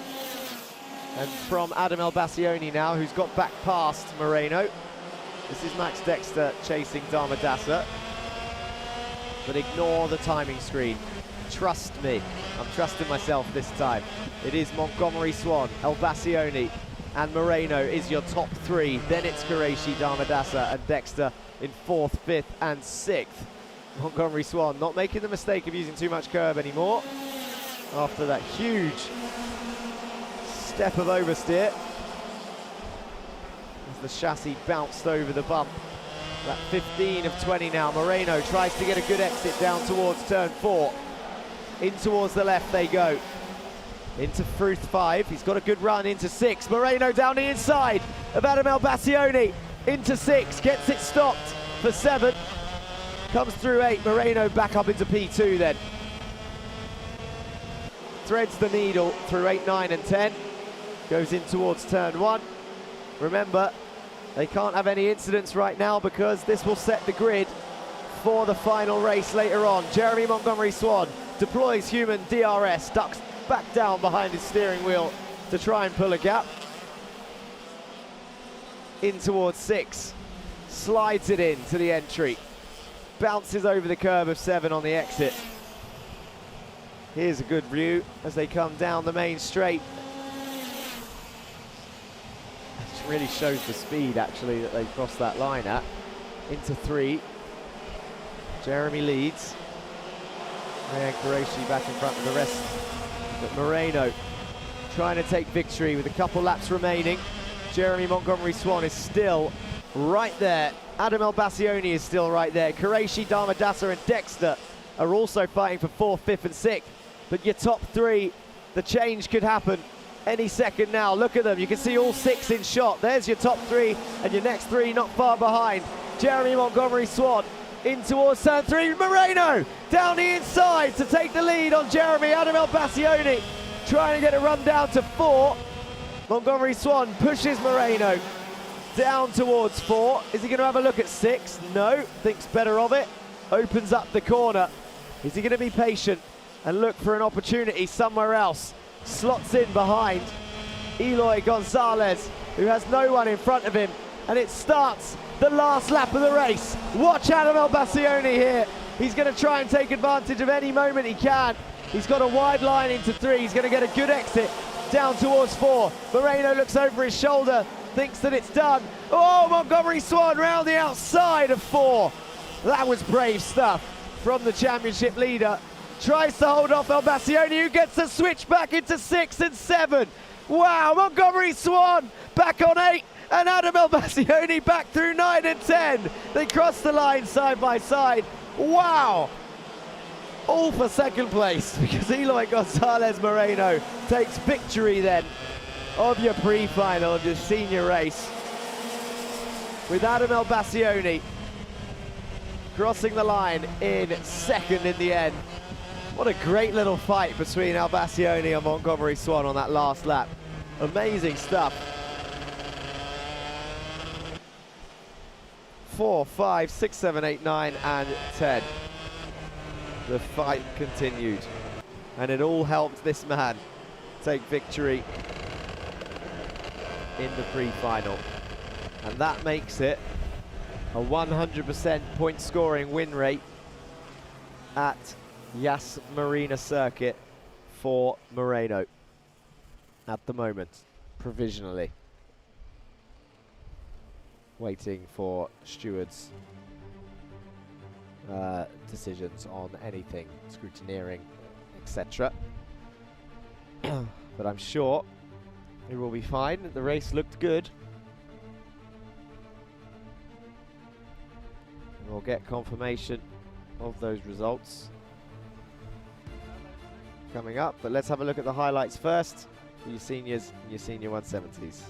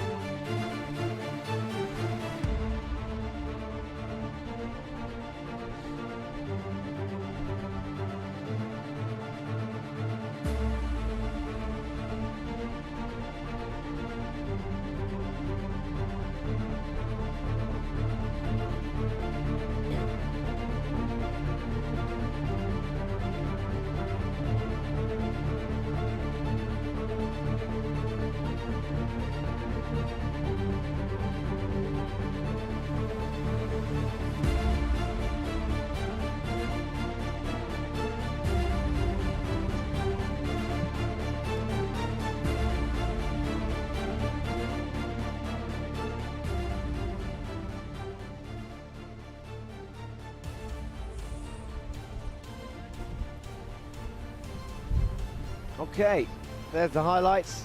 Let's go through and see our partners for the series and the broadcast.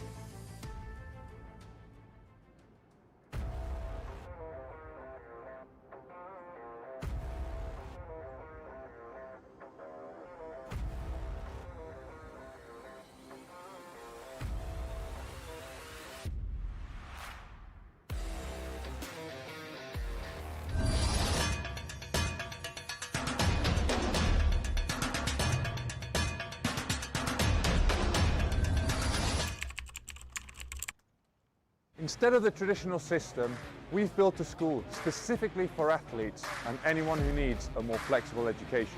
We provide a full school curriculum including GCSEs and A-levels, mentoring support from ex-athletes, and the ability to study from anywhere in the world at any time. Welcome to MBA, the #1 school for athletes.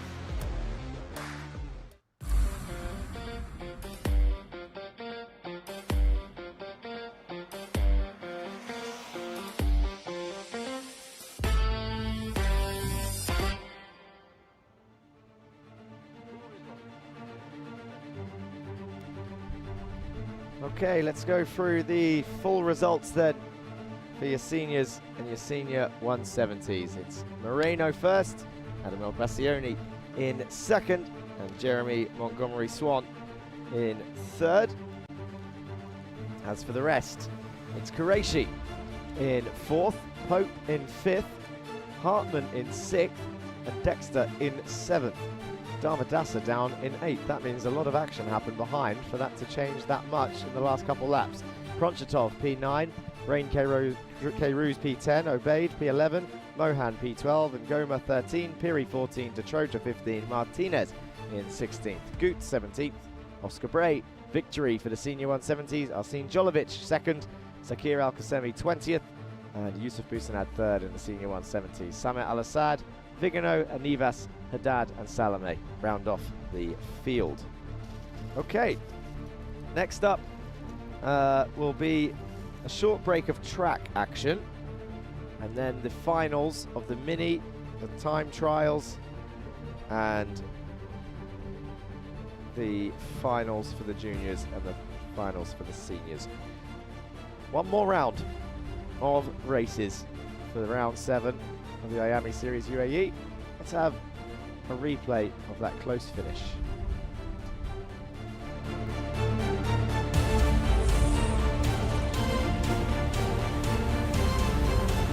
That is your top 3 as they cross the line.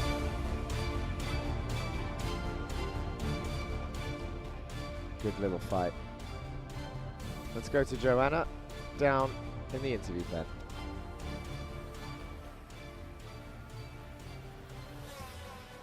That was a quite tough competition there for the senior team. Adam Elbassioni, you had to put up quite a fight from P1 to P2. I know you lost that one position there. Can you tell me a bit more what happened there on the track? So basically, I was just trying to manage my tires, save them for the final. And I enjoyed the battle with Eloy and Jeremy. Wish I should have stayed in front, but it is what it is. Do you feel like you still have the confidence to end up on the top in the podium for the final session? Yeah. All right, I like that confidence. Well, thank you so much, Adam, and I wish you the best of luck. I would like to call over Eloy. He started in P2 and ended up in P1. Well done. How hard did you have to fight for the position there with Adam? Yeah, we try to manage the first laps, stay calm, push on third position, and on the last laps we try to overtake some drivers and we finish first. And how confident do you feel now for the finals?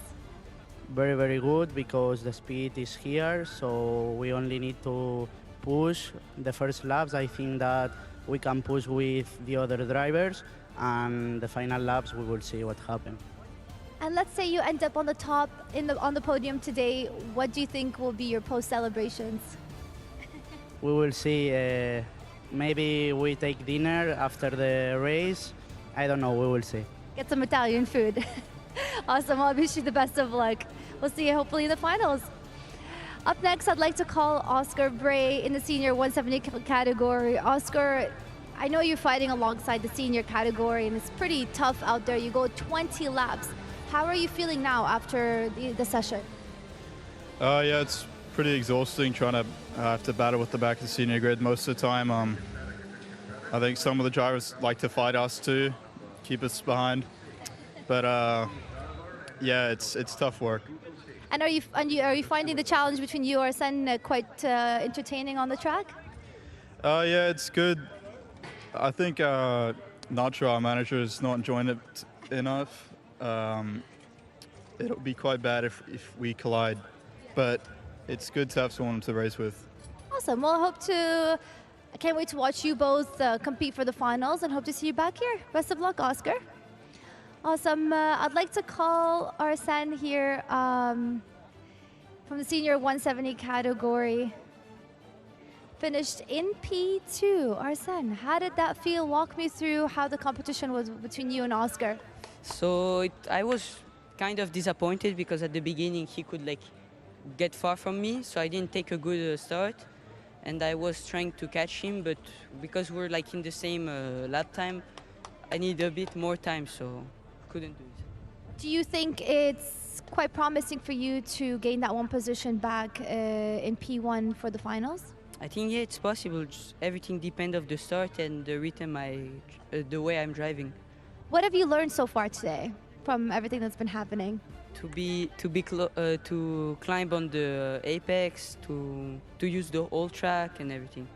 And final question for you: this track itself, how challenging has it been for you? Do you find it to be an easy track or a challenging one? I find it pretty difficult physically because most of the time it's really high speed corners, so you need to have a lot of strength to keep your body straight, and yeah, that's all. That's absolutely right, but you're doing such an incredible job. There you go, you got some supporters on the side. Good luck and hope to see you back in the finals. All right, we're gonna send it back to you, Jag, and see what's happening for the next category.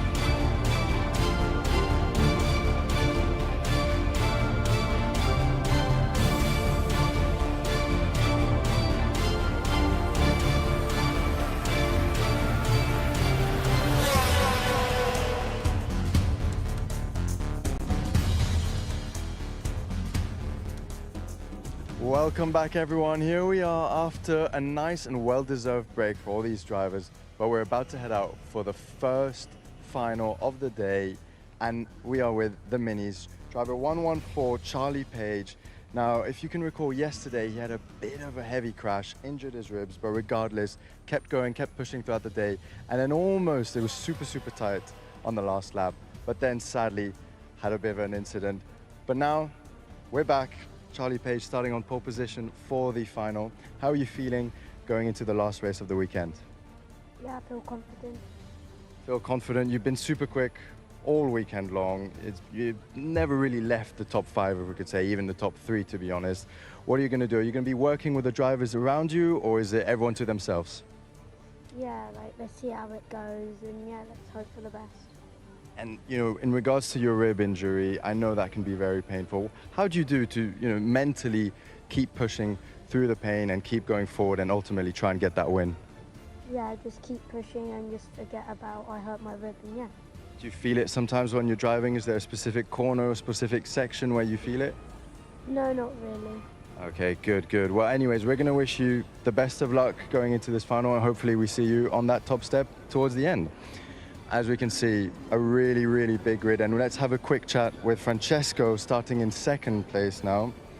Francesco, also been super quick this whole weekend. You're now starting 2nd for the final. How's it been so far? I mean, it's been okay, but I think I can win this one. You're starting on the outside. Any specific tips and tricks you're willing to share to try and get that first position? I don't want to give it away, to be honest. That's a very fair response. Well, we're going to wish you the best of luck, and I believe we're going to be going out soon, so we're going to send it to Jack for some more preparations.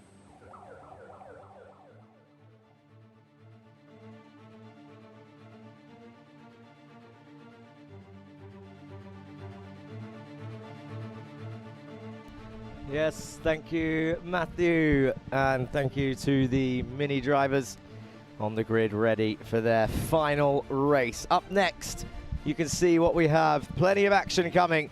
The mini finals, followed by the Bambino Time Trial 3, and then the junior finals and the senior and senior 170 finale coming right up. Well, it's difficult to call it. I was actually down on the dummy grid with some of the drivers a couple minutes ago. I said, actually, I don't think I'm going to commentate on this race. Do I have to go back upstairs? The front two were being very polite and said, no, it's okay. Ilyas Sami, yeah, get upstairs. Get upstairs and commentate, he said. Okay. No worries, Ilyas. But good luck to everybody driving in this one. Yeah, I've got more breath than yesterday, Director. That's because I didn't have to run as far. Although I definitely have clocked that it's the stairs that's the issue. So I think I'll be ordering a Stairmaster from 800 Sport to get some practice in. Walking up and down at stairs. So there is Lisignoli and Page. Is he looking up at here? Is he trying to see me upstairs? He's looking up at something. I can't see through their tinted visors. But the engines are on. The cameraman is there. And they are ready. Final race. This is the tense moment. And the rush hour traffic leaves the pit lane.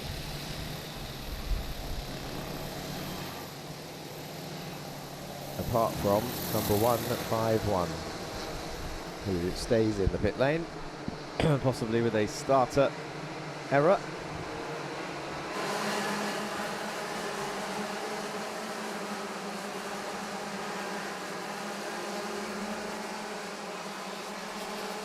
And here is your grid. Charlie Page and Lisignoli on your front row, with Augustin, Sami, Stubbs, Karajkovic, Peruzzi and Gray not far behind. Kasorovic, O'Hanlon, Wortley, Janisevjevic, Falzerano, Pajamaki there, rounding off your top 14. Then it's Voronins, Prochaska, Chopra, Tazani, Patton, Bataille, Ponna, Tabaza and Al Khalifa and Sukar up to 26th. Then it's Mazali, Bhagat, Kumar, Anil Kumar, and Koramifa and Subramaniam rounding off the 32-car field.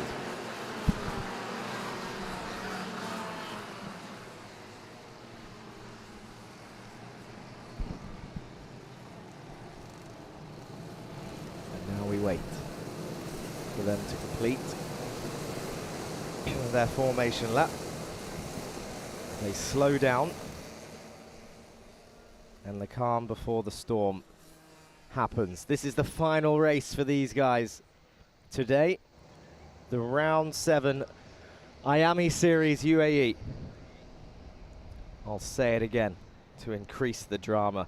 It's Benjamin Karajkovic leading the championship from Achilles Peruzzi. Neither one of them is on the front row. The red lights are on, and Iame Series round 7 Iame UAE starts the final for the minis. They're 3 wide as they go down towards turn 1. They chuck it into the right-hander of 2, and as they all start swanning their way through in towards turn 3 and get a good single file exit as they head down towards the left right-hander of turn 4 and 5. Achilles Peruzzi up into 5th place as they thread the needle through left, through right, now into 6 and 7. I think that was Augustin making moves into 6 and 7 there. Now going through 8 and 9. 172 is rounding off the field.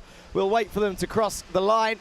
And here we go then. Confirmation of the order after the first lap. It was Stubbs that was making moves and gaining positions. LBJ Stubbs then up into 2nd place. Charlie Page leads. Augustin in 3rd. They're all still swapping over. Lisignoli's trying to find space to overtake. Peruzzi is ahead of Lisignoli as they go in towards turn 4. There's contact there between them.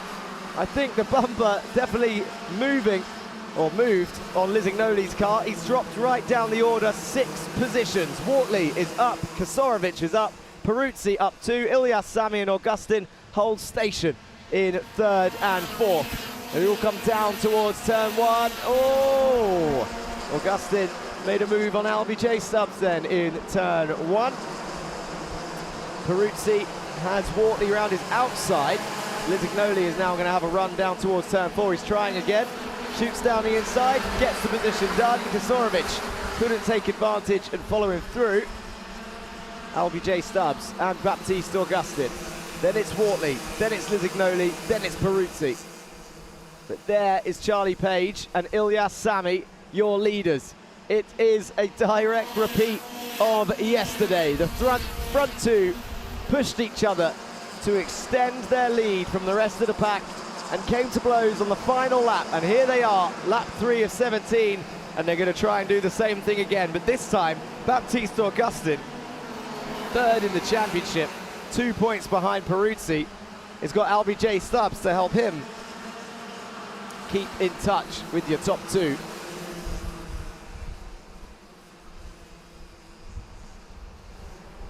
Page and Sami not worrying about their individual races at the moment. It's 2 by 2 by 5. There's a train of 5 behind them. It's Lisignoli, Peruzzi, Kasorovic, Wortley and Karajkovic in the train behind. Lisignoli leads this train. Kasorovic 3rd in the train, he's in the middle. Wortley with the green helmet in the AK car, and there's Karajkovic in the JNKD car at the tail end of this train. Lisignoli looks a little bit out of position as they went through 8. Is this going to give an opportunity to Peruzzi, or is Peruzzi just going to push him as they try and catch up? Liam O'Hanlon gets a warning flag. Peruzzi didn't go for a move into 1 and 2.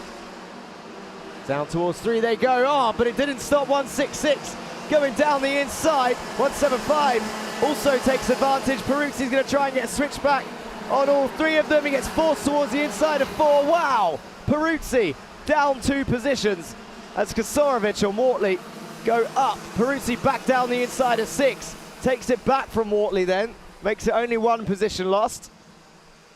But that all stems from an overtake from Kasorovic into turn 3.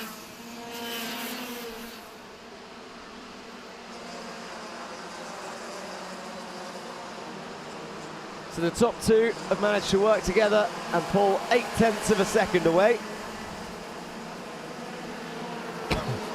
Excuse me. Lisignoli trying to hold on to 5th and also close in on the 2, but there goes Kasorovic down the inside of 6. Kasorovic for JNKD then up into 5th position, passes Francesco Lisignoli as they go on to the main straight. Peruzzi just behind them. And then Wortley and Karajkovic, who go side by side into turn 3. Karajkovic on the inside. Slots in behind. Couldn't get the move done. And they're still pulling away your top two. It's a 10th at a time. But it is a gain. See, when they cross the line, it should go up to around a second. It's actually half a 10th a lap now. But it's still pulling away your top two. Charlie Page and Ilyas Sami in full control right now.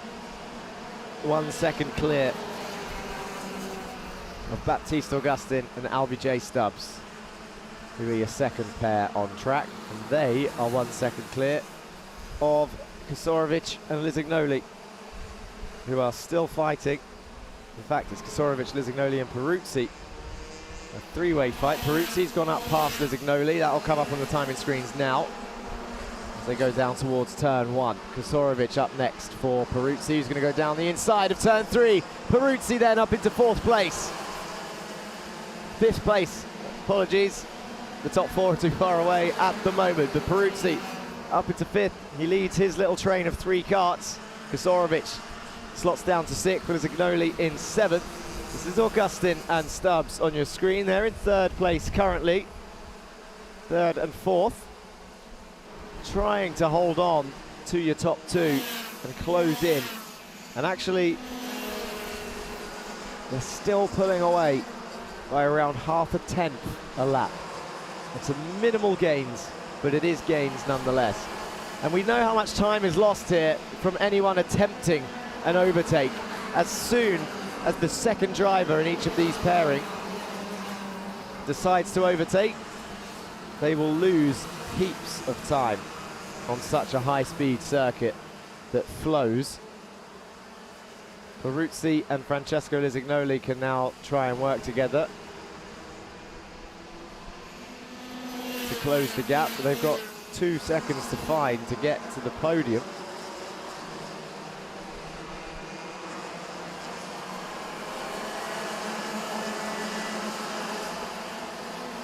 And actually, thinking about these bumper penalties, it's quite a fine line between working together to catch up to the top end and giving yourself a 5-second penalty. So you really do have to think about sacrificing your race also to save it.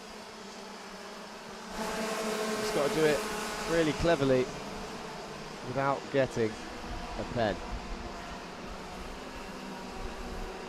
Can't hit too hard.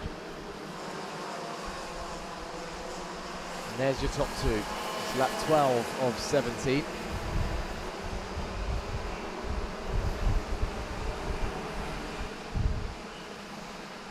.114 for XL, Charlie Page. 126 for GGM, Ilyas Sami. It's quite impressive when you think that in every race so far, these two have been together. We really have seen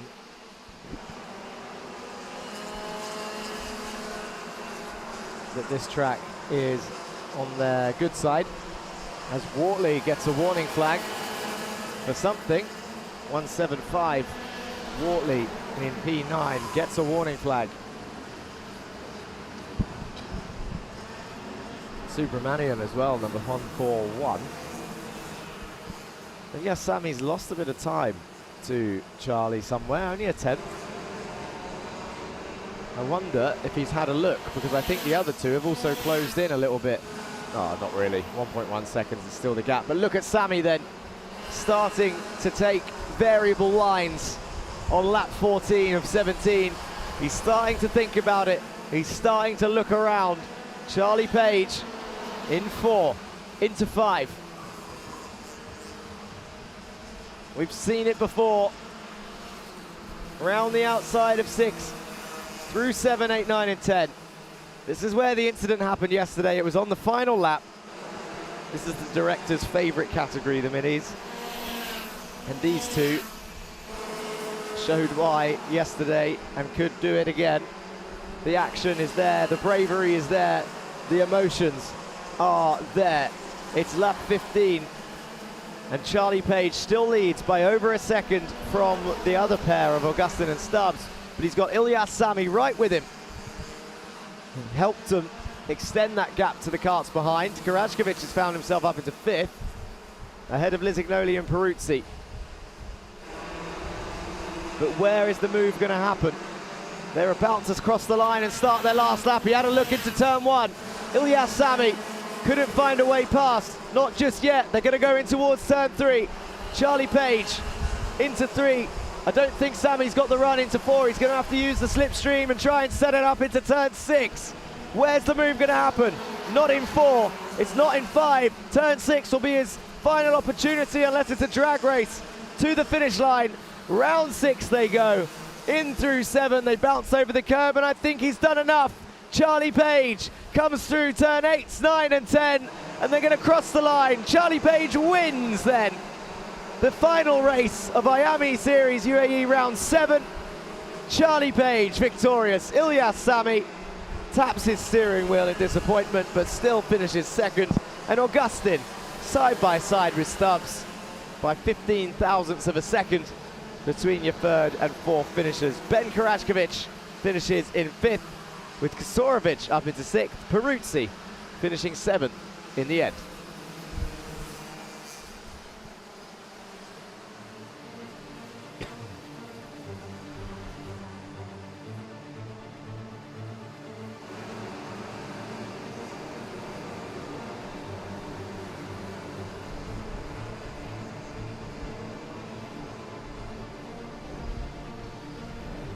Here's confirmation of your top 3. Charlie Page winning and ecstatic in his hand movements. Ilyas Sami slightly disappointed, but a good result for the 2nd place driver, and Baptiste Augustin there in 3rd place. And that is going to be interesting for the points, that's for sure. It's LBJ Stubbs 4th, Karajkovic, Kasorovic, Peruzzi, and Lisignoli are your top 8. Then it's Grayson Wortley in P9, Austin Gray in P10. Ivan Janisijevic is in P11, Liam O'Hanlon in 12th, Ivan Zvorinins in P13, Alexander Theocaris in 14th, Enzo Falzerano in 15th, with Adam Al-Sheikh in 16th place. Tadeusz Prochaska in 17th, Vaiko Pajamaki, Samar Chopra, and Hamad Koramifa in P20. Then it's Max Patton, William Mazzali, Giovanni Tazani Jr., Amar Tabaza, and Saif Al Khalifa in 25th place. Vaibhav Ponna in 26th, Ivan Bagat 27th. 28th is Ridan Anil Kumar, 29th Lucas Saka, Kajagra Kumar, Gautam Subramaniam rounding off the field there in 31st place. Let's go to the highlights of our mini final.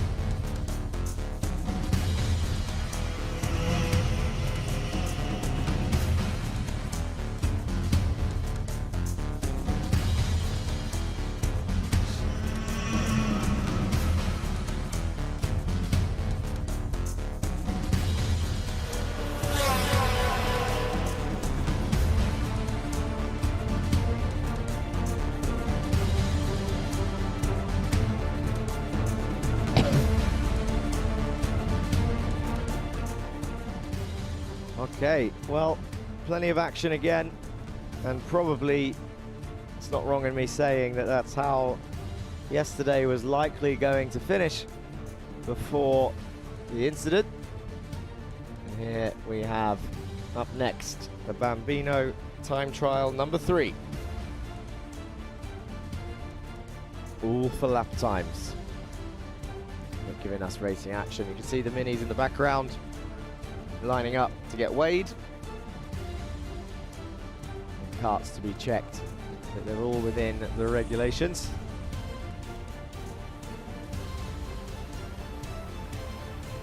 Here we can see a nice panning shot of the sponsors: Predator Motorsport, 800 Sport and Align Pilates, Drivers Lab, the training facility, then it's Almeida Racing Academy out there, drakekart.com for all your karting needs, MVA School, the Minerva Online Academy, school that fits around you, Keysol IT, Dia Design, Helmet Art and Care, K-Ruse and Associates.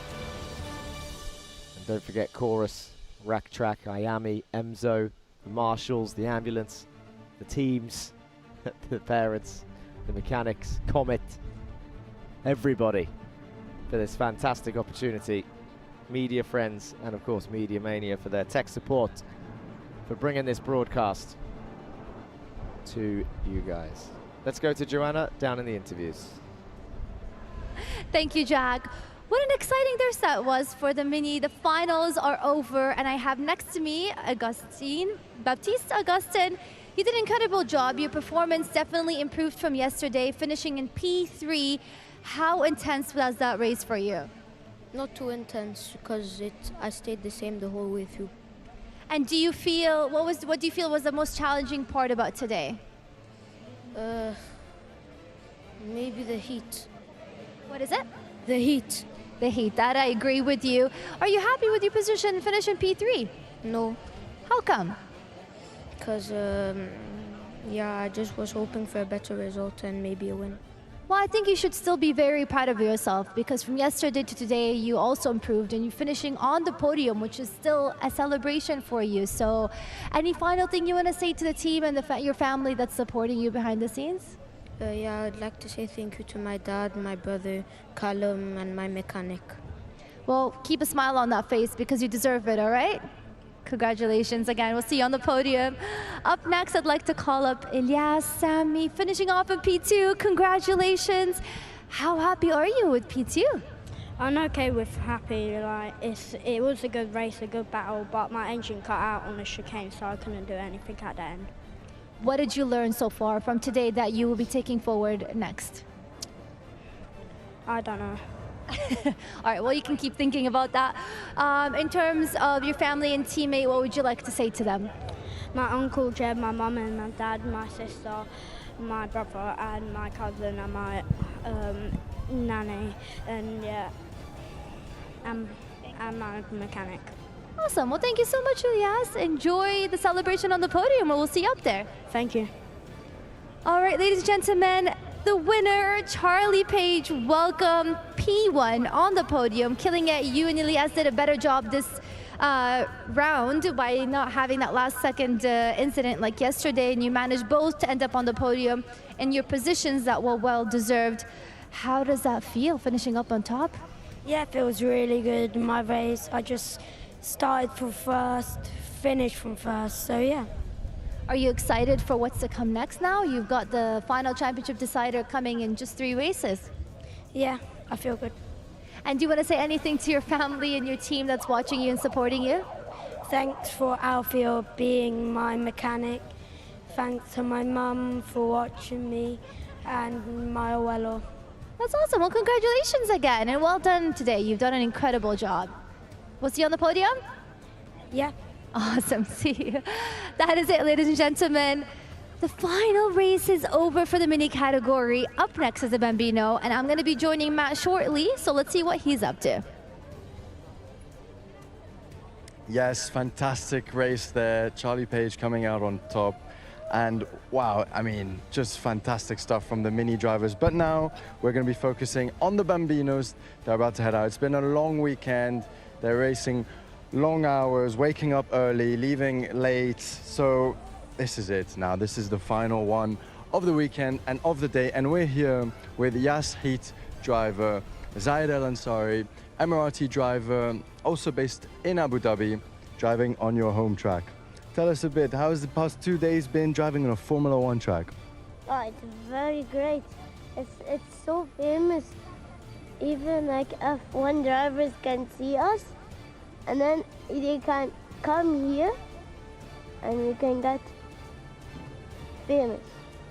Come here and get famous. That's the best promotion for Iame Uae. Talking about Formula One, who's your favorite F1 driver? Max Verstappen. Max Verstappen. Well, he won here multiple times. Maybe you're going to try and do that today as well? Yes. Fantastic. And any messages to family, friends that, you know, are watching you? It's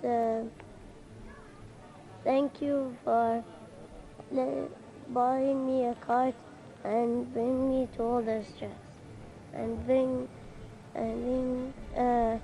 getting me into all the races. Amazing. Well, we're going to wish you the best of luck, Zayed. And we're going to be heading it back to... Oh, it looks like Joanna's joining me. Joanna's joining me on the pre-grid. Working, I would say that might be a yes. All right, I do have a question for the mechanics, so should we Go try ahead. testing some? Go ahead. Who's more nervous, you or the driver before the race? I'm the one who's more nervous. Okay, so we already heard it right from the mechanics, feeling more the pressure before the race. And let's talk to more mechanics. I want to hear what their thoughts about this. I mean, this is a Bambino category, and the way they're racing is they're just racing for the best lap possible. Mechanic, what's your name? Jeff. I was going to ask you again, who's more nervous? Do you feel like it's you or the driver at this point? I think my boss. See, that's a great answer. That's definitely right. The boss is definitely the person that's feeling it the most at the moment. How are we feeling here? I haven't talked to you today. Are you feeling excited? Yeah. What do you feel like you learned from the season? Be smooth, be calm. Okay. Well, you're very confident on camera, so I'm hoping that you're going to keep working hard so we can see you up there on the interviews later today, okay? Give me a high five. Matt, what do you think? Yeah, I think it's going to be really exciting. Still got a couple of races to go, but now it seems like we're going to make our way back to the pits and wish best of luck to all of these drivers about to head on track. Yeah, thank you, Matt. Thank you, Joanna, for that insight. Can we go speak to that first mechanic again? His voice was fantastic. His voice was so deep, he should join me on the commentary up here to balance out my squeaky voice. Sounded like Barry White. I wonder if he can sing. I'll go down and speak to Jay and KD later and find out if that mechanic can sing. We'll have a karaoke night. Which one? I just got this one. Oh, hello everybody. I think the director is watching me again as I look over the dummy grid. Let me just sort my hair out and bathe in the sun once more. Oh, Brad Pitt in the wind. That wasn't my comments, guys. Anyway, whilst we're looking at me, oh, I saw my name card. Thank you, technical team. That's the first time I've seen it. Amazing. In fact, whilst we were on the subject, let's shout out the commentators as well, the reporters. I didn't mention it before, but Joanna Bergen down there doing the interviews in the pit lane. Go and follow her on Instagram. Matt Wells also, who's been doing all of the pit lane interviews with the drivers and activities, and myself, Jack Johns at TRL Racing Line. Thank you very much. I hope we've been entertaining enough for you, but actually it's not us, it's the drivers, and they're about to go out on track for their third time trial of the day. The Bambinos are up next, and then it's the final of the juniors and the final of the seniors. If you haven't subscribed to Media Friends already, go and do so. If you haven't voted your driver of the day already, go and do so. Or if you want to wait for the last two races, then that is also fine. Let's catch up on YouTube chat whilst these guys go out there. Got a lot of Matanch fans in there. Hopefully they will be voting driver of the day to give Matanch a chance of winning it. There's been plenty of action today. Good luck to all juniors, says Veer. Matanch Jane, you're a star. Good luck in Kose. Remember the rules of the game. Have fun. Let's go, Ethan Realstone. Matanch, Mitzi. Wow, Matanch, Mitzi. Whoa, go Nakose. Go. Jezza, 334 from Monty Swan. Sweet pass, Jeremy from Monty Swan, 3043. That was watching the senior race. Mark, again, Mark Ristic fans are out there. Who will be the next Verstappen, says Ukrainian 518. Who will be the next Verstappen? I can see number 55 being rolled back into the pits. Southall, unfortunately, not making it onto the track for this third time trial. That is a big question. Who's the next Verstappen? If anyone can call that at this young age of 5 to 8 years old, then let me know, because I will, in 10 years' time, I will use you to get the lottery numbers. Oh, the director. I don't know if I can say that live, because that would show bias, Mr. Director. He says Sam Tester is the next Max Verstappen. And I can't disagree or agree, because I'm here for all the drivers. But everyone is entitled to share their opinion, and that is today's director's opinion. Sam Tester is on track right now, the number 31 in the blue and yellow Maltese car. There's Robert Aganyan in the 95. He's been doing extremely well. Quiet in the interview, but his dad is with him. Said that his English isn't that great, but I'm sure he'll pick it up very quickly with the amount of podiums he's been getting and interviews he's been getting. Dawn says, oh yeah. I'm guessing that was to the question, who will be the next Verstappen? Mark 88 fans are in the chat. Go and vote your driver of the day, guys. There was plenty of votes yesterday, and we've got 2 more races to go before you run out of chances to do so.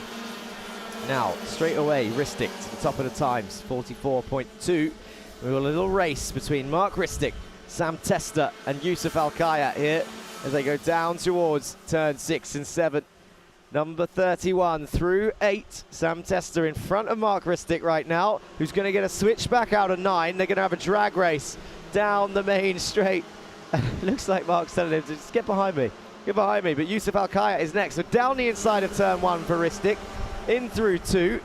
Remember, they're only racing for lap times, but we've seen plenty of wheel-to-wheel action from the Bambinos this round. And it looks like it's going to be 3 wide down towards turn 4. 7 and 6 side by side for Yas Heat Racing. That is Al-Ansari, Yusuf Al-Kayat. Al-Ansari turns in. Mark Ristic on the inside, gives him room. That's actually really strong from Al-Ansari, but I think he's going to lose out on the run down to 6. Sam Tester is going to go down the inside of 6. Also, Yusuf Al-Kayat comes out on top in that fight. And Sam Karashkovic, number 9, 44.1, goes to the top of the times with 6 minutes remaining. 88. Tucks in behind his steering wheel to chase down Yusuf Al-Kayat, who's currently in 4th place. And look at the closing speed through 2 and 3. Into the left-hander they go. Smooth is fast, fast is smooth. Wide in, wide out. All of that stuff as they go down towards turn 4. Looks over his shoulder. There's Karajkovic, your current fastest driver. Number 9 leans in to the corners. Goes through turn 3. But the group here still fighting. Yusuf Al-Kayat now defends from Mark Ristic with Robert Aganyan on the inside. They're 3 wide into turn 1. Oh, Yusuf backs out, slots in behind. And here you can see Karashkovic chasing down Azgomi on your screens. And there's more drag racing going on down towards turn 4. You've got 8 of them all together. Oh, there's contact, and they're spun, they're round. One of them's in the gravel at turn 4 and 5. Between one of the Yas Heat carts and the other driver, it's 17 and 95. Aganyan and Alameri have spun after side-by-side contact in turn 4 and 5, and they're still racing. They're 3 wide as they go down towards turn 1. The wheel-to-wheel fights. Now the Bambinos are providing the action, and they're getting extremely close. Let's go to Joanna in the paddock.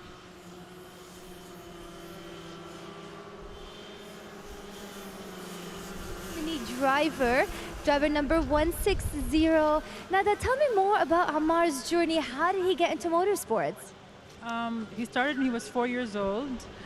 We accidentally discovered it just trying to do rentals, and he just naturally gifted, fast, and we started with Bambino in 2023, sorry.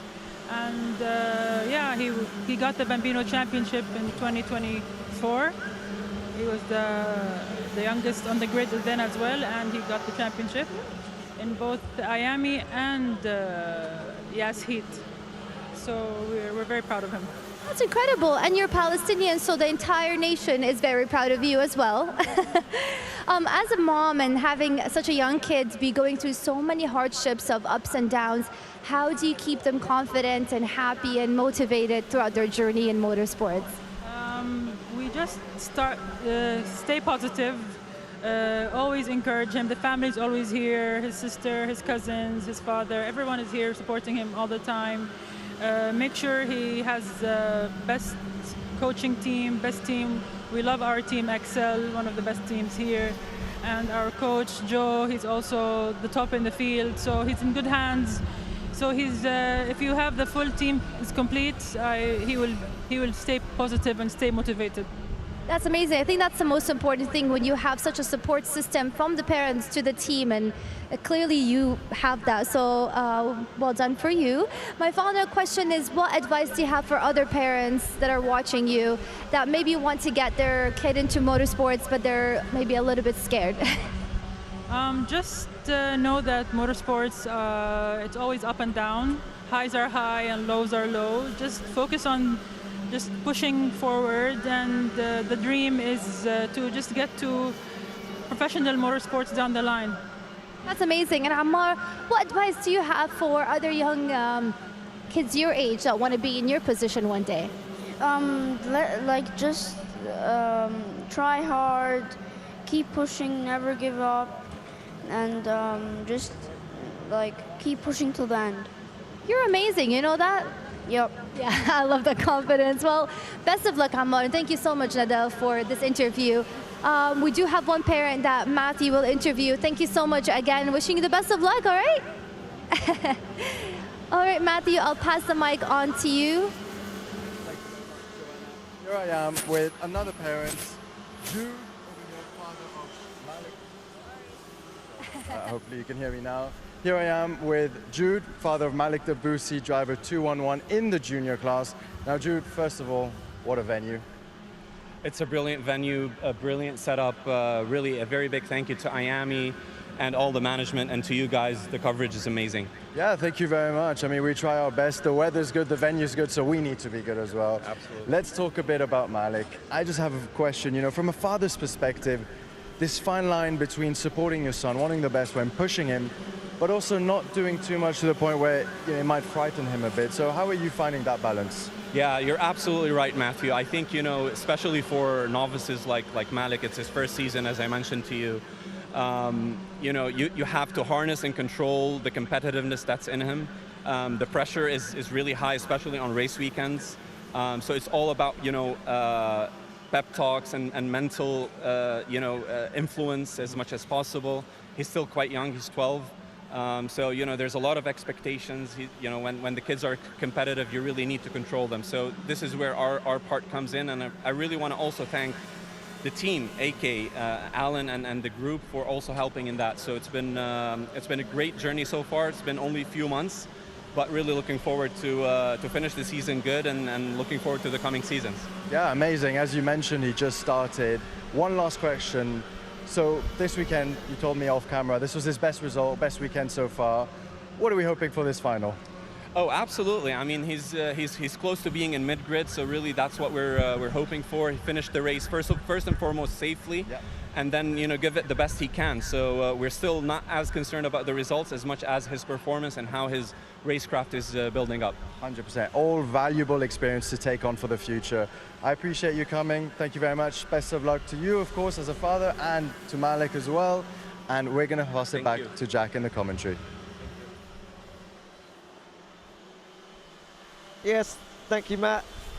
Time trial 3 has just come to a close, and it's Karajkovic who stays on top, and Aganyang has joined him up there with Ristic in 3rd, Testa in 4th, Alkayat 5th, Alzabi in 6th. Sam Karajkovic on top with that lap that he did earlier.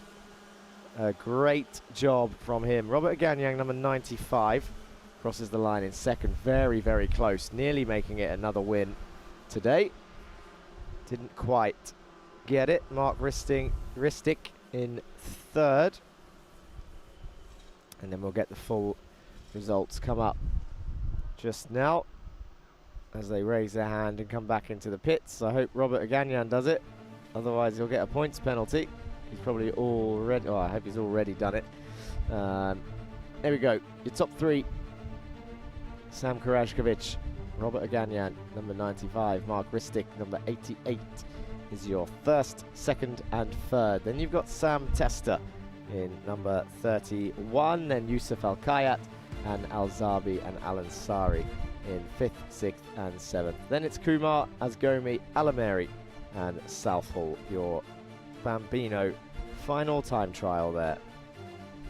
Final results. Shayan Asgomi, number 44, the Turkish driver. Just 2.5 seconds off this time. Improving. Getting closer. Let's go to the Bambino highlights.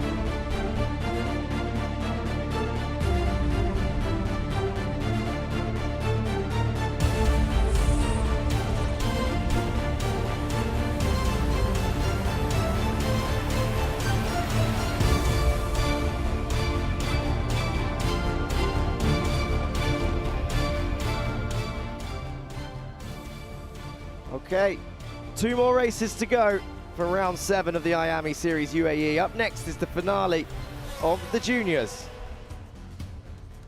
We will be going down to Matt in the pit lane to hear from them now. Yes, thank you very much, Jack. As you mentioned, the finale here for the juniors, and we just ended the interview with Jude Debussy here, and now we're with his son, Malik Debussy, number 211, starting in 19th position. Tell us a bit of a roller coaster weekend so far, but from what I heard, qualifying and now over here, there's been a massive change. So tell me about it. Yeah, so we qualified 30th. It was really bad, but kept gaining and now we're starting 19th. Hoping for even better this final. Yeah, amazing. Up 11 places and you've still got this final. Loads of laps, so loads of opportunities to keep climbing up the field. How's the experience been so far? Obviously, you're with AK Karting. Tell us a bit about the team, about the support that they're giving you, and the opportunity, of course, to be racing on a Formula 1 circuit. I mean, AK is a great team. It's like a whole family, basically. Lots of friends, coaches are nice, all that. And the track is amazing. It's so fun to drive on. Yeah, it feels really good. Yeah, super fast, very wide track, and you get to tell all your friends back at school and the family that you race on a Formula 1 circuit. Talking about F1, who's your favorite F1 driver? It's hard to say. Either Leclerc, also have Alonso, I like him. But yeah, one of those two. One of those two, fantastic. So you're starting on the inside line, quite a few karts in front of you, but a lot of carnage is expected. It's a junior race. So what are you hoping, and what's the plan into the first couple corners?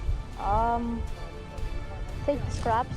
People are gonna make contact, take opportunities. Mega. Okay, fantastic. Well, Malik, we wish you the best of luck, and we are going to be passing it back to Joanna for some driver interviews. Thank you, Matt. What a session that was for the Bambino drivers. They're so young, but yet they're so talented.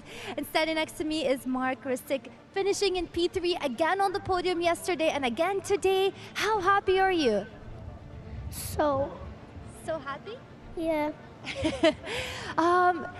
Mark, tell me, what are you going to be doing after the celebrations? I will go play. What's your favorite game? No, I will go play. Wow, with who? Your brother? Yeah. That's exciting. Well, do you want to say anything to your family and to your team before you head over to the podium? Thank you. Thank you to the family and to the team for everything that you're doing. Well, congratulations.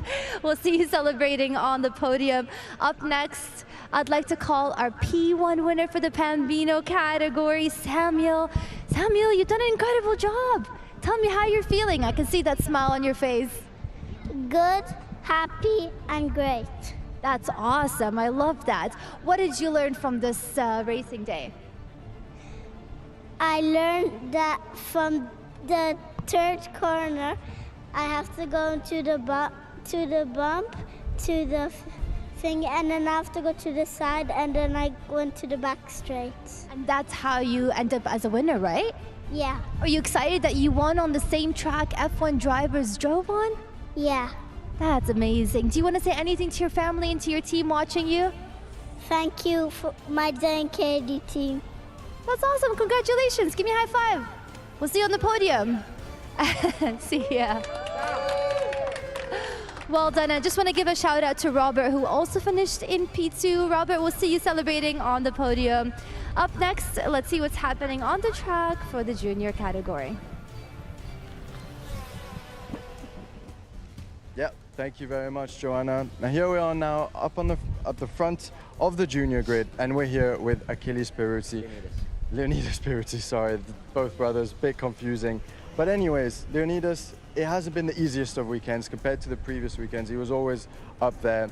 Leonidas, tell us a bit, you know, what have you been struggling with this weekend? Is it maybe the card? Is it the setup? Is it just you don't necessarily like this track? Tell us a bit from a driver's perspective. Well, I mean, this track, it's quite a simple track, and everyone's sort of saying the same time, so, you know, I don't like it because it's not as technical, but referring to the previous weekends, yeah, just not ideal results, and yeah, just not really focusing on the past right now.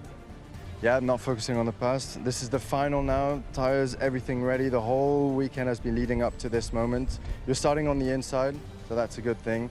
What are you hoping for these guys ahead to have a bit of a kerfuffle and then you can sweep through? Yeah. Fantastic. Well, it looks like you're focused and in the zone, so we're not going to disturb you.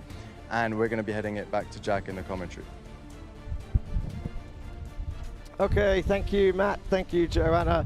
And thank you to the drivers that they spoke to. Next sessions, only 2 races left. The finals for the junior and the finals for the seniors and the senior 170s, which of course is one race, a multi-class race. Just looking down onto the dummy grid, I see Atika Mer in P4. She will be starting on the 2nd row. That says to me that there were some penalties earlier in the pre-final race that bumped her up into 4th place. That is insane. On her 2nd day in the junior category, she's moved up from the minis and she is starting P4. Obviously wish all the drivers the best of luck, but you cannot argue that that is a feat in of itself. She spoke about her achievements earlier with Joanna down at the interview pen, and now she's ready. One thing I've also noticed, it's time for my useless fact section again, and actually I can use Atika to help me with this, is you can see her there just on the bottom of your screen, 201, with the reddish helmet and yellow, and I emphasize reddish because colors appear differently on stream as they do in real life. And I've been watching the TV screen this whole time doing the commentary, so I thought her new helmet was red and yellow. It's actually orange and yellow. Now, I believe Matt and Joanna are together on the grid. I'm going to pass you back down to them. Thank you, Jag. Right now we're on the grid between all the junior drivers. It's quite of an intense moment. I mean, they're 3 days away from the championship standing decider. I mean, you've karted before, Matthew. Tell me, how do you feel like these drivers are feeling at the moment, just moments before going on the track? Yeah, so at this point, the whole weekend's been leading up to this moment. Honestly speaking, I probably would not want to be speaking to any interviewers, but you know, this is part of the show. They're all locked in, ready to head out on track, give their best. A huge grid. Everyone's got some really nice helmets. The sun is shining, and it for sure is going to be an amazing race to watch. So everyone watching the live stream right now, don't forget to vote for your driver of the day in the link below, and I just can't wait to get started. I know, so tell me, Matt, let's walk and talk at the same time so they can see everybody around us. So going on the track, you've told me before that turn 1 is the most intense turn for the drivers. Who do you feel like is most at an advantage from the lineup that we have at the moment? Well, the most at an advantage would obviously be the driver in first and second place, since they get to dictate the pace of the start. But then it's anyone's game from there on. You know, I mean, we've had, for example, yesterday, Adam Albassoni starting way back and then fighting his way to a podium. Ryan Qureshi as well, starting way back and then also finding his way to a podium. So it really all depends, especially in these junior senior classes. So again, I genuinely cannot wait to get started. Wishing all these drivers the best of luck. And, Speaking about Adam Albassoni, I mean, he's picked up his pace a lot from yesterday. I feel like from what he's told me, is he's found the right setup for his car, which is something that's quite important for drivers. So to see that he's improving, how do you feel like, I mean, throughout the entire day, Matthew, talk to me about from the heat session, qualifying, pre-finals to finals, at what moment is the best time to find that right setup for the car? well, ideally before qualifying, so that you can get a good position for qualifying, start up front, and then from there just keep improving every session, every heat, every lap. And it's going to be really tight against the top 4, top 5, the whole weekend it's been. Are they going to work together? Are they going to try and, you know, everyone has their own game, teammates. We got 2 Mumbai Falcons starting first and second, so yeah. Let's see, that's going to be really I interesting. mean, Mitansh and Maxime both are quite competitive, so I'm really interested to see how that's going to go out there on the track. Let's try to bother some mechanics. What do you think? Go ahead, my pleasure. Quick question for you. I've already asked this before, so it might be an easy one, but who do you think is more nervous at this exact moment from your team? That is the driver. All right, no problem. All right, let's talk to you. Tell me, how are you feeling going into the finals right now? Confident. Confident, I like that. What do you feel like is going to be the biggest challenge out there on the track? Which turn specifically? Well, not really any turns. This track is mostly straight, so the switching is very crucial, so I guess the straights. How many times have you driven on this track? Like 4 or 5. 4 or 5. That's incredible. So this should be a breeze for you. Well, you should get ready because you've got about less than 2 minutes to go on the track. Best of luck. We can't wait to see what's happening. So, Matt, shall we pass it on to Jack? Yeah, let's wrap it up now. All the drivers about to get in the zone, and we're gonna leave them this space. The last race of the weekend, super excited to get going. So we'll pass on to Jack so he can tell us what's going on. Yeah, not a lot going on up here at the moment, but I can hear the engines revving and the 1 minute board has come out as I am watching over and seeing you both leave the dummy grid.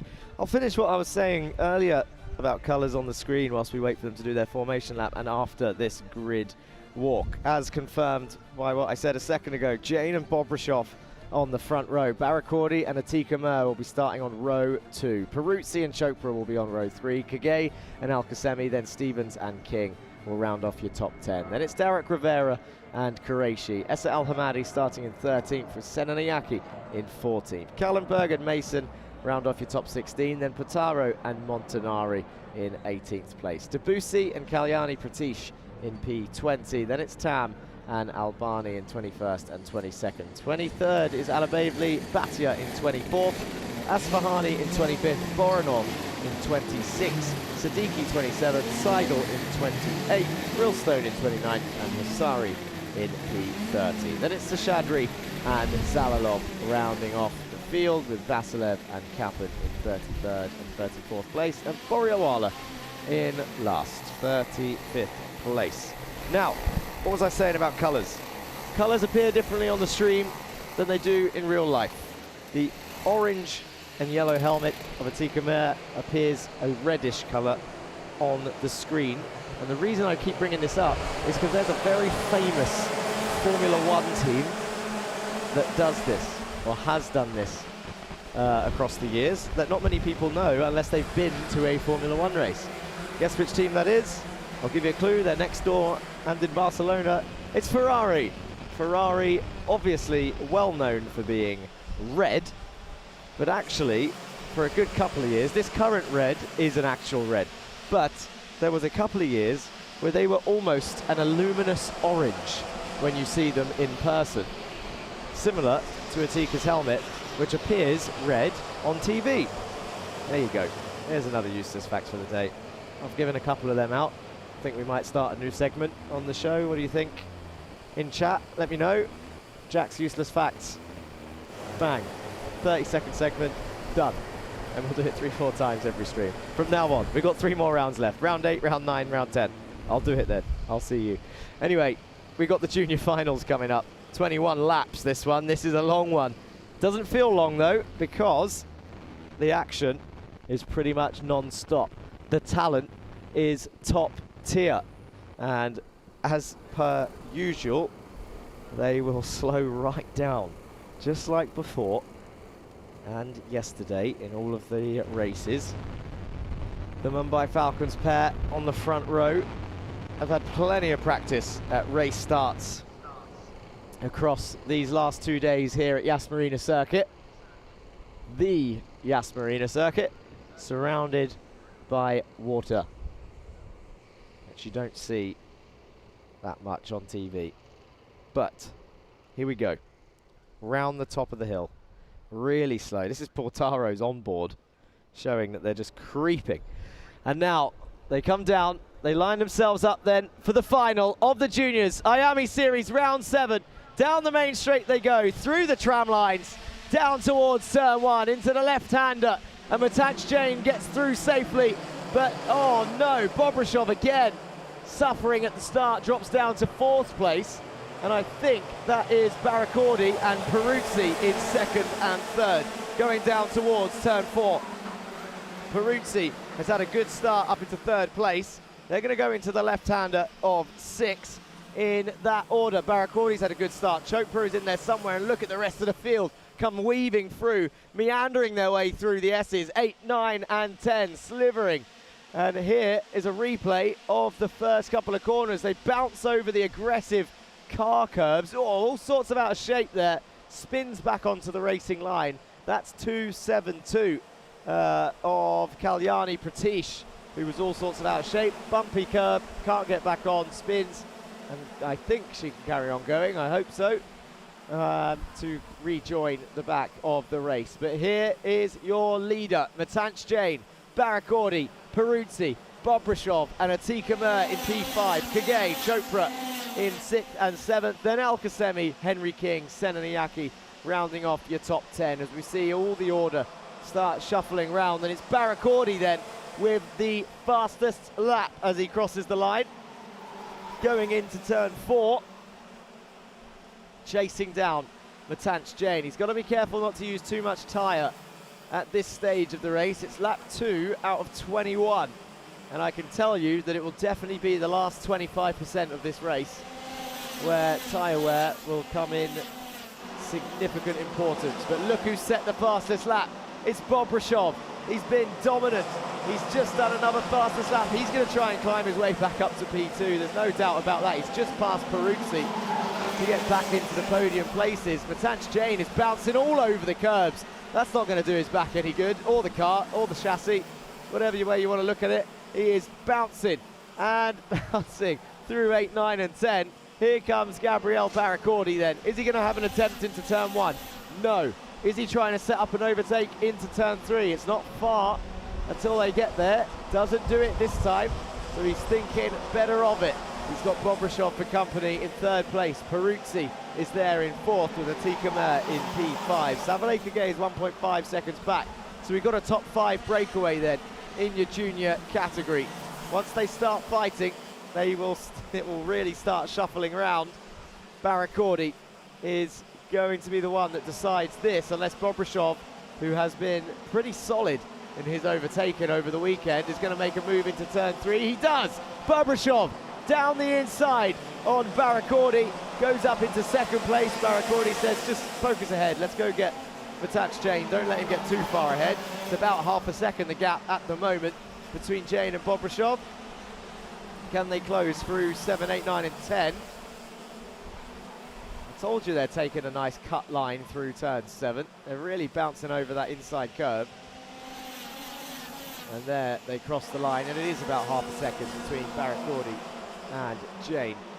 Peruzzi up into 4th. There, holding on in 5th.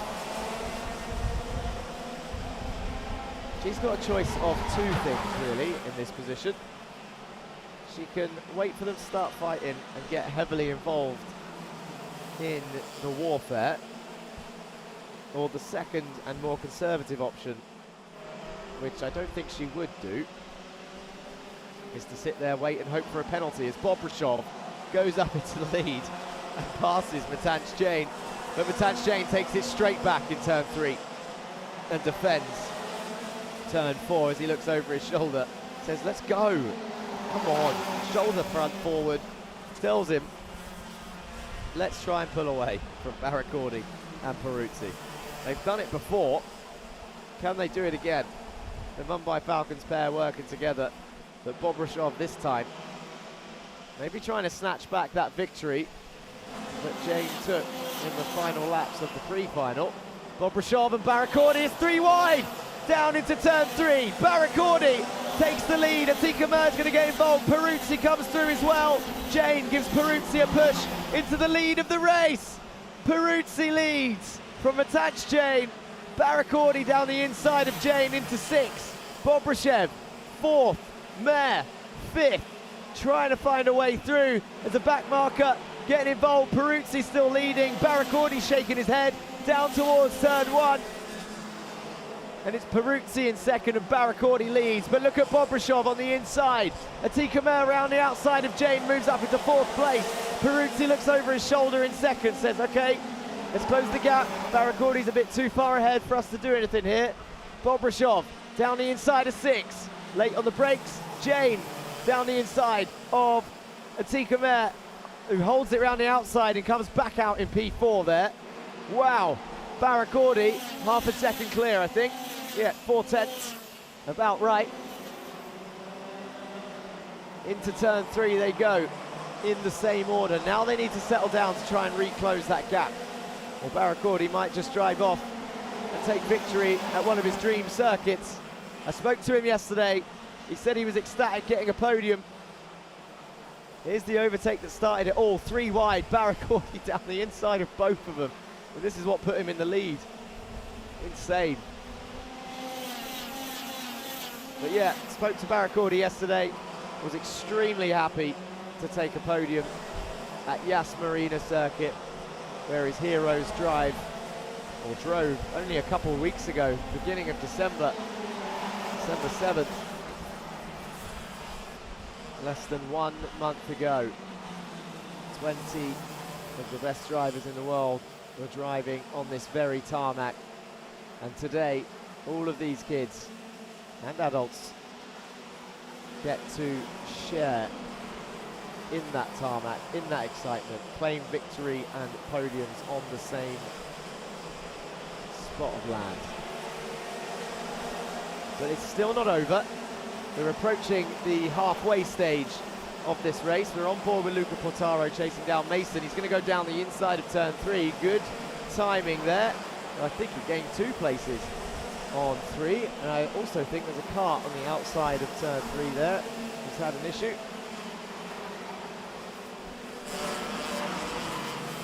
Might be Galliani. No, it's not Galliani's car. She's in 25th place, so she did rejoin the race. But someone else out of the race on the exit of turn 3. Bobrishov is right behind Barakordi. And he won't be waiting around for an overtake anytime soon. P2. All over the curves. It's 2.64 Mason.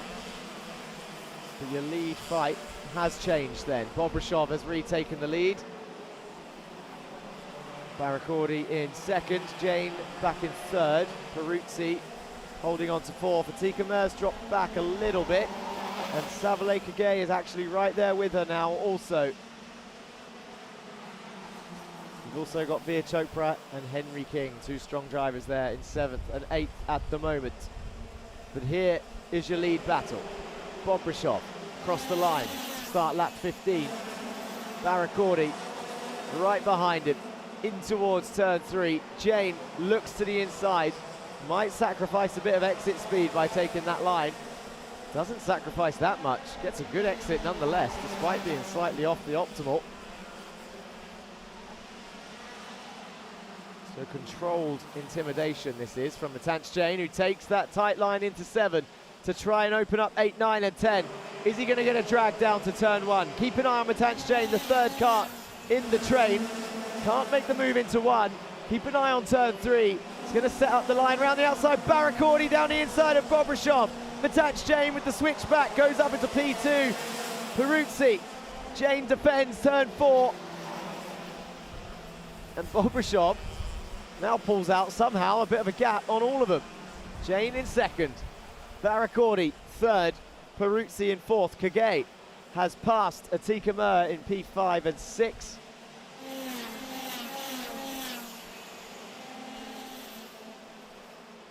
Here's a replay of that as they all try getting a switch back on each other. I did see the front bumper wobble, but I don't know if they were hit hard enough for any sort of bumper penalty. That's not for me to decide. And there was another driver actually, a GGM driver in the dead zone, out of the race. I'm sure it was a GGM suit. Oh, and there's someone spun on the main straight. Not sure who that was, facing the wrong way. Just saw it in the distance. There's carts everywhere on this final race for the juniors. Bobrishov, Jane and Barracordi still bumper to bumper. And I'm none the wiser on any of the carts. I could see the cart actually still on that turn, but I can't quite see the number. And Jane back up into the lead then. Bobrishov goes back down the inside of turn 3. Jane's going to hold it round the outside and try and get the better exit. Bobrishov forces him on the bumpy curb. Barracordi's going to retake the lead as a result of that. Small bit of contact. Yellow flags are waving there. I think it's 222 that is out on the main straight. That will be Jasfir Bhatia of AK Karting. But that, oh, contact again! Whoa! Popped a wheelie on the main straight as they came into contact. I think that's going to be an issue for Barracordi there. He's slowing down. He's looking over his shoulder. Peruzzi comes through.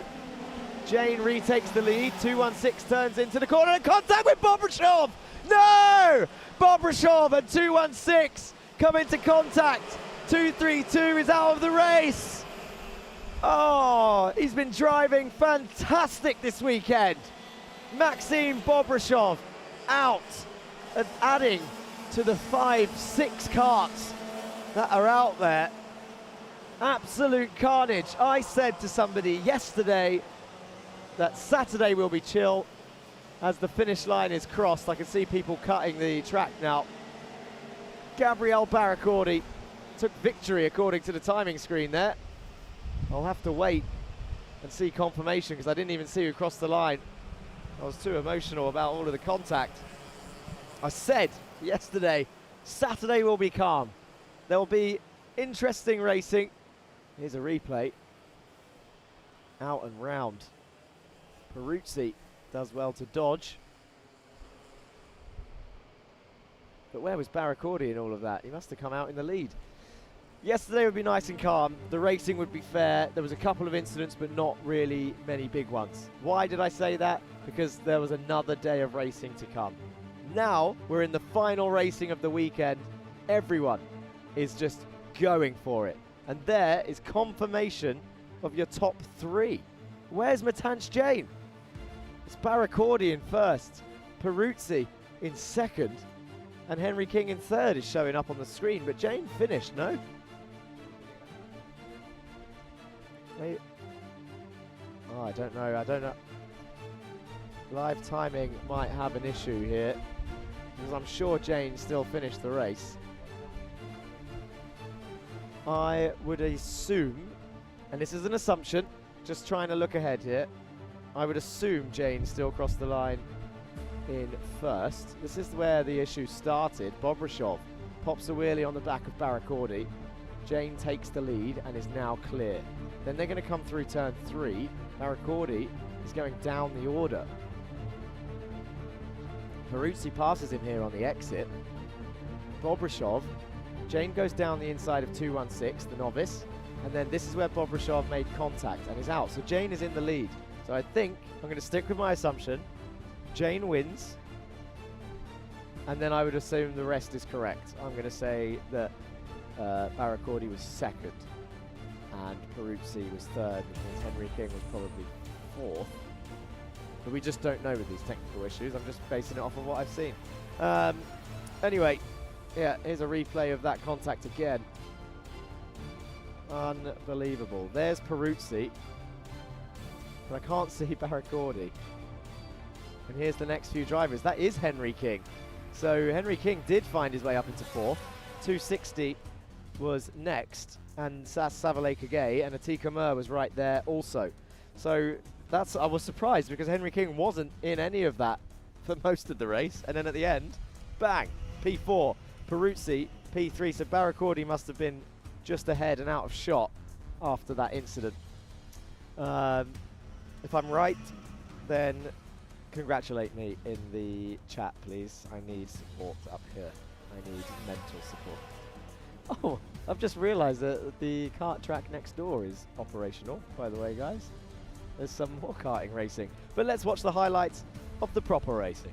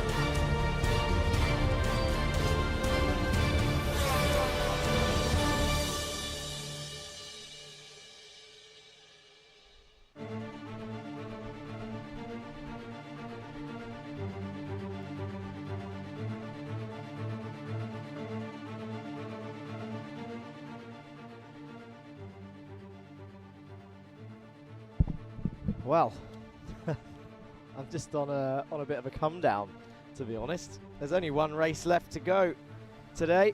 It's the finals of the senior and the senior 170s. And they are all stood in the pit lane whilst they wait for half the grid to be recovered out there in that race. I don't know if it was engine failures or contact, but the juniors really, really went for it. And all the seniors were stood there watching, as you saw for some of that clips. Some of those clips, they were all in there enjoying when they popped wheelies and stuff and made contact, and podium results were affected. In fact, they're all probably talking about it right now. I can see Nathan Pope, Jeremy Montgomery Swan, Adam El Bassioni, Louis Hartman. They're all stood there talking about what just happened.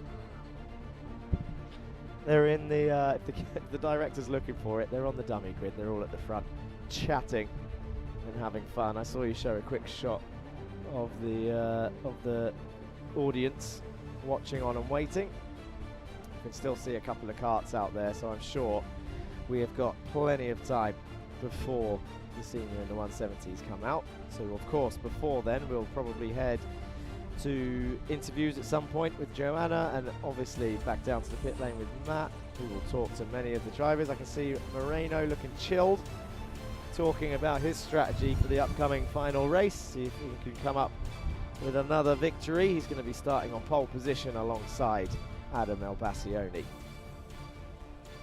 386. Qureshi is sat in his cart, as is Max Dexter. They're not wanting to get involved in any of the conversation. They are just sat, ready and focused. Let's go and give a shout out to our sponsors.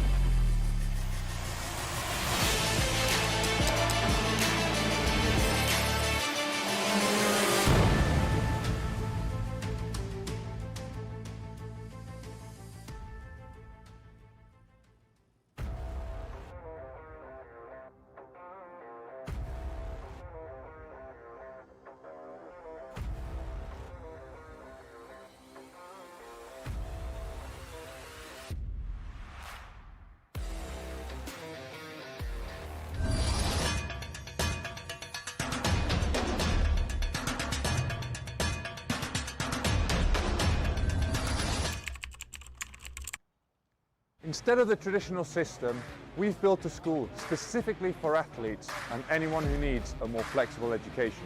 We provide a full school curriculum including GCSEs and A-levels, mentoring support from ex-athletes, and the ability to study from anywhere in the world at any time. Welcome to MBA, the #1 school for athletes.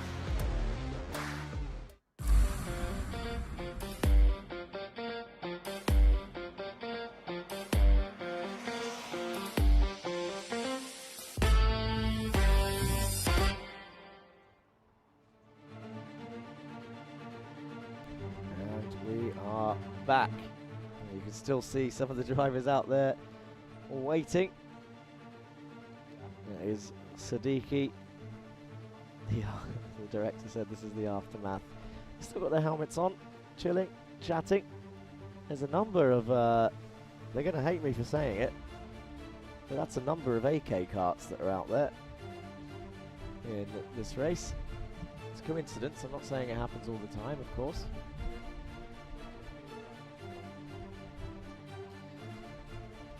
But let's have a reminder. We've got one more race to go today. It's round 7 of the Iame UAE series, and we've only got 3 rounds after this. A reminder of our calendar, our amazing 10-round calendar being brought to you by the Iame Series UAE and broadcast by Media Friends with Media Mania's tech support.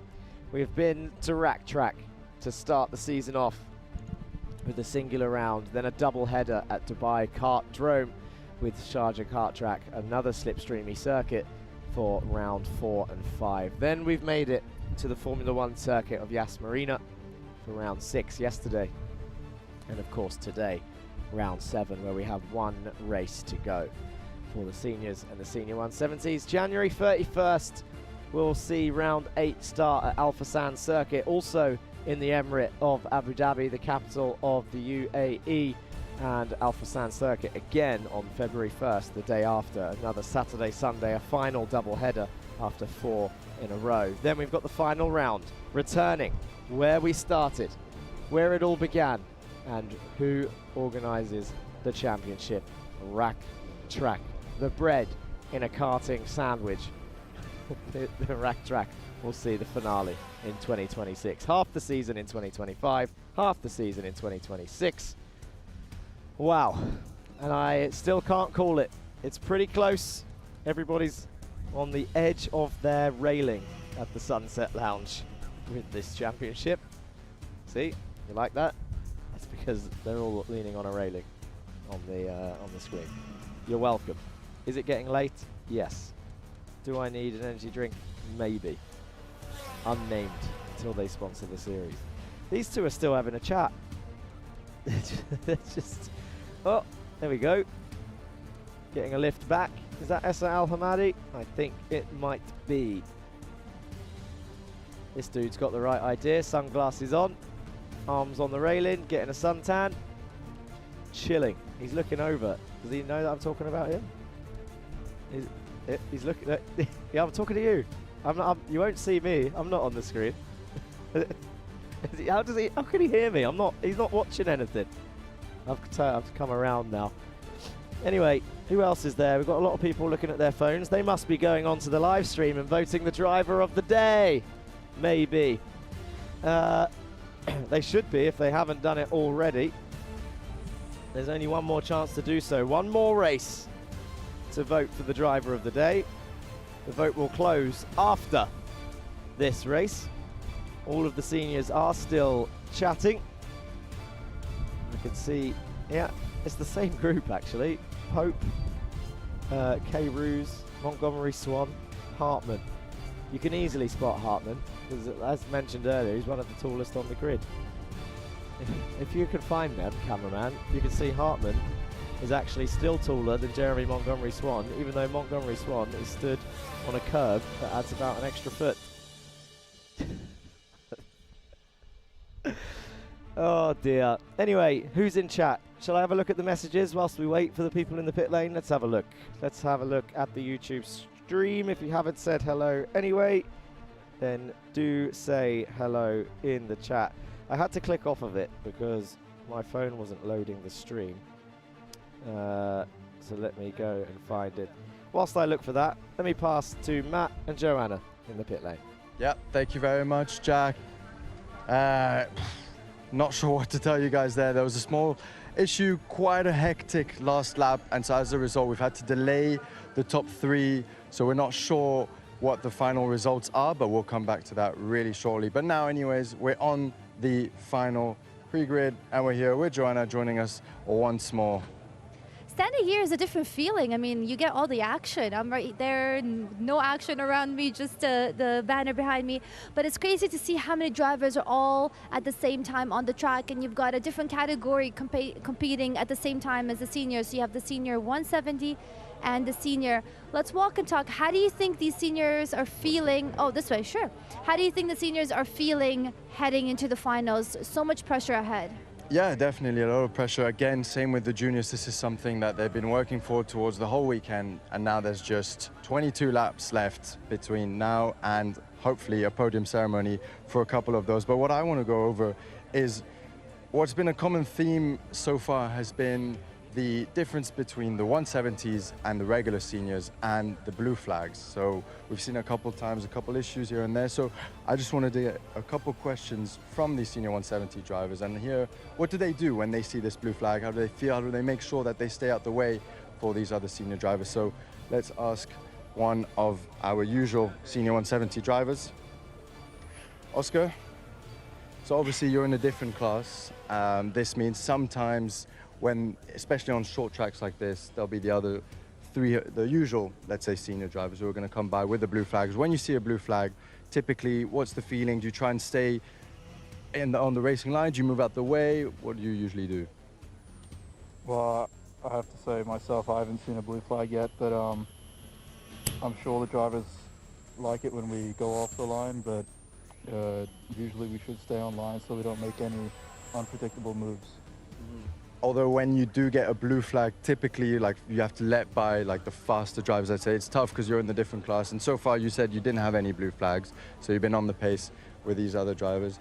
And just quickly, you know, last race of the day, of the weekend, anything you can take over for the following rounds? Because we're nearly towards the end of the championship. Yeah, it's good to just be aware of where my race is. You know, I don't want to get caught up battling the back of the senior grid, especially if I crash into one of the seniors. That really affects my championship fight, and so I just have to keep it clean. Yep, for sure. Fantastic. Well, it looks like Joanna has a driver, so we'll be passing it on to Joanna right there, a bit further along the grid. Yes, Matt, next to me is Byron, who has actually been competing with the Iame series for 3 years. Byron, talk to me about how you've seen the progression of Iame so far.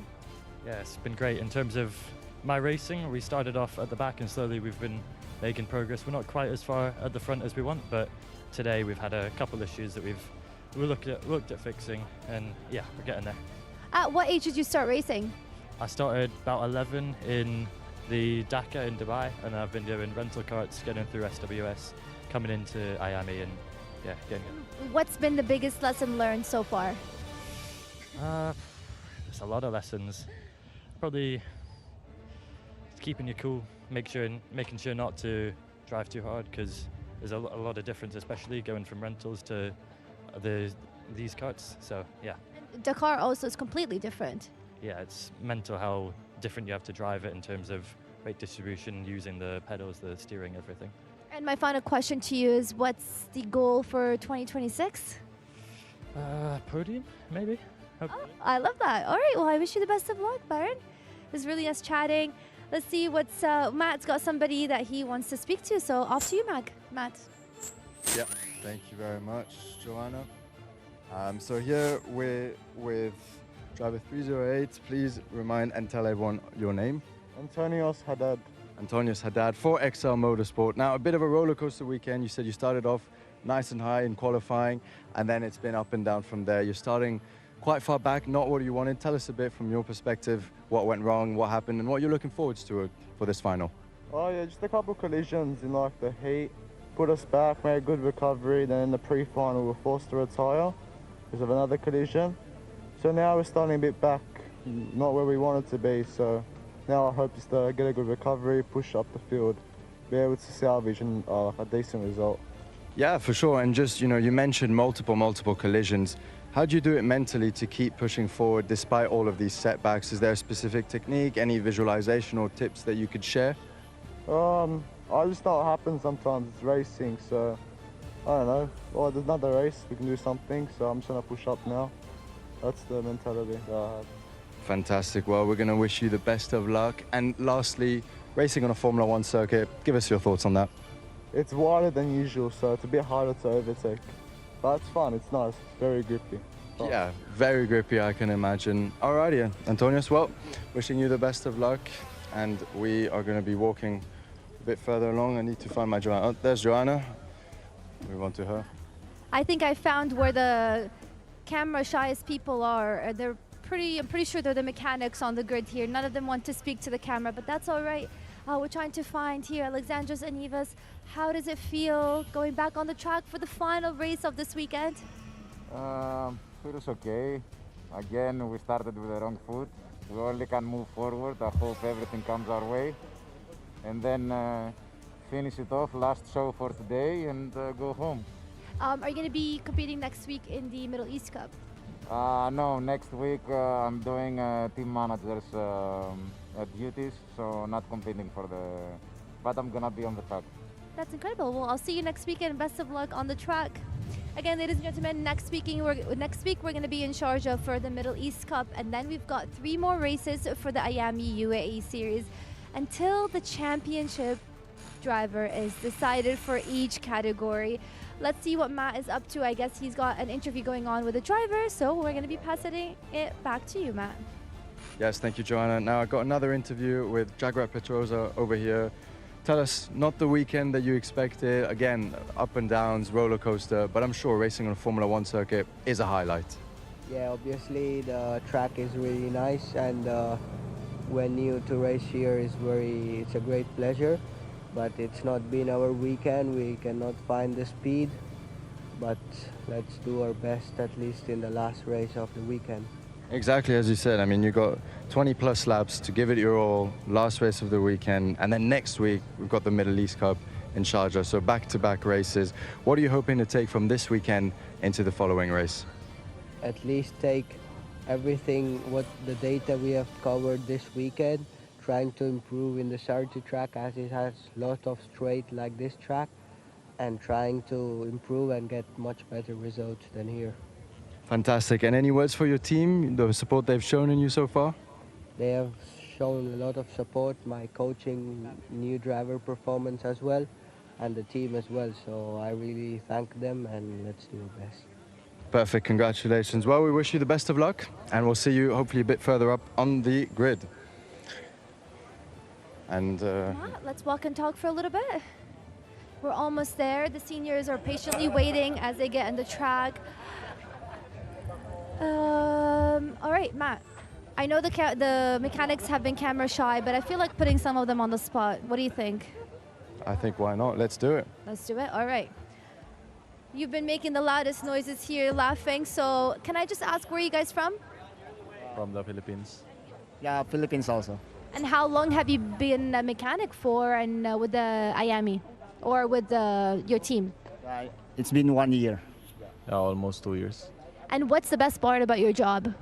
We get to watch the racing. Yeah, for me, it's big if I driver will win. Okay, I like that. So your family's all watching you online? Okay. See, that wasn't that hard, was it? I get the biggest smiles on their faces.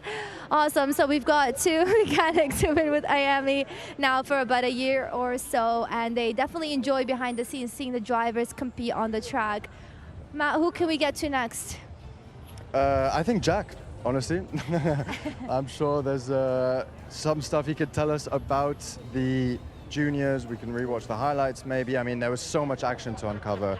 So I think if we could pass it on to Jack, that'd be great. And then we will get back here once there's a bit more action in terms of what's going on. Okay then, so back up to me on the terrace to waffle on whilst we wait for the final cart to come back. So I think all of the carts are now recovered and the 1 minute board has been shown. So no need to panic, ladies and gentlemen. We've got Albacioni and Moreno shaking hands before they go out on track. Albacioni and Montgomery Swan shaking hands before they go out on track. Let's go through the starting grid of your senior and senior 170 race before they get going for their finale.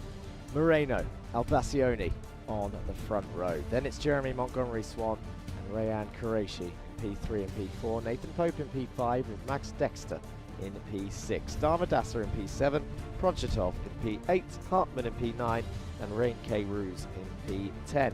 Then it's Obaid and Mohan in 11th and 12th. Goma and Piri in 13th and 14th with the Troja and Martinez in 15th and 16th. 17th is Al-Qasemi with Gut in P18. P19, Haddad, Oscar Bray in P20, first of the senior 170s. Then Jolovic, then Busanad, then Al-Assad and Vigano. Then it's Anivas and Salome rounding off the full grid. 26 drivers in your senior and senior 170 race. And here they are. There's your front row, the spicy pair, Moreno and Albacioni, Montgomery Swan and Qureshi behind. I said it's a spicy pair. There's four of them that are not shy of fighting and overtaking, and they've got Max Dexter and Nathan Pope on row 3 right behind, ready to take advantage of any fights that go slightly wrong. They're looking calm, they're looking over each other. The cameraman is focused on your leader. Now, who is going to come out on top to take the final victory here at Yas Marina Circuit for the Iame Series UAE? The sun is starting to set. It is now pointing directly at me, which means it's starting to go down. There is Adam Albacioni for XL Motorsport. Just noticed his logo on the top of his helmet. Makes sense. And there's the crowd, the final crowd for the final time for this final day on this final weekend. It's not the final weekend, there's 3 more to go, don't be silly. This is round 7. We've had plenty of racing, plenty of action, and in that last race, plenty of karts to recover. But now we've got 1 more to go Everyone's waiting. They're leaning over the railings. Here we are, everybody, for the Iame Series UAE, the final round of today, the final race of today, round 7 at Yas Marina Circuit in Abu Dhabi. I saw a 1 minute board. It's been more than 1 minute. I don't know who they're waiting for now, but the engines have not started roaring yet as we wait for the final signal. That means I'm going to have to search my pockets for another useless fact, I think, Mr. Director. What can we say this time? I would have liked to have spoken. Maybe one of the tracks it will be logistically possible for me to go for a wander down the pit lane and speak to these guys. Oh, we got someone waving. He's on the camera. Who is that in the audience waving? Couldn't see behind the barrier. And now all of these drivers have their visors down. I genuinely can't call it. If you're in the chat, in fact, let me try again. I said I was going to find the YouTube chat. If you are in the chat, then please comment who you think is going to take the final win today for this senior and senior 170 class. I know Oscar Bray's family are normally in the live stream, giving him a shout out, throwing some Australian flags up there. And don't forget, this is your final race, your final chance to vote for your driver of the day. So if you've got your phones in your hand, and I know many of you have, go onto the live stream, click on the link, and vote for your driver of the day. Or if you want to wait for this race to finish before you do so, you better do it quick, because the votes close at the end of this race, not long after.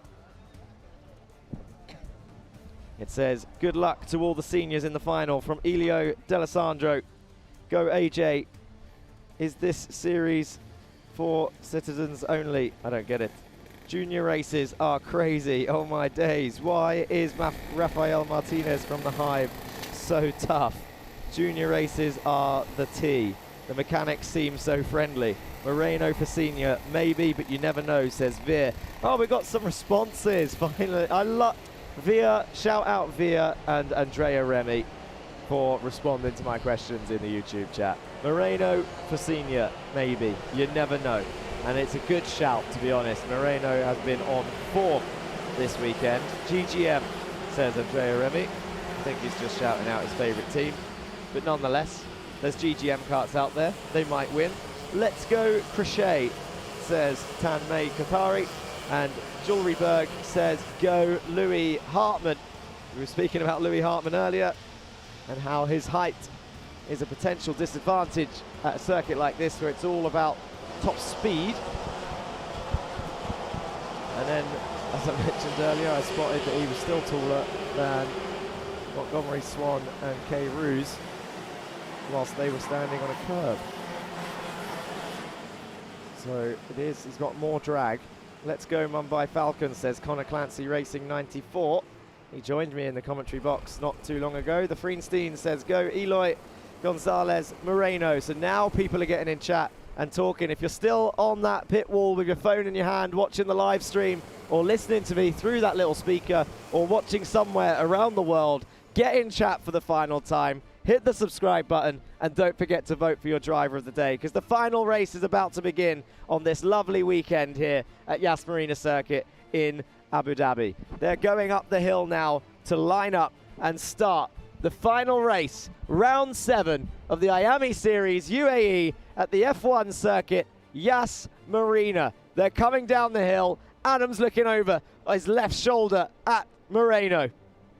Who is going to pull the trigger? They go down. A couple of carts have already dashed. The engine revs rise up as they go down the hill towards turn 1, and it's Moreno in the lead.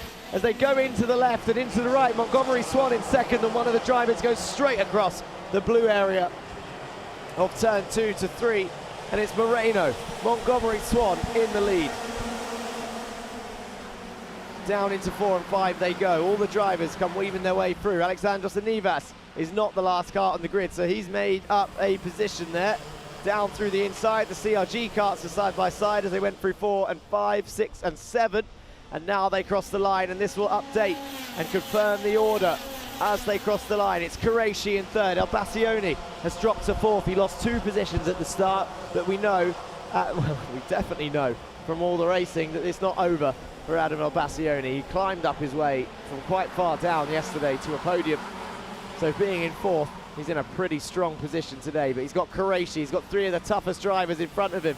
Qureshi, Swan and Moreno leading the way as the top 4 try and break away. Nathan Pope still holding on from Max Dexter, who's looking down the inside of turn 1. Max Dexter goes up into 4th place. Montgomery Swan up into the lead, passes Moreno, holds the inside line for 3, and a switchback not possible because Qureshi also had a look at an overtake.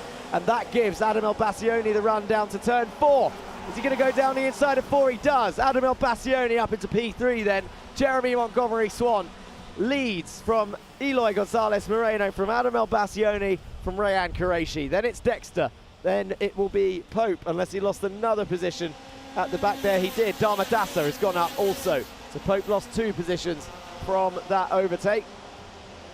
Then it's Hartman, Pronchatov and K. Ruse rounding off your top 10. So Montgomery Swan throws it into turn 4. Max Dexter sets the fastest lap in P5. Moreno following Swan through turn 7, and they fully cut the inside of that as their racing lines. We saw Swan lose the rear through that final turn last time out, but this time it looks like Moreno lost a bit of pace through that section. Bounced over the curb a little bit too aggressively with the stiff chassis of a go-kart. You don't want to be bouncing too much. A 31.7 for Jeremy Montgomery Swan, who sets the fastest lap then. But a stiff chassis like that, bouncing over the curbs, you get it slightly wrong and you really do see the rear step round. Qureshi focusing on trying to get back through, bouncing fully over the curb. And I don't know if you can see it quite clearly, especially through turn 8 and 9. There's a little ridge about, I don't know, 40 centimeters into the curb. And I'm sure if you hit that slightly wrong, that it just drags you round or sets you up a little bit wrong. Adam El Bassioni moves up into P2. He's past Moreno now. Moreno has an onboard camera, I believe. You can see Adam El Bassioni now on your screen, sliding it into turn 6. Max Dexter straight onto the back of this train also. He's right behind Qureshi, and Montgomery Swan has a lead of how much time? It'll show up now. Here it comes. Bassioni sets the fastest lap, 31.5. It's half a second up to Jeremy Montgomery Swan. Adam El Bassioni back up into 2nd place. Eloy Gonzalez Moreno in 3rd. Qureshi 4th. Dexter in 5th, right there with them. Then it's Damadasa, Pope, Hartman, Pronchatov and K. Ruse. No changes there. Jeremy really taking a nice line through 7, 8, 9 and 10. The way he sets up, cuts 7, gets the kart straight and just sets himself up for 8, 9 and 10, and it's working at the moment. With Adam El Bassioni now got a fight behind him. It's Qureshi and Moreno. Moreno forced Qureshi onto the, oh, that's a little bit naughty. Qureshi moving him over onto the left-hand side, and it's not the first time we've seen it this season either. Think back to Sharjah. The same thing happened on the last lap between Qureshi and Adam El Bassioni. But I don't think there was any penalty given. But Qureshi forcing the 3-2-0 over to the left-hand side of the circuit after being forced onto the curb, riding the bumpy curb. They haven't lost much time to each other. Dexter's also there to pick up any pieces for when it goes wrong, but they're now in each other's heads, and that is for certain. El Bassioni and Swan have a 6/10 breather each. 4/10 now, because El Bassioni set the fastest lap again, 31.4, and he's closing 4/10 the gap between El Bassioni and Swan. Moreno not far behind. Qureshi stopped attacking for now, for them to try and close this gap, whilst Dexter sits and watches. They're all cutting the corner, but you can see the bouncing of the Mumbai Falcons car in P4 is just losing fractions of a second each time the car is unsettled. 2/10 the gap now. Adam El Bassioni is flying. It's about 2/10 a lap he's been gaining. There's a yellow flag being waved into turn 4 and 5. There's a cart stopped on the outside of 6, and that is why. And that was an overtaking opportunity missed then for El Bassioni as the yellow flags were waved.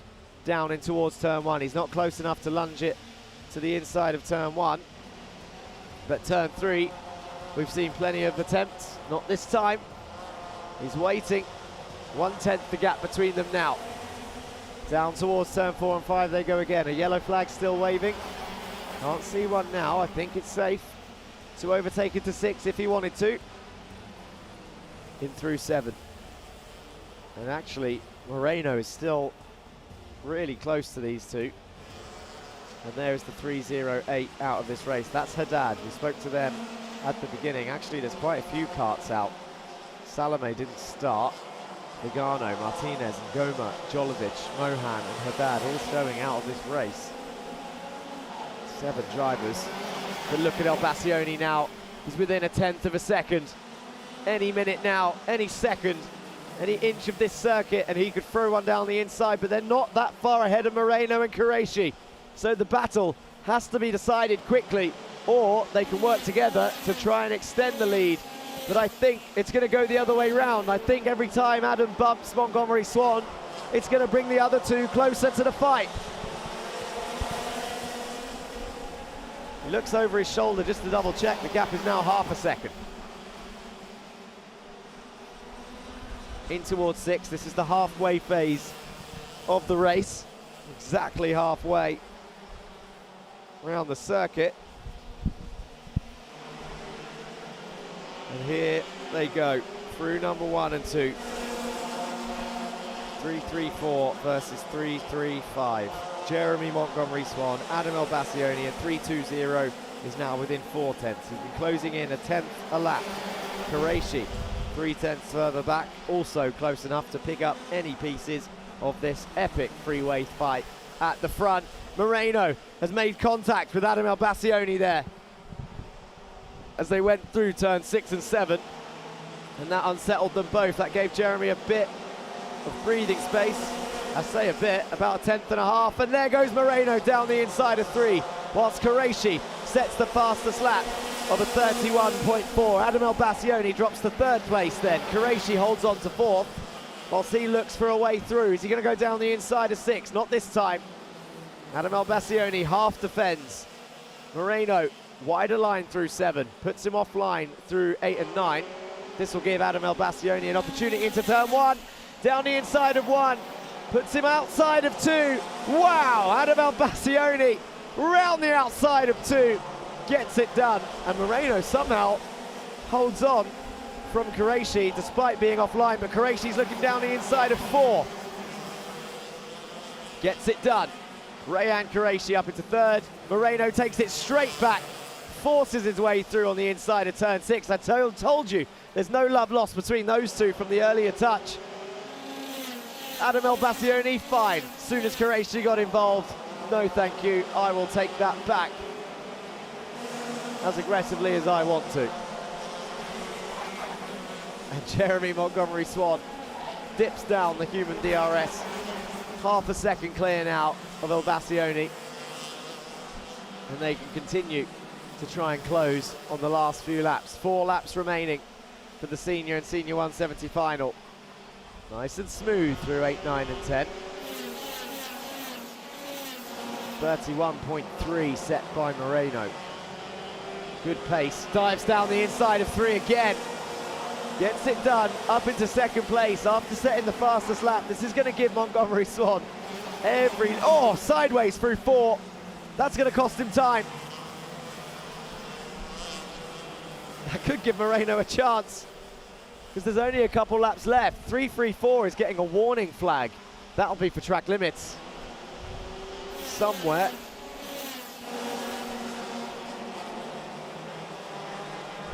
Here, 320 now, right behind him. And they're catching up to some of the 170s also. Al-Assad and Anibas, not far up the road. And down the inside, Moreno into 6. Moreno takes the lead into turn 6 from Montgomery Swan. And they haven't even caught up to number 480 yet, and Adam Elbassioni is right there also. Eloy Gonzalez Moreno retakes the lead of this race then on lap 20 of 22. Down the inside of 480, who went to turn in. That was insane speed that he went to turn in, and he's gone straight across the grass as he's realised the leaders are coming through. And Nivas up next. And that has given Moreno every bit of space he needed. He'll look over his shoulder and be extremely happy with that. Whilst Elbassioni and Montgomery Swan are side by side through 2. Montgomery Swan on the inside. Moreno leading on the exit of 3, but who's going to come out in second place? It's Montgomery Swan. Qureshi is pushing Adam Elbassioni now and goes straight across the grass, one of the drivers. Wow. Qureshi for the second time, forcing a driver to the inside as we see the 170s fighting, 478 and 420. It's the last lap and finished. Moreno wins. And I couldn't quite see what happened to the second place fight, but Eloy is very happy. Eloy Gonzalez Moreno wins the final then, round 7 at Yas Marina Circuit. Jeremy Montgomery Swan was second, and Max Dexter was somehow third, which means Qureshi and Elbassioni. Where is Adam Elbassioni?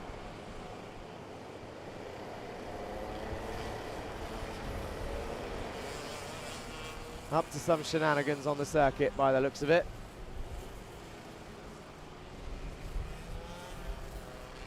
And there's some respect between those two as Moreno wins again.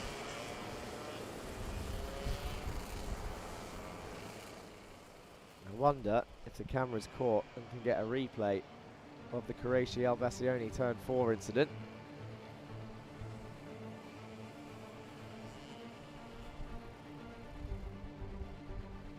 And I think that makes it a 100% win record for Moreno if there's no penalties at Yas Marina Circuit. 4 wins out of 4. Pre-final, final, pre-final, final, round 6 and 7.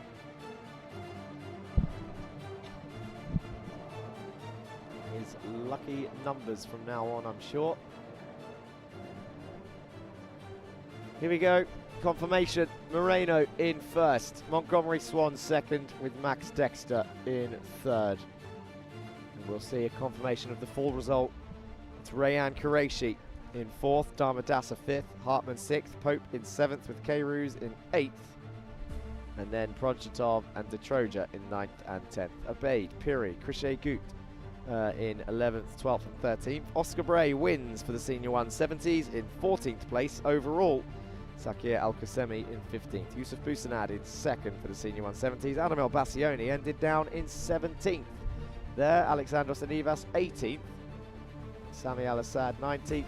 Shivan Kartik Mohan 20th. Jose Nagoma, Rafael Martinez, Antonio Sadad, Jolovic, Vigano and Salome all there at the bottom end of the field. Oh, wow. And that's the day of action then. Let's go to the highlights of your Senior 170 race.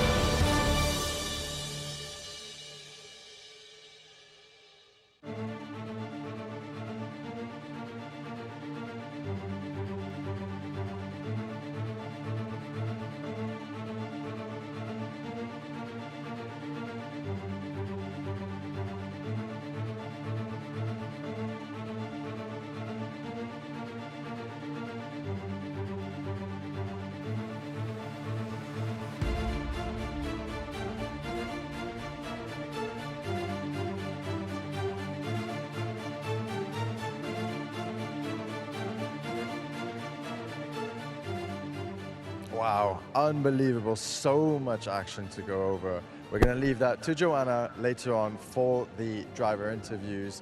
But now we've got junior driver AJ Montanelli and his father Giuseppe over here just to quickly talk about your weekend.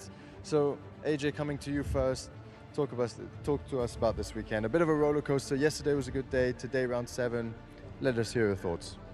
Yeah, so yesterday was not a bad day. It was pretty good. Good recovery from a disaster of a qualifying into Heat 1 and then carrying a good performance into Heat 3. Today was just not our day. Again, a big mess into quali with all the traffic. And Heat 1 was just constant fighting. And then Heat 3 was quite unfortunate with a throttle just fully open. So couldn't take the corner, so just switched off the engine. So yeah. What a shame to end the weekend like that with the stuck throttle. But how do you do it? You know, there's all this traffic in qualifying. How do you make sure you go out with the right people or find enough space, find enough of a gap? Because the slipstream is so important here. So you don't want to be alone, but you also don't want to be in a mix of traffic. So you just really need to understand who's fast, who's slow, who to not be around, and just find your track position and just get behind that guy and leave a little bit of gap with him and just follow him. So yeah, that's how you do it. Yeah, amazing. And next weekend we're going to be at Sharjah. Anything you could take from this weekend to prove on to Sharjah? I mean, I've had some good races in Sharjah. I've won a race there, so I think definitely not much to carry from Yas to Sharjah. So this race wasn't good, but I think we can do something special in Sharjah. So yeah. Yeah, for sure. Hopefully the luck switches. And now, Giuseppe, on to you, the father. I just want to know, from a parent's perspective, you know, seeing your son competing at such a high level, there's a fine line between pushing and also being here as a father, you know, not to put too much pressure. So how are you balancing that line? Honestly, I don't balance. It's just pushing. It's a motorsport. It happened weekend like this. Yesterday we were okay. Today was a very tough day for us.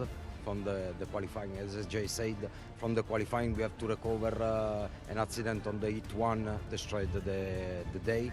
But at the end, it's you know, it's a lesson learned. It's motorsport. It's part of the game. We will keep pushing, looking ahead for the Middle East Cup next week. We have a couple of days to reorganize our idea, and we are ready to go for the Middle East Cup. So it will be okay. Yeah, fantastic. And any words to your team, JK and D, both of you? Just like to thank them for making me do this race. So yeah. Yeah, we want to thank the whole team for the effort and this is a very big thank you because we did an extra effort to recover from the accident on the Heat 1 that we have the kart that was fully destroyed. We rebuilt in 0 time with the effort of the whole team, and the whole mechanics were focused on Jay's kart. We tried to do our best, but with the limited time, it didn't work as it's supposed to be. But it's fine. It's okay. So big thank you to the JNKD team, and we'll keep pushing, ready for the Middle East Cup. Thank you so much. Fantastic, guys. Thank you very much. Enjoy the rest, and we'll see each other for the Middle East Cup. Thank you very much, and we're going to be passing it to Joanna shortly for some driver interviews.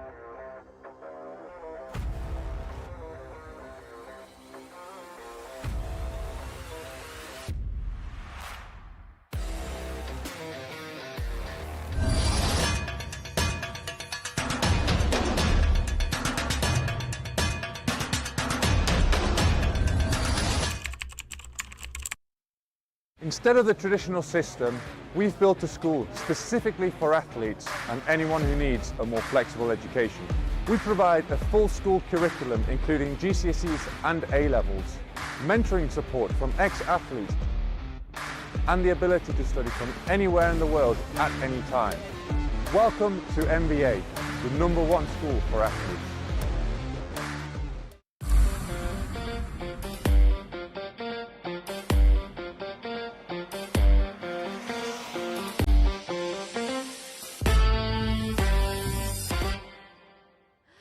What a finale that was for the senior team. That is it, the end of round 7. And standing next to me is Max Dexter, finishing in P3. Congratulations.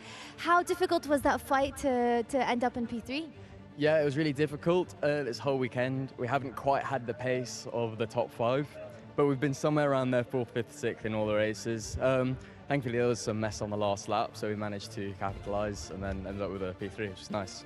So we got your father there next to you. How are you feeling to see your son finish off on the podium? Yeah, very proud of him. It's a tough sport. You know, it's been a difficult weekend, so to end with a P3, I'm very proud of him. And what's your expectation for the end of the championship standing there? Well, for the championship, well, I think Croatia and Jeremy are miles in front. But I think the fight for P3 is on between Darmadasa, me, El Bossiani. So we'll see how it goes now for Son and Rak. Hopefully we can secure a good spot. And can you tell us a little bit of history about when he started racing for everybody that's watching? He started around about the age of 9, so that's 8 or 9 years. I was his mechanic actually for 2 or 3 years. They were not good years because of me being his mechanic, but they were fun times. And I'm very proud that he's really the grit and resilience just to keep going, keep getting better, and keep working at it. It's great. Is that why they say don't work with family? You just keep going, keep working. Okay, that's good. What's the celebrations like going to be after the podium today? Yeah, I think we'll go thank the team. We'll go thank the team, and then I mean light celebrations. Yeah. Are you competing in the Middle East Cup next weekend? No, I won't be need to focus on my exams. Yeah, but I'll be watching on YouTube. Yeah. Well, best of luck with exams, and we can't wait to see you celebrating on the podium. Any final words for you? Fantastic weekend. Great. Thank you. Thank you. Enjoy. We'll see you on the podium. Thank you very much. I'd like to call up next our P2 driver from the senior category, Jeremy Montgomery Swan. You've done an incredible job defending your position. What would be the biggest challenge for you out there on the track today? The back markers. Right. That was a tough one. I mean, are you happy with your P2 position? Yeah, I'm not mad. Eloy isn't really in the championship fight, so it's not bad that he won the race because it could have been someone else that's contending with me. So yeah, I'm pretty happy with P2. Awesome. And anything you want to say to your team and family that's watching you? Big thank you again to my parents and the team, and shout out to Henry again and Oscar. Awesome. Thank you very much, Jeremy, and good luck. We'll see you on the podium. And ladies and gentlemen, the winner of the senior category, come up here. Elio Moreno, well done. I don't know how do you say congratulations in Spanish? Felicidades, lo has hecho muy bien. That's too long for me to say, but one more time. Felicidades, lo has hecho muy bien. Felicidades, muy bien. Okay. How are you feeling? What's the proudest moment of today? I feel very good because the work of all the team, we worked very hard yesterday, Friday, and we achieved this result. So I'm very proud of all the mechanics, all the staff of the team, and yeah, very happy. That's amazing. Can we call up your team manager there? I see he's got the biggest smile on his face. He's definitely proud of you and everything you've accomplished. You did an incredible job defending. What do you have to say for him? It was a stressful race in the last couple of laps, but he drove an unbelievable race. Like always, he does a great job, and we cannot be more proud of him, really. Does that mean we'll see you in the next season as well? We will see, I don't know. Maybe we will go to make European races, but now we are here, so we stay focused here, work hard, and achieve better results if we can. Amazing. Any final words to your team and to your manager? Yeah. Everybody watching you online. Yeah, he was very happy. I'm very happy. I think that the work of all the team is very important, and all the mechanics are happy, so I'm happy too. I saw them dancing there when you crossed that finish line. All right, we'll see you on the podium celebrating. Do you want to say anything final? Just thank you for you guys, for the media friends. This year have been a really, really amazing job they are doing. You guys have been brilliant, and I would like to thank also Predator for the great engine he provided us, and everybody in the organization for a great season so far. Amazing. Well, I wish you the best of luck, and hopefully we'll see you again up here on the podium for the next last 3 races. Good luck. Thank you. Congrats again. Ladies and gentlemen, what an incredible win for the senior category. I would love to invite up next our P3 driver from the senior 170 category, Alexandros Anivas. Well done. A double podium win finish for this weekend. Tell me, how did it go out there on the track? There was a lot of action from the senior team. Did that in any way interfere with how you performed? No, the Masters, we had our own race anyway. They are almost 1.5 seconds faster than us per lap due to the weight difference anyway and age. And yeah. Hey, I thought you were just the same age. Yeah. In the brain, I'm younger. That's all that matters. Yeah, exactly. We saw the blue flag only on the last lap. I tried to keep clean, not to impede anybody. This allowed the guy in front of me to pull up, but it was only fair since I saw that there were like 4 cars battling for the senior final, that it was only fair, and just ease them off because it was also on the wrong position on the track where they caught us on the multiple corners after the chicane. So I just tried to stay on my line, give them space, and that's it. You know, I saw a lot of some frustrated Bambinos today after their race of not finishing in the top 3. What advice do you have for them? I mean, I know you had some troubles with your engine today, but how do you just keep it going, keep it moving? Bambino is a difficult matter. It's for me is the most professional drivers on handling wise. The reason being is they're just still kids. And they always want to win, and if they don't perform, they feel sad. And what we're trying to tell them also in the team, even to the mini drivers, the first year mini drivers, is that we go race by race. It's entry level, and take each session as practice, even if it is the race or no, and do small steps and become better and better every time they go out. That's absolutely right. Thank you so much, Alexandros. I'm sure your drivers on your team as well for the Middle East Cup next weekend look up to you and to all the achievements that you've done so far. So thank you for that. And, you know, you make us all happy and proud to see you keep going, and you give me more energy. So thank you very much. We'll see you celebrating on the podium. Ciao. Bye-bye. All right, ladies and gentlemen, I want to call up our P2 driver, Yusuf. Yusuf, if you can come up here to the camera. I want to congratulate you on your efforts. You've done an excellent job from yesterday. Your performance has increased. How are you feeling? Better, just a bit tired, you know, at the end of the weekend, but much better result today than yesterday. What do you think was the difference that made put you in P2 this week, today? I think going over where my mistakes were, where I was losing a lot of time and working on my consistency the most. That's awesome. And for the celebration on the podium today, any plans? To be honest, no. That's also an answer. Anything you want to say to your team and family that's watching you? Thanks so much for all the mechanical support from my team and all the support at home from my family. Thanks so much. Thank you so much, Yusuf, and congratulations. We'll see you celebrating on the podium. All right, the finale, ladies and gentlemen, Oscar Bray with his iconic hat that's always there, making an appearance in the final interview. How are you feeling? Are you proud of yourself to be having a double win on the podium this weekend? Yeah, it's pretty impressive. Feel really good being here.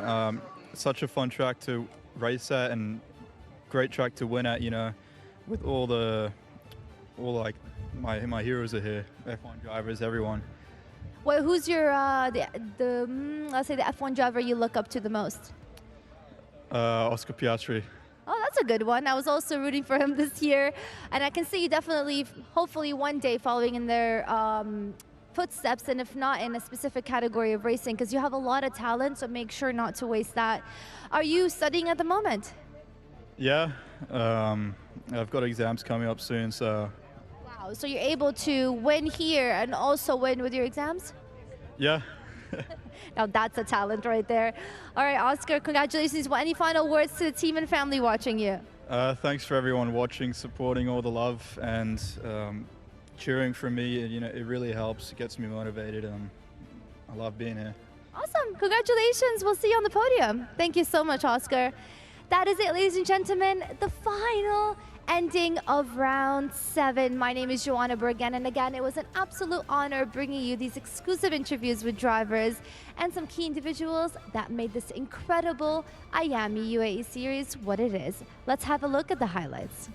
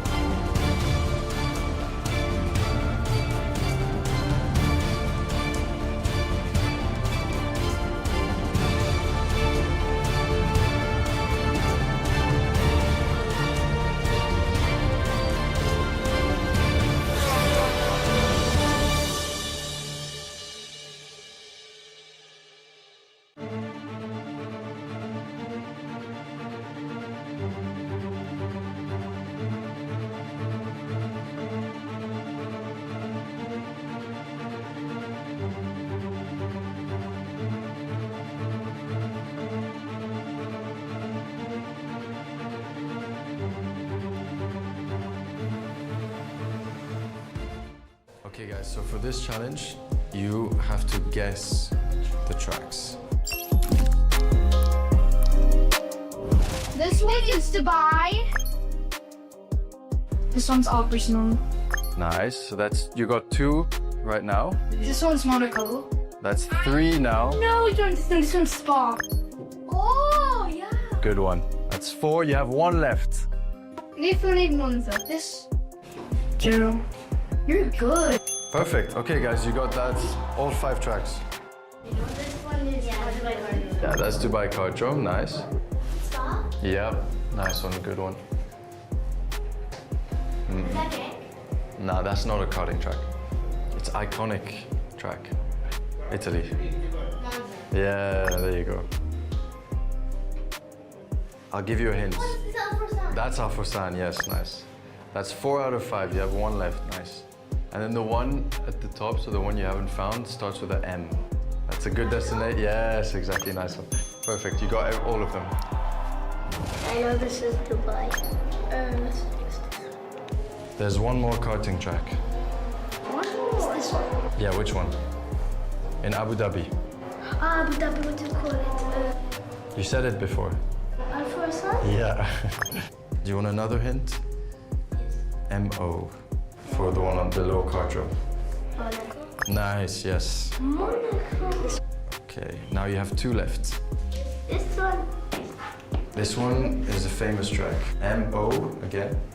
Monza. Yes, nice, good one. Now you have 1 left. It's in Belgium, it starts with S. It has a super famous corner, which is very dangerous. No? Holland? No, Spa. Anyways, it's okay, this was a hard one. Okay. So which one is that? Alforsan. Nice. Monza. Yeah. Monza. Spa. What? So this is Dubai Cartron. You guys are the quickest of all day. What? Wow, 5 out of 5, first try. Really good. That's the fastest team. Okay, this one's kind of It's obvious. Dubai Cartron. Is this Sharjah? That's, No, it's not. support. Do you think Sharjah has 20 corners? Nah. Look, I think this is Spa. Is it Spa? Turn 1. Good job. That's right. Is it? Yeah. I got the 2. Try that one, I think you know that one. So from the 3, just to give you a hint, 2 of them are famous racing tracks, and 1 is a kart track. I think Fusan. You got it. Alforsan? Yeah. Yeah. They start with the same letter, both of them, and they're famous tracks. Same country as you. Same country? Oh, Monza. That's it. Yeah. This is Monaco. Yeah, you got it. Good job. Well done, guys. Look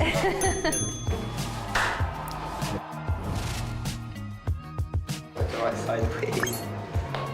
Yeah, that was Dubai. You're gonna be the quickest one again. That's... Wow, I don't know what that is, but... yeah, perfect. All of them correct. Awesome. Again, super quick. I'm an F1 addict, so this will be easy. Dubai Autodrome. Okay, you can write it down. Just write. My handwriting is really bad, so I believe in you. Let's go this one, Belgium. Starts with an S. Spa. Oh, yeah, I know this one. Good job. Monza. Okay, Monaco. I'm an F1 addict, what do you think? It's really good. It's a karting track. Wait, what? Oh, wait. No, you know the one, it's like the second car track, not Yas, but in Abu Dhabi, right? Oh, Alforsan. Good job. Good job, guys. But it kind of looks... You were the fastest in your category to do this. Yeah. Hey, let's go. For the challenge of today, we are going to ask you to draw any track in the UAE, but with your eyes closed.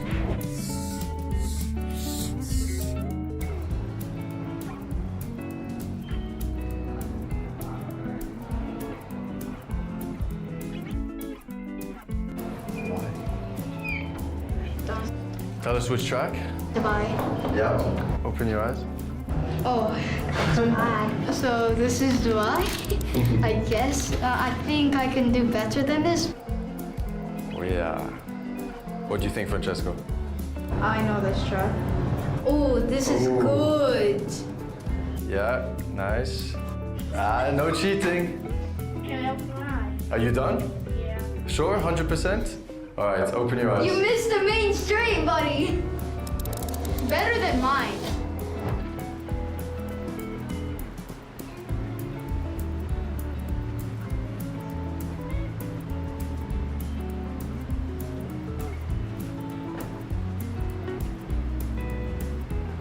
That's very good. I did that. There we go. So that was Charger, right? Yeah, so wait.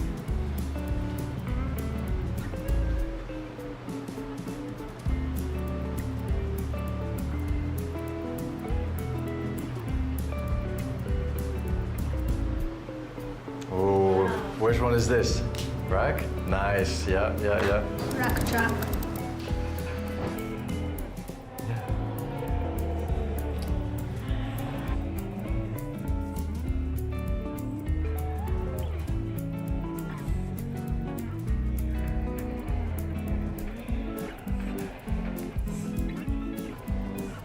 Nice. Dubai control. Perfect. Nice. That's really well done.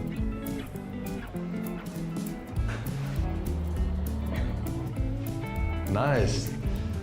Dubai car drum. I think it was not too bad.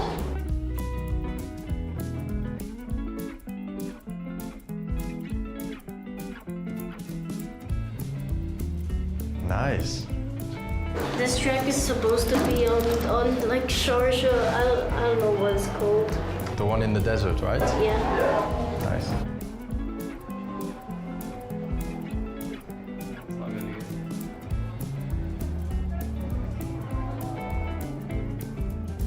All right. How do you think you did? I think I did good. It looks like the proper sketch.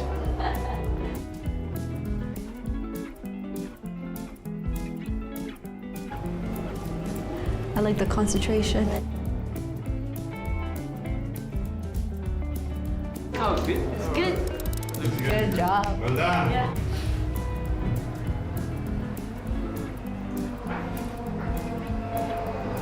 It's not bad. Oh no. Spoke too soon.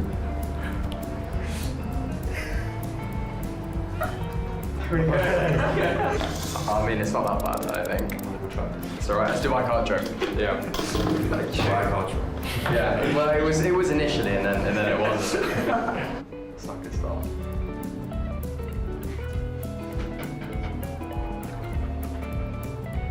That's actually really not bad. Bloody hell. Close enough. That's not bad. Rack track. Perfect.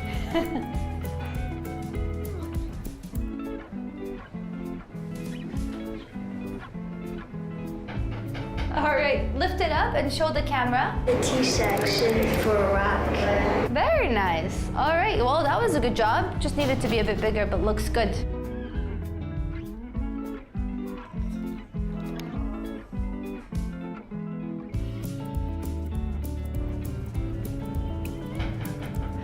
Okay. Yes.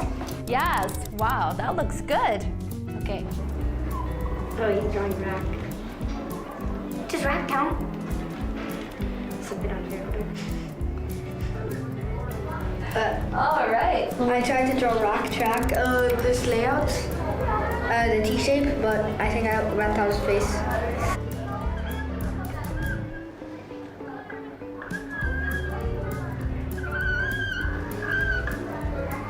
What track are you trying to draw? I'm trying to draw a Dubai rack. Like that.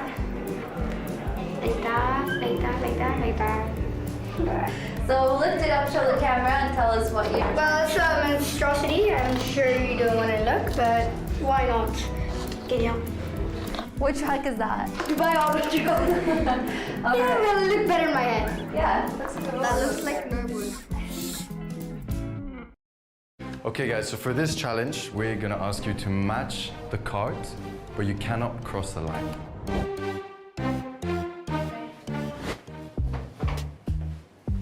Here. Go very close here. For the red one, it's wrong. Guys, we'll give you one hint. The red, No, we want to do this with common sense. the red was correct. So you erased the one that's correct. I see it. We go like this. Yes. This. Correct. This. This. That's it. Good job.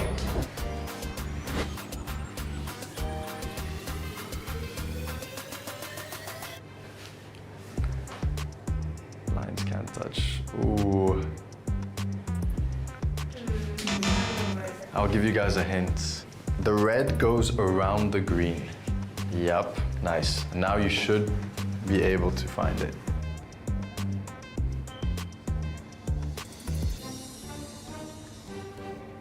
Last one. Nice. Yay. Perfect. You got that.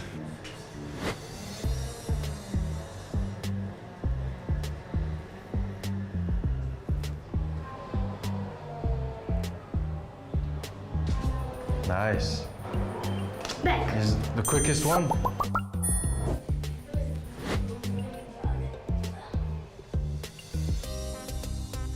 Nice.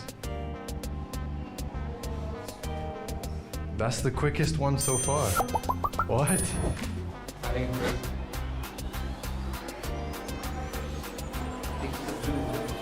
No? with the red. Chris. Try it. No, because how's it gonna pass now? Nice. That one? That's the one now. Yeah, you got it. It was all you, it was all you, it was all you. Yeah, we'll be on the outside. Yeah. Wait, that's not. Yeah, and then like that, and then we can go through. Yeah. You think? Yeah, try. Like that. This one. Then straight through, yeah, there we go. Yep, that's the quickest one. That was a quick 6 one. seconds. Yeah, there we go.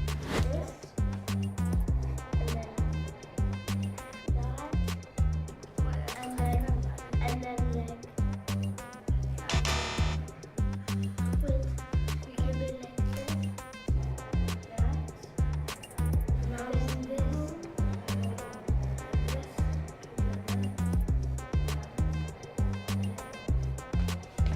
Good job. You got it.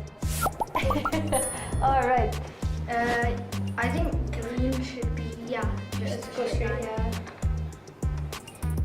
Now I think blue next. I think this is the only way. Oh, maybe around. No, we can't do that. No, but then it'll cover off red. You guys can do it. It's easy. Yeah, I wish. Okay, you think? Yeah. I think, oh yeah, this, and now this. Like, yeah, and But you can't go over the top one. can we do that? That's cheating. Nice try. Oh, I got it. Oh, okay. I believe in you. Oh, yes. Damn, Good smart. job.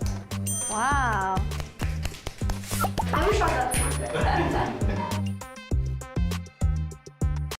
Okay guys, so for this round we're gonna do quick questions. How many corners are on this track? 11. Yeah, 10. Technically both are correct. Okay. 11, 10, 10, 10. Yep, it's Giovanni who's right. 10. Nice. 1, 16. 16. And you, how many do you think? And the less. Less? Alright, that's 10 actually. 13. Close. 14. A little too much. 15. 12. 11. Nice. Second try. I think 9. You're close. Good job. 6, 7, 8, 9, 10, 11, 12. 10, or some people say 11. Favorite track to race at? Georgia! Cremona. Oh, Cremona, nice. Dubai kart jump. There's so many overtaking spots. You can die in a moment. This track? Yeah. It lives here. Definitely back. Oh. Dubai out of jump. I gotta go with my own track. If you had unlimited money, what car would you buy? Pagani Zonda 7, Porsche GT4. GT4? Nice. Koenigsegg Jesko. Why Koenigsegg? I'd go like with a Ferrari, probably one LaFerrari. And you weren't a racing driver. What sport would you do? Tennis. Swimming or paddle? I love paddle. Maybe, yeah, paddle. Probably basketball. I mean, I like rugby. Name 3 kart brands in 5 seconds. Tony Kart, KR, and Fernando Alonso. What risk? Rhymes with Sony. Tony. That's one. All right. Well, OTK, Kart Republic, and oh yeah, bro. Nice. That's 3. Kart Republic, Barrel Art. Yeah, okay, you guys said it. Kart Republic, Tony Kart, and wait. Tony Kart Republic, Parallel. Republic Energy. OTK, KR, Parallel. Oh yeah. Good job. Who won last year's Iame Uae Mini Championship? Henry Kane, Achilles Bruce. Achilles is right. Achilles Bruce. Arjen. nice. Mohammed. Yeah, Mohammed, yeah. Both of you got that right. Now we're gonna go with a would you rather based questions. Would you rather a wet race or a dry race? Wait, wet. So fun. I know. A wet race, dry race. Nice. No rain. No rain? I would like to be like Mark Verstappen, so I would go with red. Because I'm good in red. Yeah? Very good. I'd say in the dry, I'd like wet a lot. It'll be fun, but dry, it'll just be like nice, fast-paced. Yeah. You can have battles. A wet race, there's more risk. Dry or wet? Driving on a wet race? Dry. Dry race. Wet. Oh, wet. A dry. Would you rather race in Dubai heat, UAE heat, or in the European rain? European rain. Both of you European rain, both of you wet. Even if it's a thunderstorm, I don't care. Oh. I don't know, I think Europe. Yeah? Yeah. Depending on good. I would do it hot. UAE. UAE heat, so when it's like 50 degrees. Yeah. Nice, okay. I mean, I'm kind of tired of the UAE heat, and plus it'll be nice to experience something new, so I would say European rain. European rain. European rain. Oh, European. Would you rather win one big race, so like the World Championships or no plates, or would you always finish on the podium consistently? It's better to finish on the podium consistently, and then you will be at the top of the championship, and then you will be going to the World Finals. I'd say to win the World Final, because then if you did some races around the world and you won the World Champion, you would probably dominate them. Always finish on the podium, it's about the championship. And for you? Win the championship, like basically the same thing. Would you rather win from the front or win from the back? Win from the back. Win from the front. Oh. Crash out in style or finish 5th with no drama? 5th with no drama. Yeah, it's a hard one. 5th with no drama. Okay. We're going to do some driver and team personality rankings. First question is, who's the funniest driver in the paddock? Me. Me. Oh, we've got to say Jeremy. What do you think? Probably Jeremy, that. Yeah, Jeremy, yeah. He has his good moments. His really good moments, yeah. I don't know what you mean. I don't know. Yosef. Both of you? Maybe say myself, make the grid a good laugh. Well, everyone's here trying to act like a nonchalant dreadhead, so no one. Okay. Okay, so what's the best celebration meal after a win? Ice cream. Steak. I mean, I'd like to go out and celebrate with sushi. That would be my go-to. Good choice. You just go to a station and drink Karak tea. That's the way to do it. Karak tea. That's the first one. Nice, okay. What do you think is the most creative excuse for losing a race? My tires were not tiring.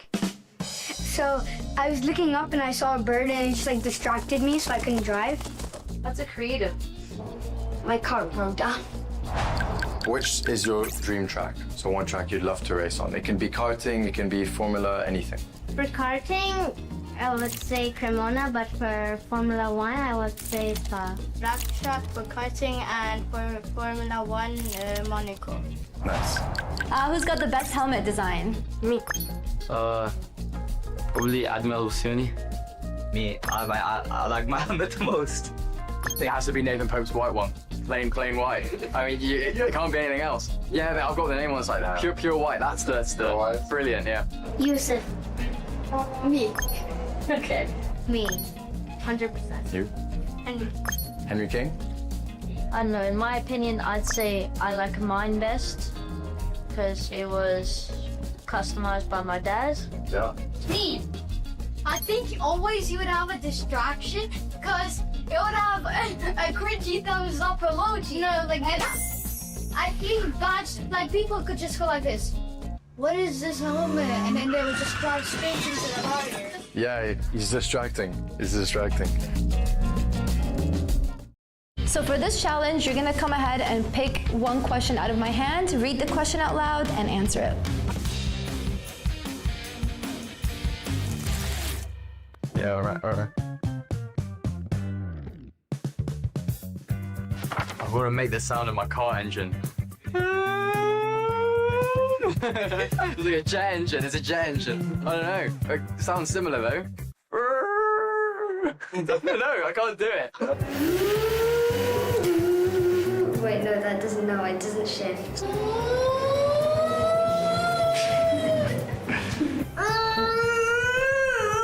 Or something like that. I feel like it will. Best race win celebration. Oh, there's not many to choose from. I'll let you do it. Yeah, I thought that something like that. Yeah, oh, that's cold. That's super cold. I do this. I would be excited to pick up the trophy.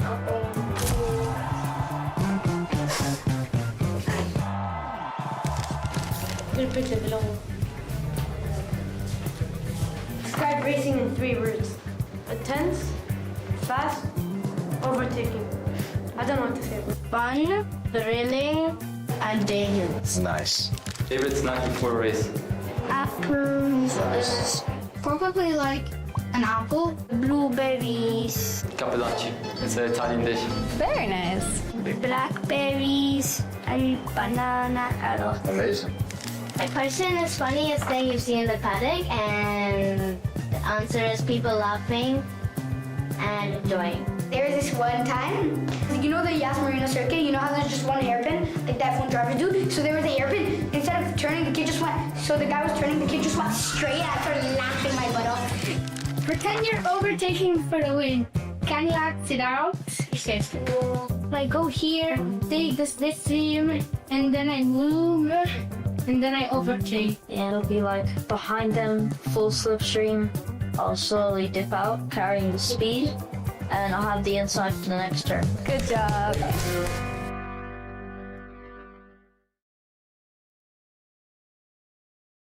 So in this competition, you're gonna fill the blanks. So read each sentence and add your favorite word after. Today I'm ready to beat Gabby, representing Czech Republic on the track. Victory will be mine through determination. Nice. Today, I'm fueled by the motivation to win. Representing GGM. I'll cross the finish line in first because of the urge and need to win. Today I'm ready to beat Max Dexter, representing GGM on the track. Victory will be mine through a lot of crashing. Right. Today I'm fueled by my desire to beat Rand Armadasa, representing Team Helios, and I'll cross the line first because I'll be quick. Today I'm fueled by winning. Representing Team Synergy. I'll cross the finish line first because I'm motivated. Today I'm ready to beat Sam. Representing Sanaki. Victory will be mine through determination. Today I'm ready to beat everyone. Representing GGM on the truck. Victory will be mine through, the season. Today I am fueled by my team. My team. Oh wait, what was it? Representing Team Predator.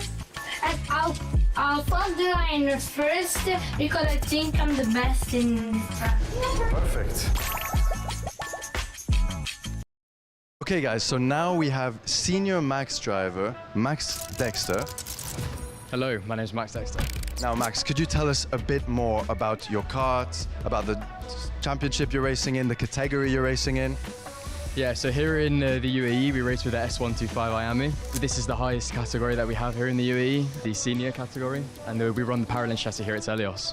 Amazing, and how much horsepower do you have in your engine? Well, it's an increase from the X30, now we've got 37 horsepower. 37 horsepower, and what's the kilo? How much does it weigh? Well, the minimum weight's 158 kilograms, but we run a 1 kilogram buffer to make sure we're not under at the end of the race. Could you tell us a bit more about what's on the steering wheel right here? So here we have a Micron. This is our data logger. Of course, there are multiple different brands, Unipro, Alfano. Logs your lap time, logs your revs, so while you're driving, you can see how the session's going. You can check, you can kind of compare as you're driving. Amazing. Can you see the speed you're doing on the Micron? Yeah, you can see the speed you're doing on the Micron. What's the fastest you've ever been? Oh, probably at Sharjah. We brought a different kart when we went 130. 130 kilometers an hour in this. Fantastic. Now, if we come to the front of the kart, could you tell me a bit more about this nose cone? So very controversial. Yeah. Tell us a bit more about it. You can see back here we have the gap between the nose cone and the railing itself.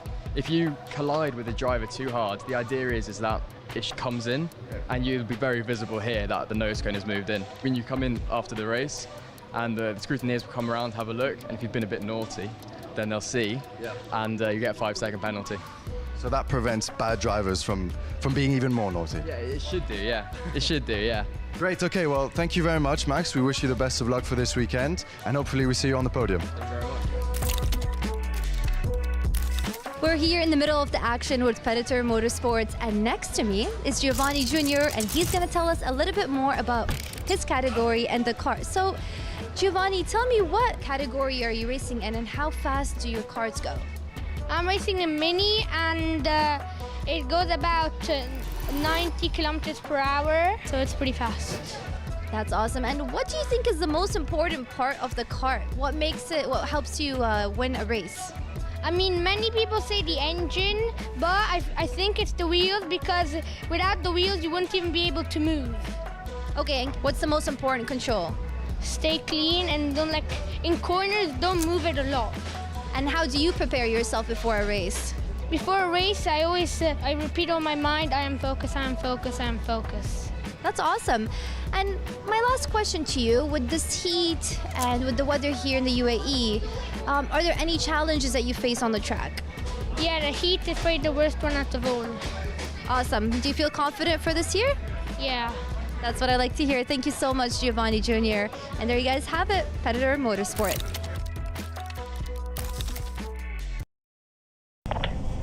How copy, over? IWF 26. The legend returns.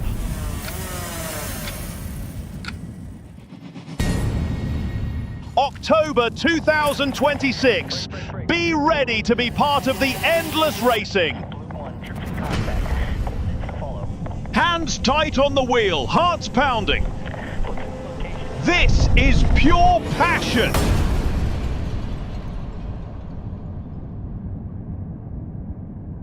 Power, 3, 2, 1. How copy, over?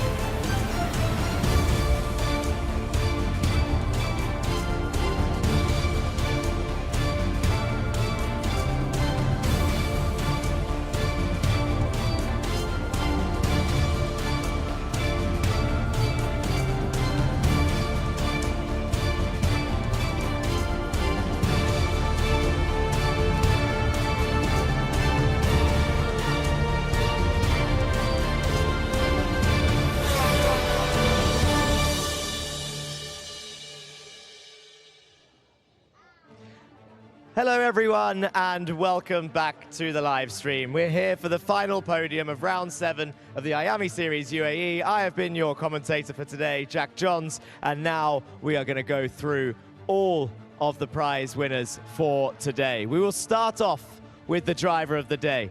You have all been voting in the chat on the YouTube stream, and we've got a record-breaking amount of votes, 283 votes for your winner of today. Give a round of applause. Giving out the prize will be Giovanni. A round of applause to Hristo Vasilev.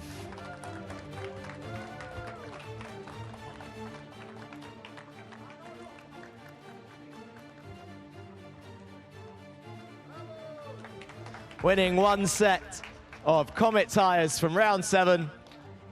One more round of applause for your driver of the day. Okay, Hristo, jump down. We will move on to the Bambino category. Giving out the prizes for the next 3 categories from Yas Marina Circuit will be Hassan Al-Muqdad from Yas Marina. Now, the names, starting in reverse order, we'll go through all of the Bambinos. In 11th place, a round of applause with 73 points for Rayan Alameri.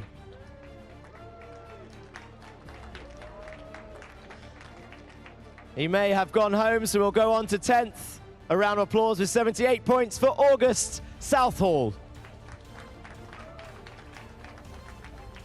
In 9th place with 84 points, Shayan Asgomi. In 8th place with 94 points, Zayed Al-Ansari. In 7th place with 96 points, Yeshwin Kumar.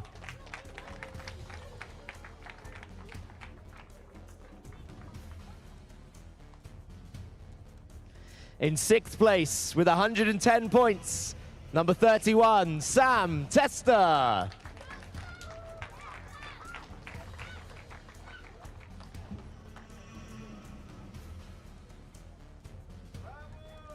With 111 points, in 5th place, 1 point ahead of Sam, number 7, Yusuf Al-Kayat.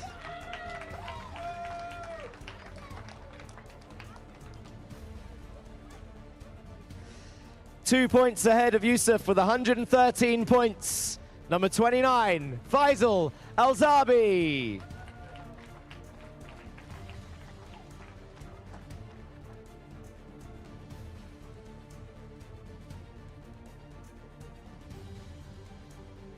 And now we'll go to the top 3 in the Bambinos. 118 points, 5 points ahead of Faisal. In 3rd place, number 95, Robert Aganyan.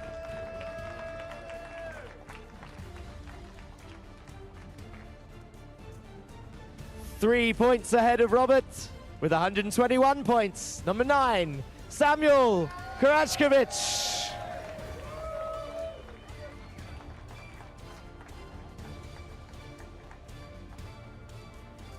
Meaning your winner for today with 136 points, Mark Ristic.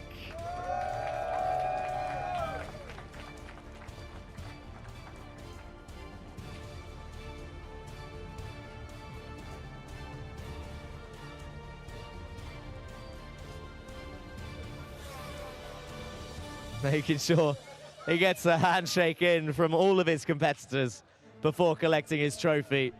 A round of applause for your Bambino category.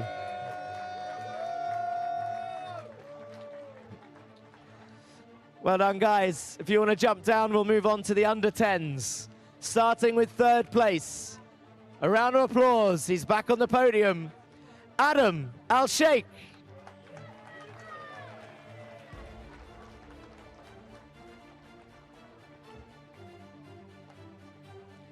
In 2nd place, Enzo Falzerano.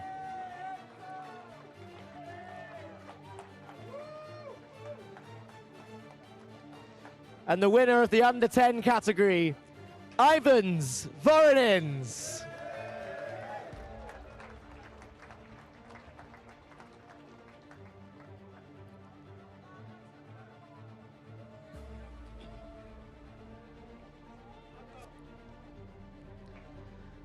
Give your top 3 in the under 10s one more round of applause whilst they get their photograph taken. Give them a round of applause, guys. That's it, guys. If you want to jump down, and we'll move on to the mini category. In 3rd place in the minis, a round of applause for Baptiste Augustin.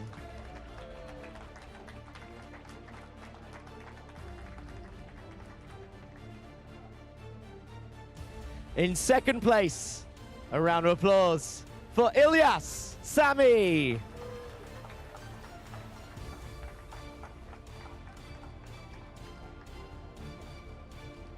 And the winner of the mini category today, a round of applause please for Charlie Page.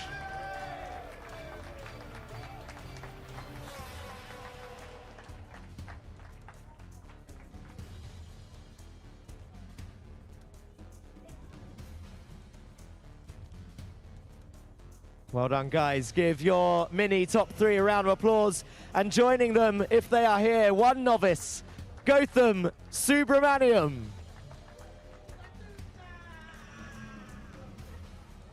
He's not here. So if you guys want to jump down, we'll move on to the junior category.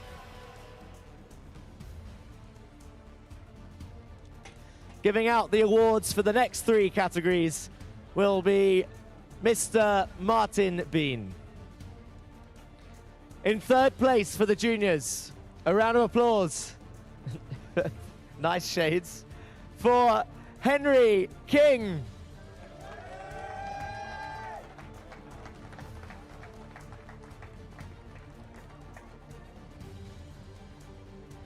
In 2nd place, a round of applause for Leonidas Peruzzi.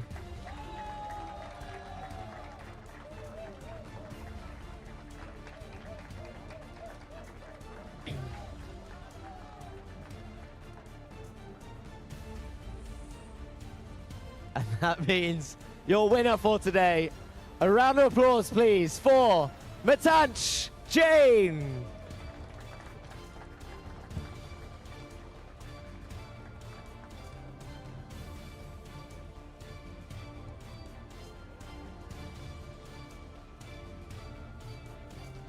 Give your junior podium one more round of applause. And a novice that may join them is Rayan Boriawala.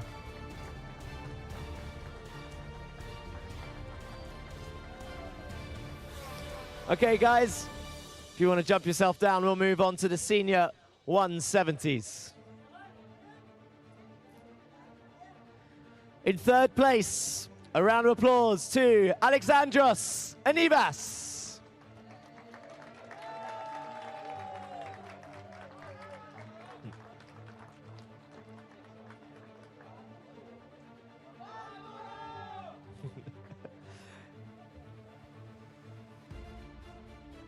In 2nd place, a round of applause for Yusuf Busanad.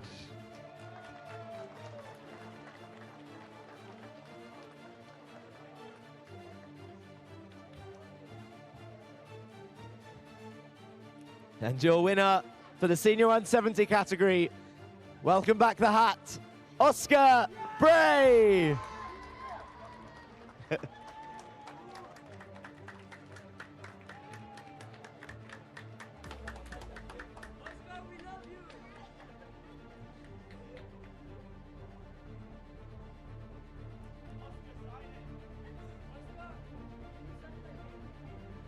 Oscar's got some fans in the audience. They should be voting him driver of the day to help him get that award. If you guys jump down, give him one more round of applause. We'll move on to the senior category.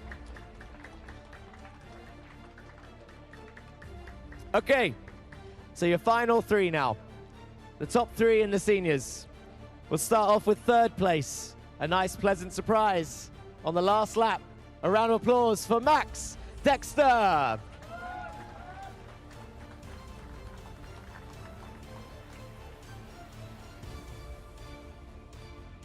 In 2nd place, a round of applause for Jeremy Montgomery Swan.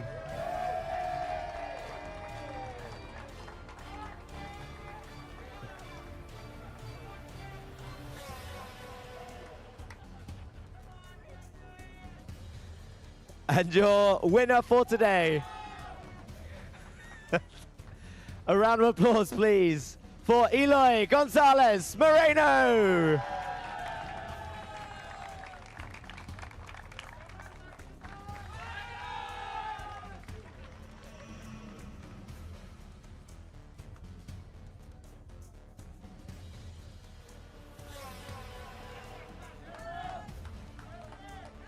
Okay, now everybody who has won an award, everyone who has a trophy, come on back for a group picture.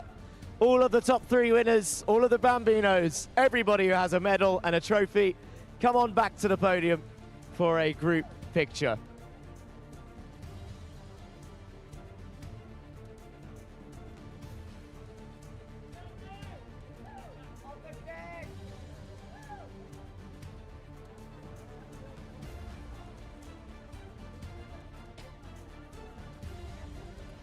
That's it, guys. Hold your trophies up and smile.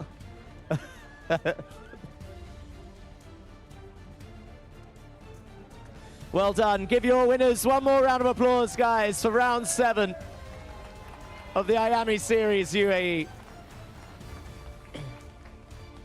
Amazing racing today. Thank you very much for coming out. All of you drivers, you can go and celebrate with your families and your teams. And I guess this is the part where I thank everybody for watching on the live stream, for coming and supporting the young drivers, the young teams, the Iame Series UAE here at Iame Marina circuit. It's been one hell of a weekend. The sun is now pretty much set. I'm going to move out the way whilst these guys all get their podium pictures. Thank you all for joining. I hope it's been entertaining. I hope you've enjoyed it. Don't forget to click subscribe, and we'll be back very soon, actually. Next week for the Middle East Cup, we'll be in Sharjah for 2 days in a row, and then at the end of the month will be round 8 at Al Fassan circuit. Thank you all for tuning in. I've been Jack Johns, and we'll see you soon. Thank you.